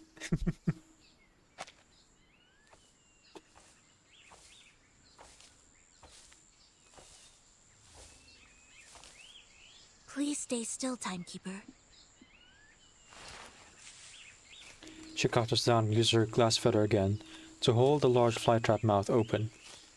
The leaves where your sharp teeth gnaw at her tool, completely ignoring the fingers prying the coattail from its clutches. Thank you. I suppose this plant has a penchant for altering clothes. Penchant. These are no ordinary brambles.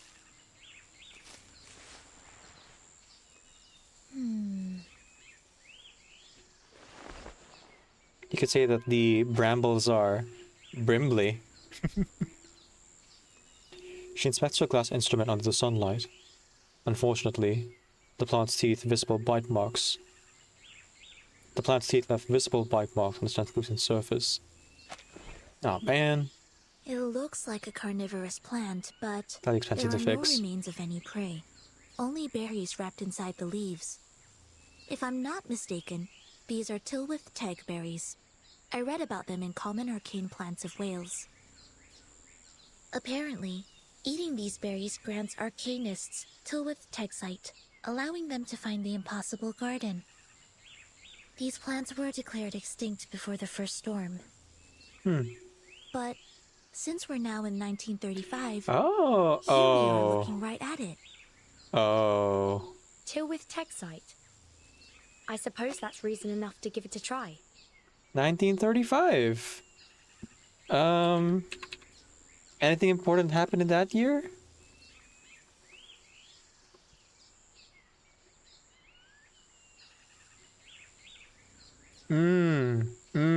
Yep. Yep. A lot of stuff happened in 1935. But, you know, at least we're not in 1940. So you won't see that part in this series, hopefully. Timekeeper, perhaps it's best we don't. You'd have stopped me by now if the book said they're poisonous. I think we can live a little.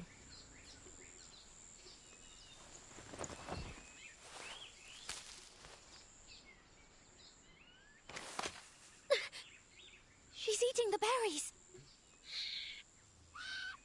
No, wait. I'll handle this. Stay, but hey! Yeah, Dan, that was also my first result. The Versailles Treaty. A furious shriek pierces her ears. Then a fierce gale sweeps across the orchard, forcing the shrubs in its path to bow. Behan, get back here! Hello. Who's there? Timekeeper, watch out! Nice to meet you, Rhiannon. No! Don't hurt her!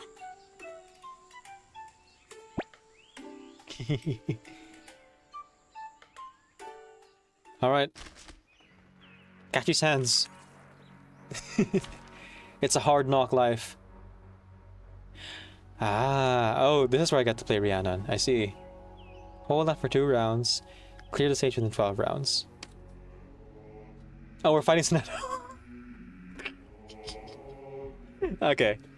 So it's the same fight as with Miss Stranger. Jay versus Miss Stranger. She carefully considers every word, trying to capture all that she wants to express in her poetry.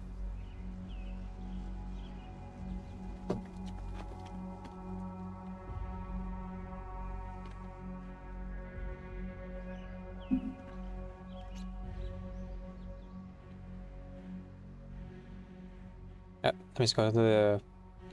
Sorry, one moment, folks. Gotta go to the bathroom real quick.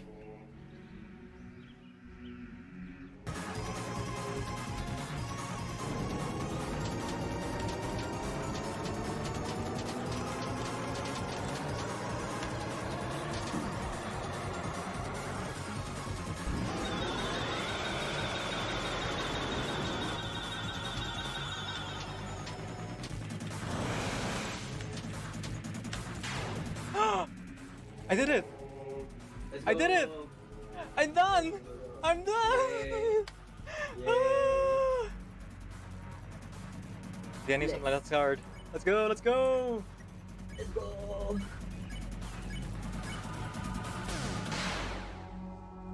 Woo! That's the final boss! Yahoo! I mean, sorry. Final secret boss of chapter 3.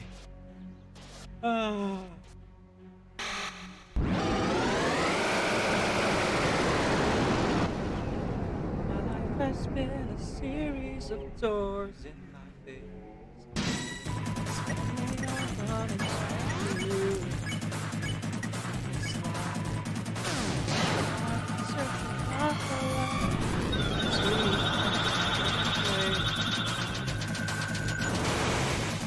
Maybe it's party talking, or the chocolate want to go with you.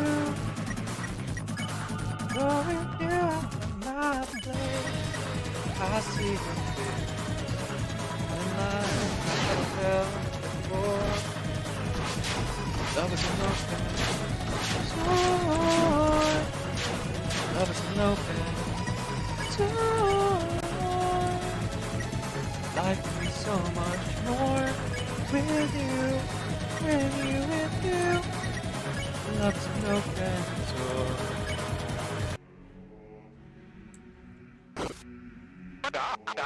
Oh, Chris, remember when your brother was here? You used to spend so much time with him. With me! Watching cartoons, playing games, smiling, laughing, crying. Why? Why don't you two do that anymore? What? He went to college. But why not you go do that? You can learn anything on TV. Yes, the instructions, right. The instructions. They're coming out of the pipe.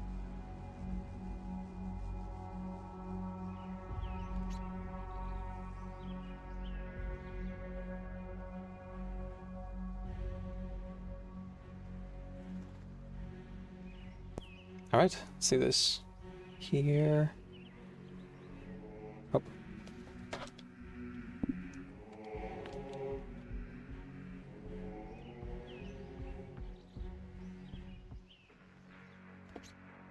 Okay, let's see here. So I can just don't attack, right? Let's move card for 2 rounds.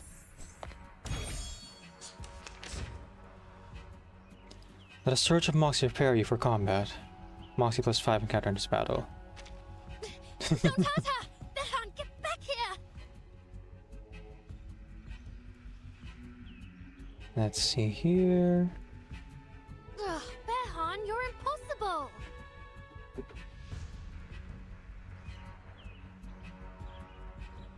I mean, I can cast my ultimate.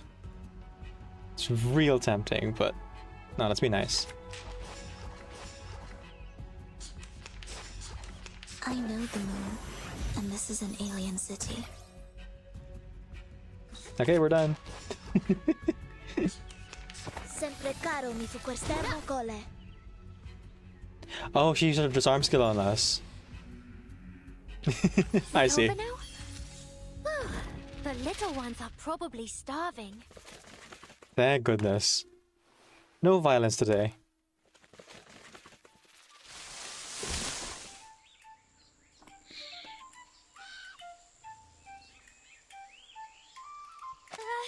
Swifto Stony! The mispronunciation prevents her arcane skill from being taken effect. The strange bird reveals itself and descends upon the intruder's feet, pecking and biting at their shoes. Hey, you! Stop her! That plant bites! And watch out for my little friend. She may be small, but she charges like a boar. Run! Stono Swift.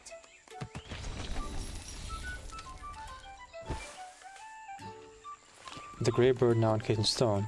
Its caretaker scrambles over. She gently lifts it up and pets it. This spells petrification incantation. The bird calms and the clamor ceases. Sorry. She's a greedy guts, this one. Always protective of her food. You... did I actually hit you with that petrifying incantation? Why are you staring at me like that? Nope, no incantation was cast. We're fine. Sorry, just a little shaken. Yeah, same face. But the golden thread twisting her is familiar. It's interwoven something new, a stranger. I'm the timekeeper of the St. Pavlov Foundation. And this is Sinetto, my assistant. And you are? The Foundation? What are your people doing out here? Oh, right. You can call me Rhiannon. Hi, stranger. Rhiannon.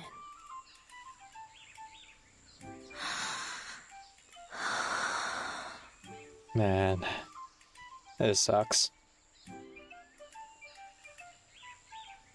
Sarah tries to break the silence, but she can't.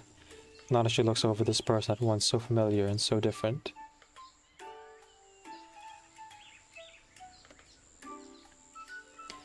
Guess which 2 characters meet me out in the suitcase? Oh. Matilda would be one. And I guess Charon would be the other? Or could also be like Marcia. There's a bunch of people who would miss Meryl for sure. Man. Alexa, this is so sad. Play Despacito. We are very sorry for the intrusion, Miss Rhiannon. My assistant and I have been searching for a lost friend. Ah, well, I'm afraid you aren't likely to find her here. I haven't seen any strangers around in ages, and Man's never mentioned anyone either. I'm sorry, Miss... Please, call me Vertin. First meeting, huh? Miss Burton.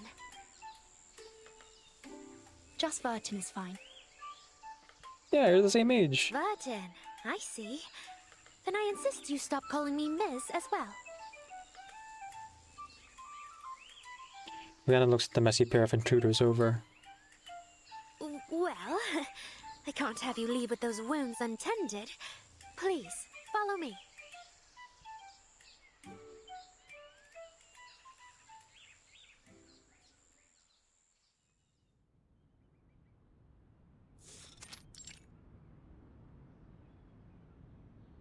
They arrive at Rihanna's less than tidy abode. Potion ingredients, books of incantations, a nest woven with vines, and winter bedding. An attempt at maintaining a balanced life amid all the world's chaos. Sorry about the mess. These little rascals are quite a handful. It's near impossible to keep them all in line when Mam's gone. Ma'am? Your mother lives here as well?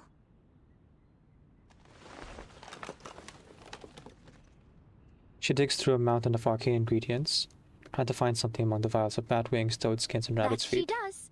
Mam was the finest witch in all of Perthshire before we came here, a walking encyclopedia of arcane knowledge. If only she were here now, she could heal you with just a breath. So you have a mother. There it is. She helps the cork of a glass bottle containing a root fiber brew.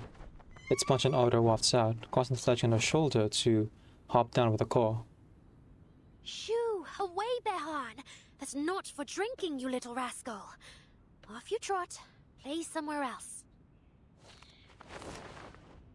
Bachan grumbles and ruffles a feather, indirectly burying her beak in her chest. I've never seen a bird so clever. She's What an a cutie. Adar Luch Queen. Not many of them around these days.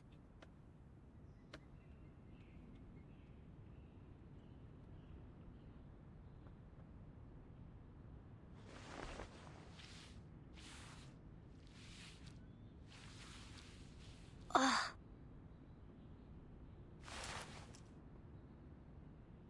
You know, you're not from around here, and you aren't one of Mam's guests either, so I really shouldn't have let you in. But I feel terrible that Behan hurt you like that.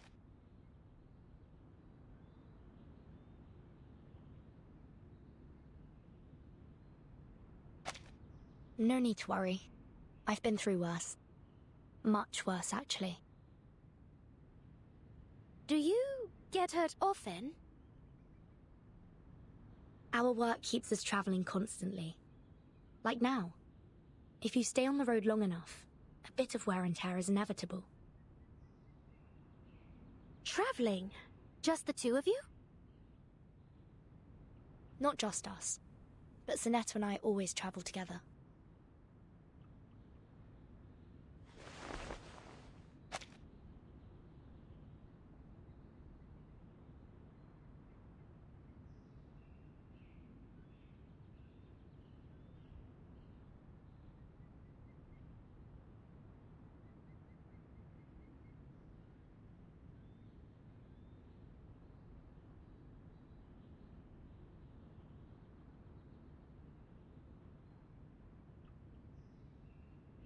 What about you?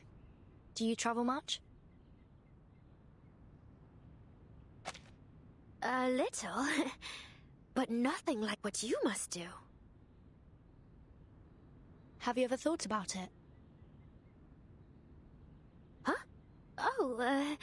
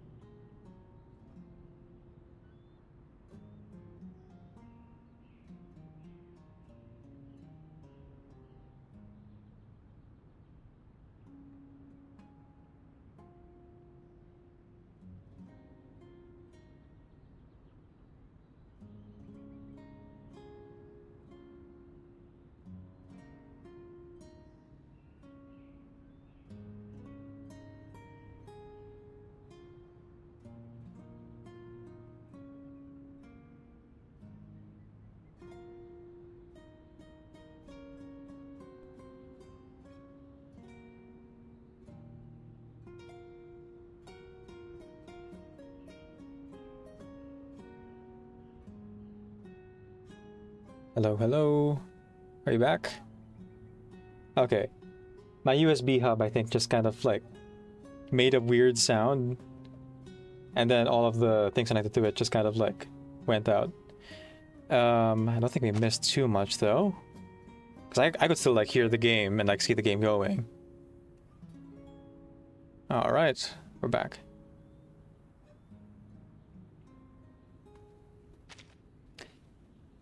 The sudden clash causes the fetching wand to turn its head. The eyes widen. No, I couldn't.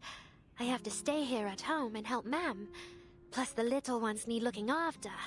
And then there's the orchard. I'd rather stay here with them, really. Watching these little rascals grow up, it's a real treasure.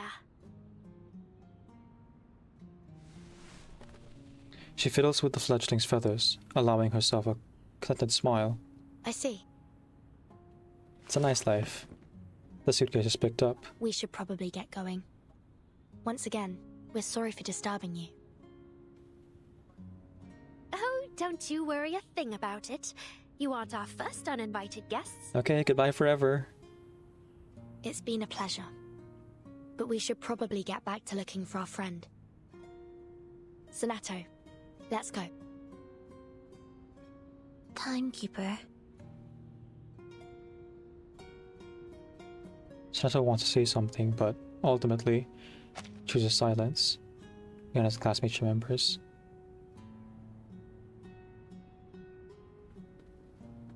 That classmate who would bury her face in her collar. The classmate who was always in trouble over a poor grade yet spent most of her free time reading books from the library.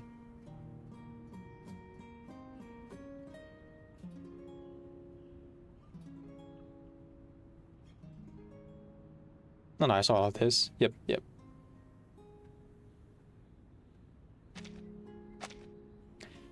The rain had dissolved that girl.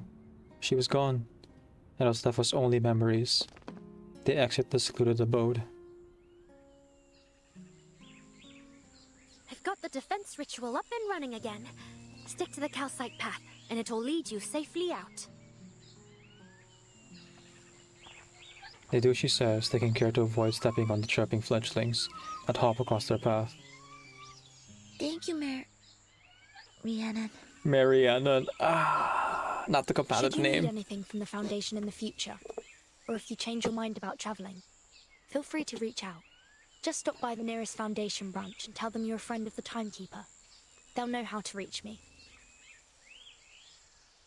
Rhiannon stares wide-eyed and blinks, looking both unaccustomed to such kindness and somehow guilty. That's awfully kind of you.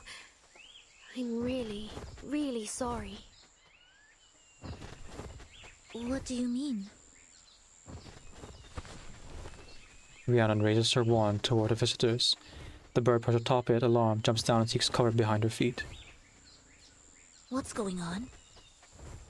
It's just... This is the Adar Llwch Queen's last safe nesting ground. They've been nearly hunted to extinction. I can't just let you leave. I assure you, we have no intention of revealing this place. Please, tell us what we can do to put your mind at ease. It's too great a risk.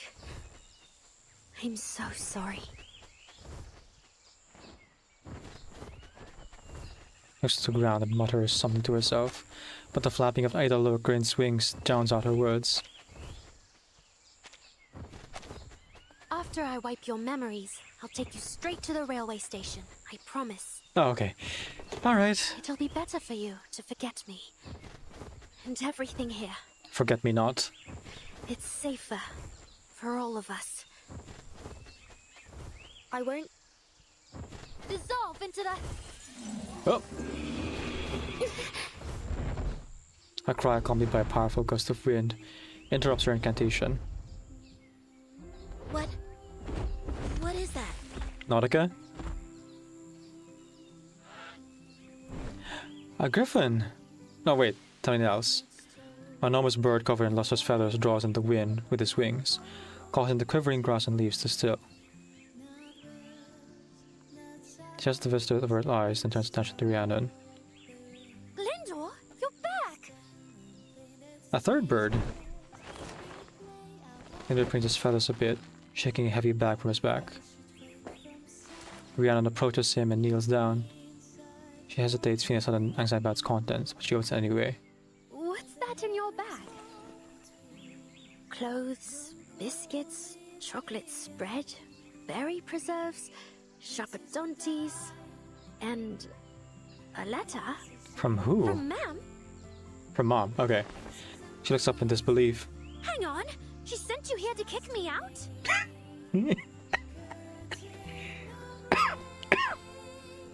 Okay.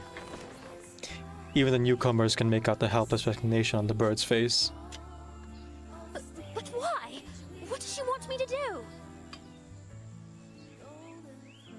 Her companion offers no answer. Don't tell me you're siding with her, Glyndor. Well, I say we're not going. I'm your bonded witch, aren't I? We've talked about this, remember? Forget all those silly things I said about adventures. I want to stay here with you, and Ma'am, and the birds. Oh, there's the Come truth. now, please don't do this. I wouldn't know what to do with myself journeying out there. Be reasonable.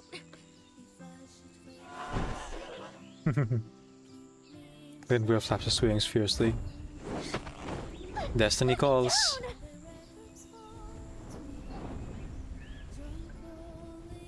He grips her cloak with his sharp talons and takes flight, bringing her up into the air with him.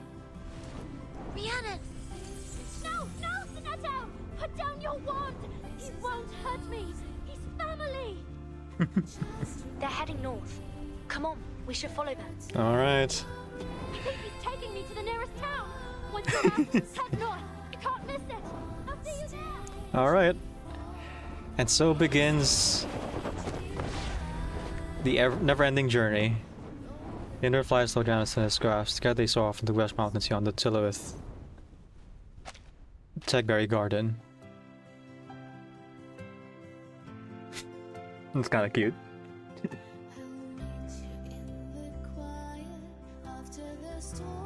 Sentinel? So it is Sentinel. And Marsha, of course.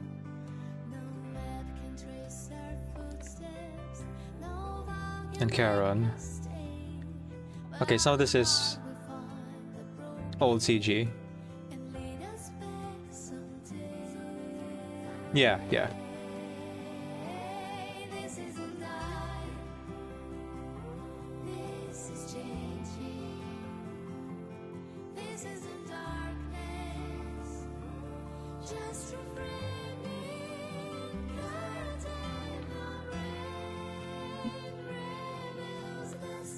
Yeah, all the CG from the 3.x series.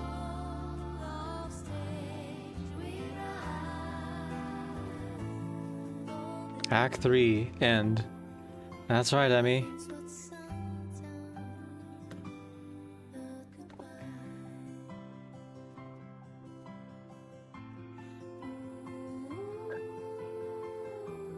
Excuse me.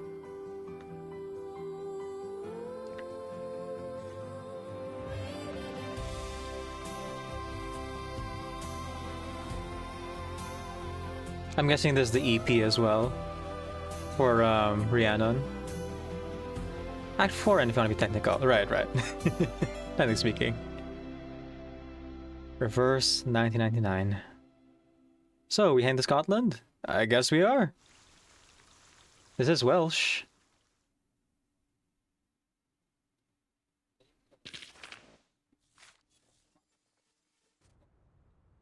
Alright, folks. I think I'll save the rest of this for another day. I'll come back to this part when I do the Strategic Sandbox reading on Saturday after Minecraft.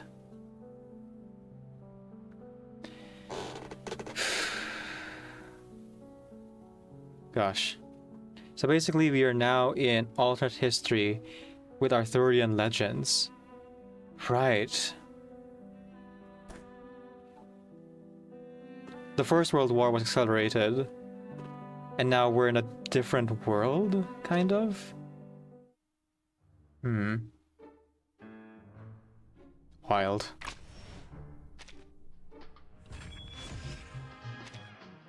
This heart is from Right, an folks. ancient legend. I It have to head burns off to a work. flame unique to the soul it senses. But, Vertin, this is fantastic. Thanks everyone so much for joining me for this far. A point of contention is we're now entering a fantasy kind of history. I mean, arcane skills are real. I'm not too torn up about that. And, you know, Welsh is like a really good mythology to tap from. Not sure if you guys are familiar with the stories of Finn McCool and the trickster beings that exist in Welsh mythology, but they're pretty fun. A lot of characters being rewarded for being clever Polar nights rather than just being kind. brutal than any fire.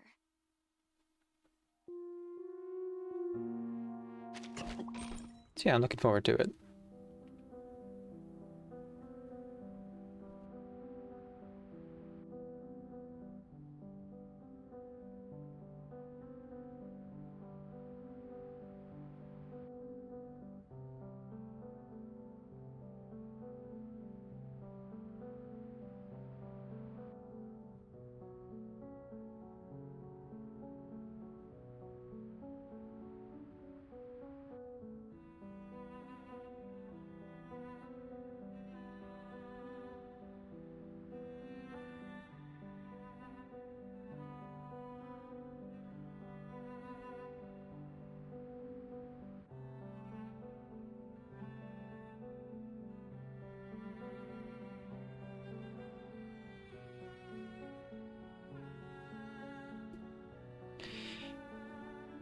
Okay, am I audible now?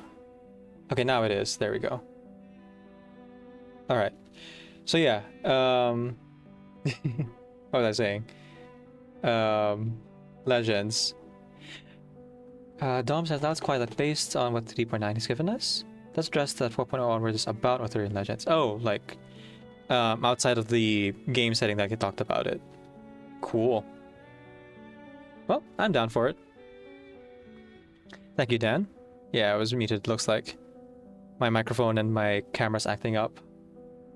It's connected to the same hub, so it might be the hub itself that's acting up, but thankfully this end of stream, so it works out. Here's our raid message, folks, and our sub-raid message. Thank you so much for joining us. I look forward to reading the Strategic War Room on Saturday and playing Syndrome of Silence, as well as the 8-bit arcade remix. Do these last bits of lore then. But I have to get to work. So we'll see each other again next time. The rest of the schedule is up on Discord as well, if you're interested. And Blue Sky. Experimental materials some So we'll be back researchers asked me tomorrow to get. for music Trust video me, making. I got no things to work on. intention of going through another rebirth tonight. Here, let me go ahead and close the game, lest I be tempted to keep playing.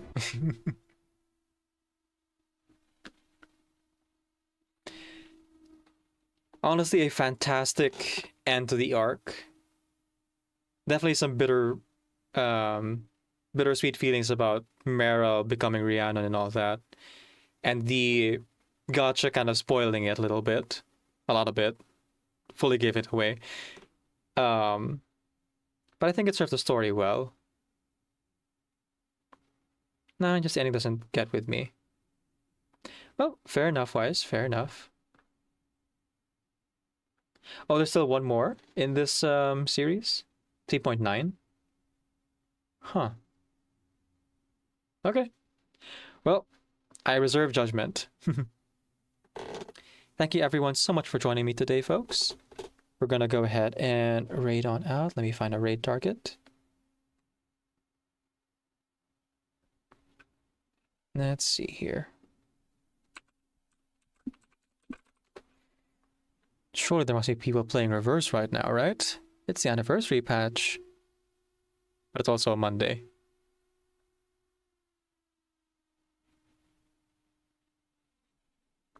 Aha!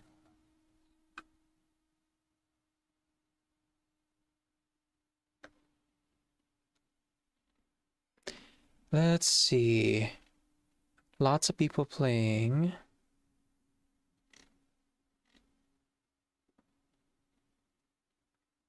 Nope. I clicked on myself. Let's see here. I guess we'll raid someone new. Someone is named Wimmy VT. Sure. 3.8 and 3.9 are filler, Wise says. Oh. Like their event stories? Honestly, I could use a break. That's fine with me. But, again, I will reserve judgment until I see the story itself. Thank you everyone so much for joining me. Yeah, I think I agree with Dan here. I wouldn't mind the next pass or be a little bit more lighthearted, because we just went through an entire war arc, and that last main story was, oh my gosh, so much. I do need a break from the war stuff for a little bit. So, bring on the filler chapters. But again, we'll see if it's actually filler or not, or if it might build onto something later. Right, raid messages. Again, folks, I will see you around tomorrow. We're going to be making music videos for Reverse 1999's anniversary. I'm kind of still waiting on a re-recording for the main music video, so I think I'll work on a different one. Perhaps I'll work on the visuals for Capelio and Silverwing Eagles, or I'll work on the anime music video tomorrow. We'll see. For the YouTube folks, the stream is ending here. To the Twitch folks, actually, you know what? I'll end here as well. It's an unusual day for me to stream. I'll just end the stream as well on Twitch. So yeah, I'll see you around. And a special thank you to MJBZ and LonelyTree91 for the raids. Thank you so much for joining me on this unusual streaming day. Allow me the time to finish the main story in one sitting. One very long weekend from Friday to Monday. And as I send you off, keep in mind, remember that Decaf NVIDIA is Creative Commons Attribution, non-commercial share alike, 4.0 international license. Off you get.